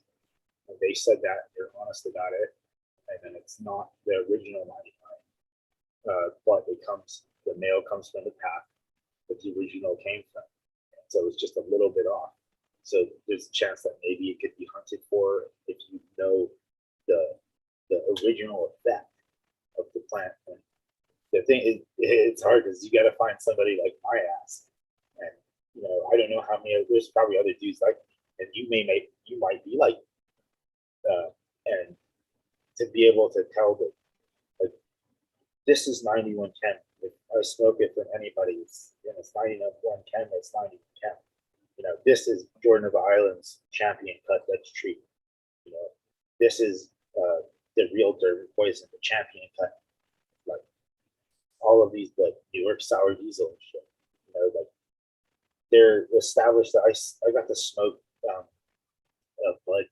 blueberry chem grown by Chem Dog himself. This dude in Colorado got a couple of ounces. He was over this chick, and it's like, oh man, the real It was the real 91. It was the real blueberry chem, and it was grown by the chem dog dude, and it was fucking awesome shit, yeah, like fucking awesome. Um, but other people are gonna try and remake that, and it's not gonna. It's gonna be like Blue Dream, you know. Like there's 20,000 Blue Dreams out there, but only one of them is the real Blue Dream, and every other one is something different. But some of them, like I know this dude, this nice dog, and he has a Blue Dream, and it's like a straight dopamine vacation. Like I hit it, and I'm like, you know, jaw dropping, fucking numb ass brain. And I'm like, oh shit, bro. Like, if you can find anybody who loves like the powdery shit, like you're fucking gold, you know? Like if that's what you're going for, they're probably just going for fucking like their own personal gross stuff. But it makes a difference even with weed if you take a dopamine vacation every week. Like a dopamine vacation means that like for an entire day, if you can, for as long a period of time, like that one stupid look on your face, like where you're like your jaw is dropped and you have no smile and your eyes are super drowsy, you're like, like that for as long for like a day. And then the next day, like your brain should be able to process dopamine and shit like it did before all of the chemical influences. I learned that from Coach. This dude was like, I love the guy, fucking amazing individual. I should have just told him my eccentricities.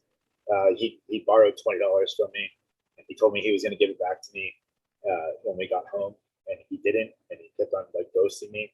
And it was $20, you know, like he like owned the house and hostel that I was staying at. Shit, we were hanging out, and I'm like, oh man, like it's you know that $20. Like you keep on telling me that you're gonna give me these $20.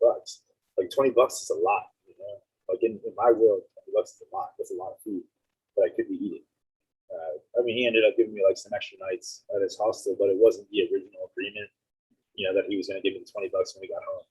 And then like he expressed that he's the kind of guy like he will fucking go balls to the wall with anything. And I was like, oh, dude, I really dig you, and that's terrifying, you know. And he just tried, like he had never done anything as good as what I got, you know, through a friend of mine. In a country where it's legal, you know, and he was like trashing me and trashing the stuff that I got him and introduced him to, and I'm like, dude, you have never like I don't care how much stamps you got from Mexico and stuff, dude. Like you don't know shit, okay? Because this is the real stuff, and I'm fucking the real dude, and I'm not even. I'm just like you're such a special individual, like. And you love this stuff, and I want to make sure that the next time I see you, like you're still the same fucking cool dude that I met, even though you like he gave me 2 nights at his hostel in a single bed, you know, which is like $40-something or something. So, yeah, but I didn't use them. I used them as like a safety. Like, I'll go to another hostel, right? And I'll pay for an extra 2 nights at the previous hostel in the room there, like. Just so that if I don't like the other hostel, I got a place to bug out to, you know. I already know the situation. Yeah. But I mean, dude was epic, man. He was so on it with his shit. But he would do a mountain, like, you know, and like go and go and go until he would pass out, fucking drink as much alcohol as possible, you know, just the life of the party. Um, and I was like, oh shit, man, because I just got I got a chunk, you know, and it looked like a quartz rock.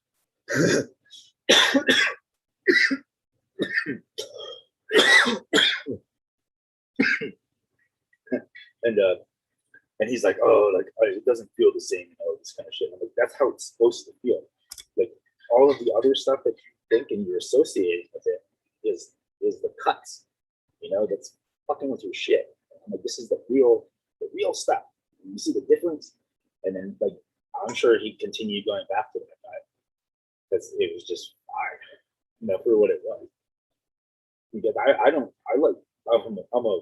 pothead. On the last day of my experiment, when I realized how easy it was to overdose, I just fucking did a whole bunch of weed.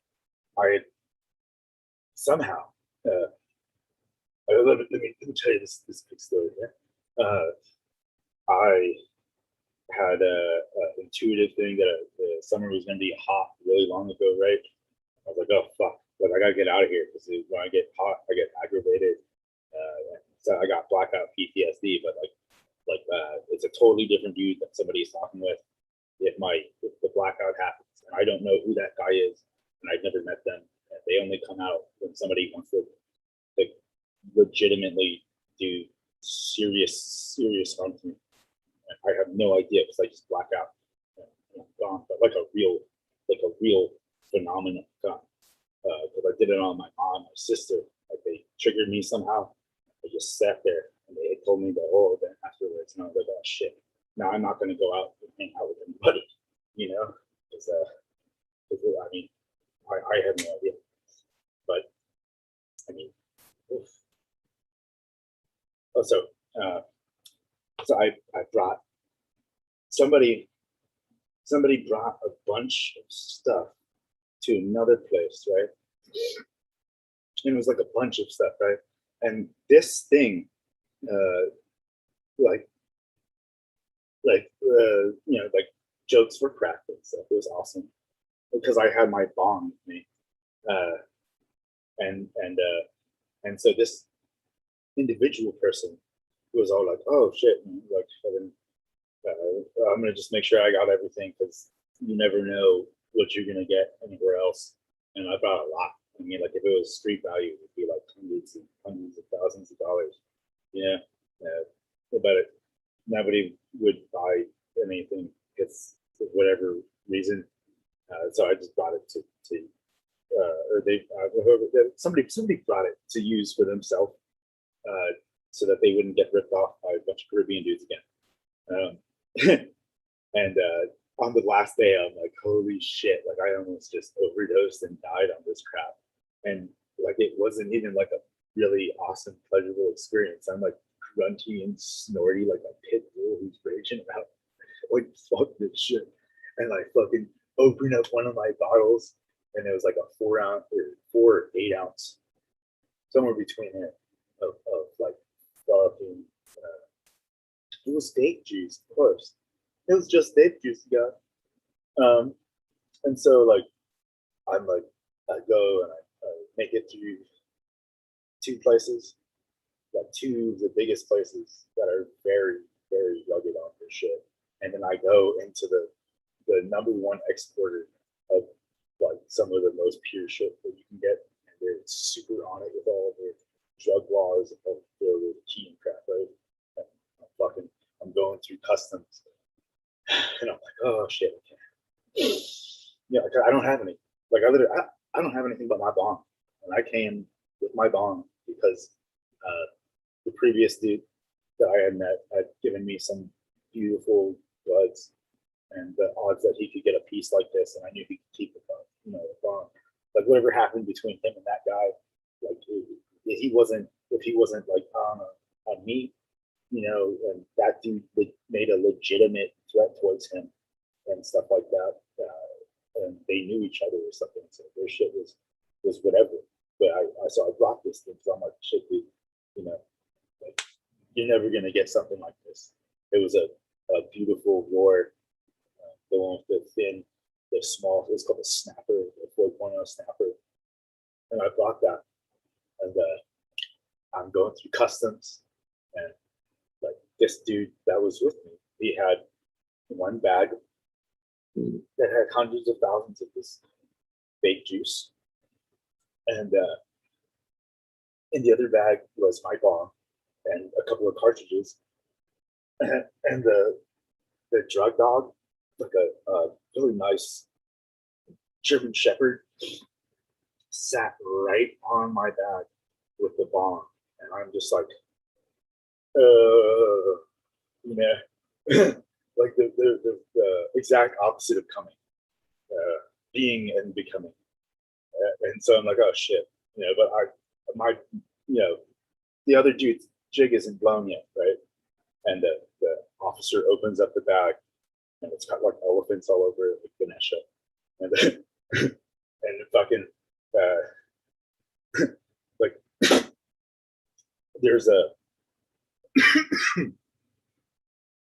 oh man, the fucking poison that's in my lower abdomen is like fucking like losing me out, and so like the dog sits and he opens the bag and he sees this like immaculately clean bong, and he's just like, oh, that's cool, like why'd you bring this here? Like, I mean, you guys have beautiful stuff here. I can't enjoy it. I don't really like alcohol. And the guy was super awesome. I closed it up and I went on my way. And I drank enough on one day that I was walking on a one-way straight street. We're talking like Spanish countries that have all of their cities are set up to be as confusing as possible for any invading force, because every corner looks like kind of the same.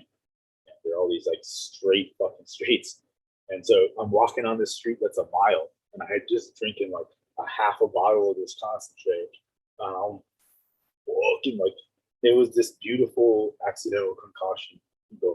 Like you would, everybody who tried it, they would go on this 2 hour like boiling out of horrible shit inside, like all the things that they put off on the thing, like just horrible feelings inside, or something like that, thoughts, and then just at 1 second, it like all cleared in this one way, and it was like this weight lifted, and it's like this super expression of like content beauty, like oh, everything is awesome and makes sense, and like I digested all of the shit like I did Molly, and I was doing psychology with psychologists or something like that, and, like really working through shit, and like it lifted all of the crap, right? And I'm walking up and down the street, and it's a one way for a mile or two, and I get lost on a fucking one way, and I'm like, oh shit, like where the fuck am I? And like gone. And I paid a taxi. I was like, can you take me back to the Plaza de Armas, por favor? Like cuánto cuesta Plaza de Armas, por favor? And then fucking, I get there and I'm like, are you serious? I was like, this is where I am. This is where that is. How the fuck did this happen? And it was just, I drank so much of this shit. And I ate $100 of food, even like in a place where $3 will get you like a 5-course menu of tasty fucking food that I would get full off of. I ate $100 worth of amazing food like that, and like $7 would get you like a quarter of a chicken with some of the best fries that you could like put in your mouth, delicious sauce to go with it. It was so awesome. But like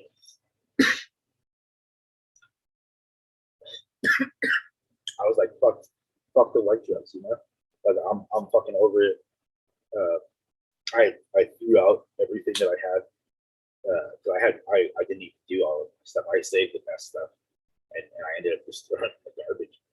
It was like super like, oh no, because it was like an amazing collectible. But it was good that I didn't try and bring that back, because when I was going through Mexico, their customs stopped me and flagged me and asked me to open up my bag and shit. And luckily I didn't have anything on me at that time. It was just like a weight off my chest. But it was some good shit. I still have a jar of it somewhere. So I just want to smoke. Yeah. Like I can go to any country in the world and within 2 hours have primo buds. And I don't know anybody. I'm not connected with shit. I'm a fucking tripper who loves weed and is like, weed vibes. Like weed vibes. and I'm like if there's weed, I will smoke it.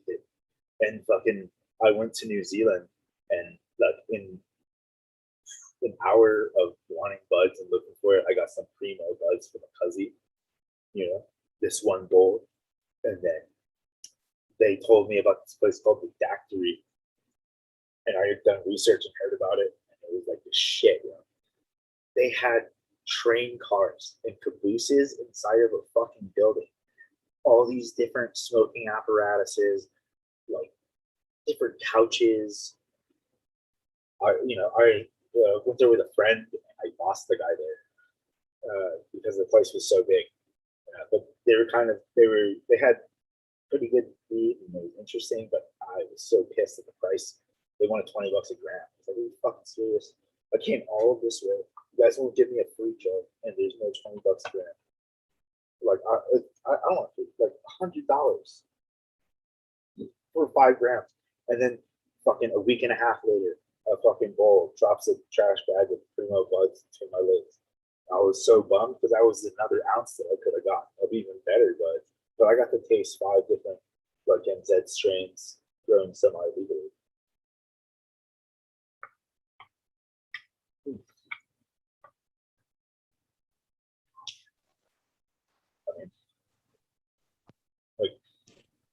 That's quite a bit, man. You probably dig. You probably dig it. Like the North Island had better buds than the South Island. Just keep that in mind if you ever go to New Zealand. But I don't know how it is now. Like when I went to this one town, there was a bunch of dudes with horrible shit, and then somebody went there, and then those guys were gone, and then somebody was there with the real shit, and then like when they left, only their cousins and shit were around with the real stuff. There was all these dudes with just like leaf and shit. It was kind of sad, but I mean, there were a bunch of alcoholics. They don't want buds, so. But anybody who wanted, like, there was better stuff when I left than there was when I arrived. I had some nice orange stuff, and met this banging chick, and it could have been really sweet. I was like, you want to meet at a club, like at night or something like that? I'm like, I mean, you look amazing. That's terrifying to me. But I got introduced to disc golf. Like it's pretty. I don't know if you've ever disc golf, but disc golfing is a very stoner-friendly sport. But for depending on how you like to play, because I like to play disc golf like I'm playing mini golf. I want to talk, and I don't really care about if you're taking your stroke or not, because people are going to talk in real life at moments when you're needing concentration. If you can't perform well while they're talking, are you really that good? So I play with my dudes who are like pro status at disc golf, and I'm like they're doing a tournament, and I'm just there to like hang out, smoke buds, and play with them a little bit. I'm like, okay, like you guys want to play with me? Like we're gonna do like a old fashioned Chevy Chase movie, fucking that Caddyshack or whatever. Like we're gonna like fuck with each other as much as possible without like violence or anything like that. Like all of the mind games, all of the shit talking that you can get out to fuck my game up, dude. Like yell when I'm fucking throwing. I don't give a shit. Like let's fucking we're gonna play. Let's play a real fucking game. Like we're real competitors, and this is a dirty sport, and we're trying to get it so that we're better at the end of it. And I mean, they were doing way better, and then the dude gave me some banana OG, and I was like you guys don't understand, man. Like all the strains and stuff and the mushrooms are fogging me out, and I can't perform well. And then he gave me the banana OG, and I hit it,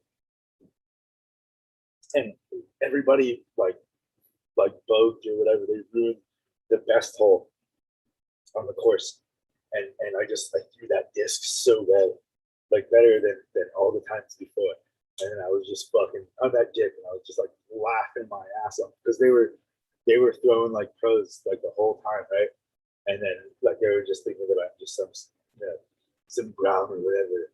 And I'm like, oh shit, man! Like I just don't have the right strain of weed. And that banana OG, that first 15 minutes, I was just like, boom, and I was racking. I got under par on that hole, or at least par. That's pretty sweet. We just like out in cow pastures and shit, and then beautiful naturescapes throwing these discs. But you don't want to throw it at anybody because it can seriously injure somebody. The power of yelling for. A real bro yells for because everybody's tripping and smoking as much weed as possible. And you want to yell that for even if you think you're not hitting anybody or not, because you never know who's around that you don't see, especially at a fucking bag of mushrooms.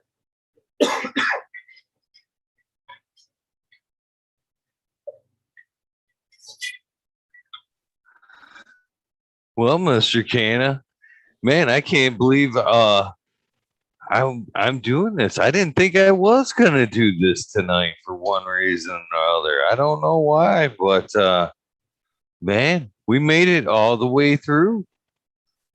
Oh, wow, bro. We made it. We made the full gauntlet, my friend. Thank you for We confirming. we did the work, my friend. We did the work. You did the work. Let me get this fucking camera back at. There we go. You did the work, my friend. Thank you for fucking a fun, amazing episode. It's been you've made my job tonight very easy, and it was an easy listen, man. It was a lot of fun sitting back listening to you, and I hope that I hope you know what's coming up next. That the Zoom number that you did receive tonight is your ticket to the wormhole. You most certainly have did the work. You put in, like I said, we went the whole gauntlet tonight. So hell yeah, you definitely earned your wormhole rights. So hopefully you can pop in and join us whenever you see fit. That's how it works, my friend. That's how it works. And hopefully you do, man. It's been fun hanging out with you. And I greatly appreciate your time. Hopefully, you've had some fun hanging out with, talking a little shit with me. Fuck yeah, this is thank you so much for the opportunity. I had the same feelings. Like I was like super scared, and then I started having like a stress issue earlier. And I was like, I don't know if I'm gonna be able to talk or do anything. And then just all of the anxiety in my head. And then I'm like, oh man, like I hope this guy can't feel my energy and shit. Cause like my brain is like a ticking shithole. I try, unless I got Jordan of the Isles Dutch treat, my brain will just go, because I'm Oh, sorry, my friend. I'm just hit my fucking talking shit with fucking Eagle over here. I hit the space bar. I was trying to mute myself and it started the recording. But since it's recording, geez, tonight's been full of fuck ups on my end. But since it's recording, I might as well get the soundbite from you. Is your listening and stuff, and the way that you structure it and everything like that, because you can tell straight off the bat, like I have a hard time having conversations with anybody and knowing when to talk and stuff like that. And then I'm pretty sure like energy can be felt across time and space sometimes if you're the right person. And I don't need to send out any kind of weird stuff, I got it vetted. I don't know who anybody is, and I've had dudes that I thought were going to be like my best friend like betray me and stuff like that, so I'm just always like, oh shit, like is this guy for, or anything like that? Like what's the most paranoid stuff that I can think of? like, oh shit. And then I'm like, oh wait, no, this is an awesome individual. And then I started watching all your other episodes and stuff. I was like, oh cool. No, I like let me just get on there and talk some shit with fucking Eagle over here, bro. I really appreciate the opportunity and you letting me rant and talk on. I'll be honest, I can't remember anything that I said. Even if I were watching, I would have no idea what I said. But like, thank you so much for the opportunity. Like, I like the kick ass. Oh man. Survivor. Like, keep it going. I can't wait for my coronavirus best treat so that I can have the good vibes in my brain and shit. Oh man, I love having you in chat, man. And again, I appreciate you taking the time and coming on, telling your story, and help buying the community another night of hanging out and having fun. So that means a lot to me, and it means a lot to the community. So, again, thank you, my friend. But you can't get out without doing that soundbite. It's episode 465. Hopefully, you know what I'm talking about. My version of it would be, hey, this is Eagle, and I'm on fucking Talking Shit with Eagle, episode 465. You can put whatever you want before that or after that, as long as you entail that much into your soundbite. I would be greatly appreciative. I'm ready whenever you are, my friend. Oh, sure. Yeah, right now it's recording. Yep. I'm fucking Jolly Canna over here, and I'm just fucking talking shit with fucking Eagle over here. Like, fuck yeah. I'll take it. I'll take it. And with that, happy 420, my friend. We did go the full one, and I can't thank you enough. Any you want to tell everybody one last time where they can find you on social media and where they can get those seeds if they are interested? At Kind Genetics on Instagram, and then hopefully soon there will be some on dog.love, dag.love, and then I can't remember the rest. I totally spaced out on what you said and what I was saying. It was saying that anybody you want to give a shout out to and tell them where they can find the seeds is basically what I asked. Oh, remember. Thank you. Yeah, you can DM me on Instagram for the set list of the accidents, the premium accidents, and then we'll have some sweet gag on Love soon, hopefully. They're all accidents, but they're really amazing kind. And like, don't let my vibe fool you and stuff. Like, you guys probably really dig it. Most people, due to where like loved alcohol and stuff, that stop to just smoke it. And it really helps the people who smoke it. Cheers to Chad and Peter, all the boys on the chat, like Plays Daily and martial artists, and Ian popped up in there. Johnny Canna, Captain 420. The Fumi dude. I mean, he let me go and talk shit on his show a couple of times. We had our moments and whatnot, but he let me talk and whatnot, and it was a pretty good time. But I like the vibe of the Eagle Garden show. No offense to him. I mean, you know.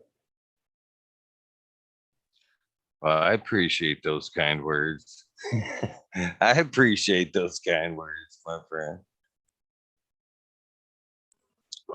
And with that being said, it is time to end this episode. And once again, thank you, Jolly Canna for coming on. You are always welcome to hang out in any wormhole. Do not forget, it's the same invitation that you received today. And I look forward to seeing you.